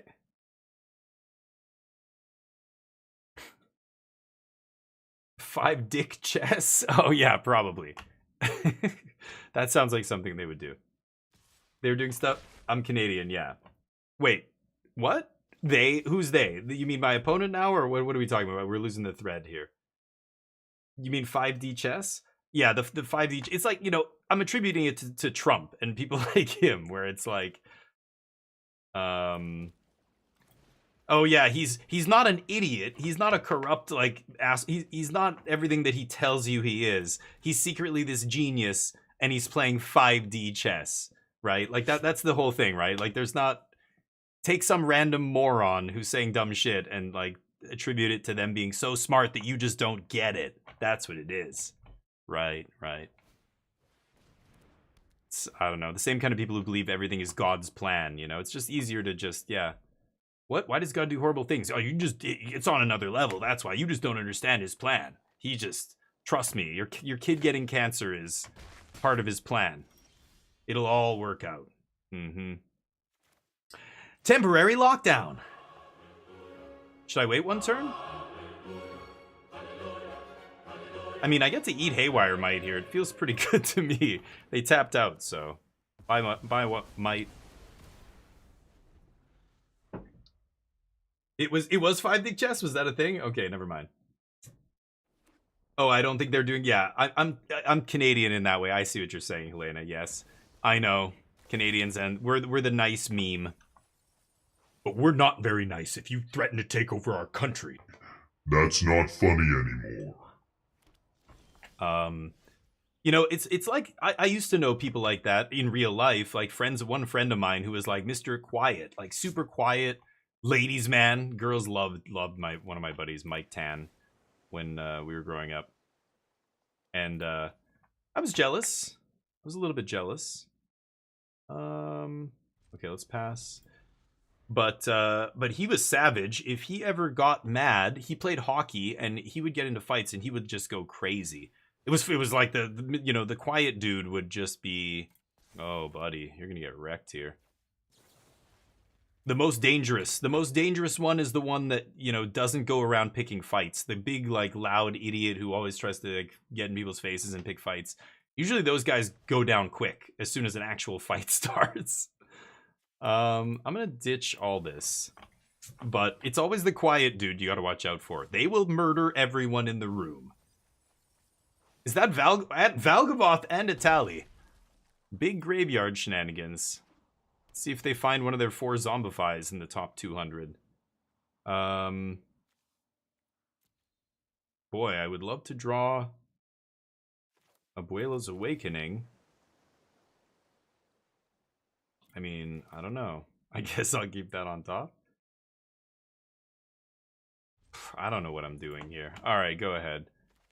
Yeah, they just get to activate their stupid land again, right? I don't know. Maybe I should mill. I can't draw. I don't know. I wouldn't be able to draw the card and play it anyway, so I'm just not gonna rely on the mill plan here. Ooh. My flanker's sitting on top, huh? So they're gonna cast Kutzel's flanker off the top of my deck? I don't want that.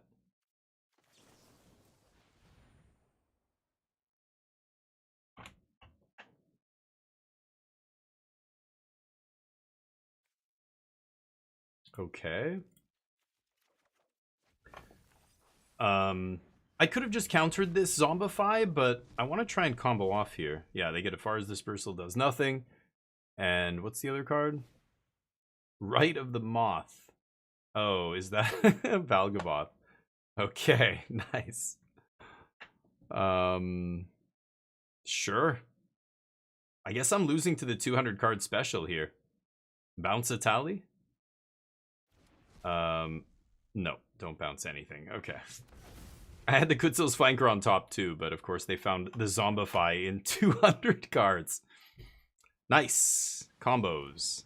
I guess they have multiple. They have Rite of the Moth too. It's just a giant Jund Reanimator. Giant Jund Reanimator deck. If I play River Region, I can't bounce Valgavoth here, so I have really no way of getting it off the battlefield. Anything I discard is going to go to exile now, so if I top deck Omniscience. Oh, Haste? Oh yeah, right, Haste. Beautiful. Woof. Woof. I think that's where we stop. Perfect ending to the day, losing to 200 cards. I won game 1. I just misclicked and we lost because of my misclick. That's my bad. Anyway, the deck feels good. I kind of like the version with no creatures, honestly. I think it's actually the best version. I could even see playing a Day of Judgment in the main, or like Split Up, something like that.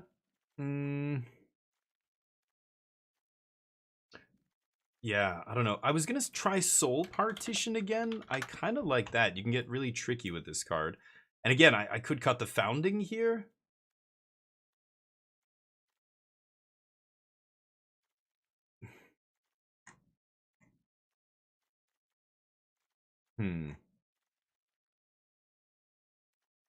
I could cut a land.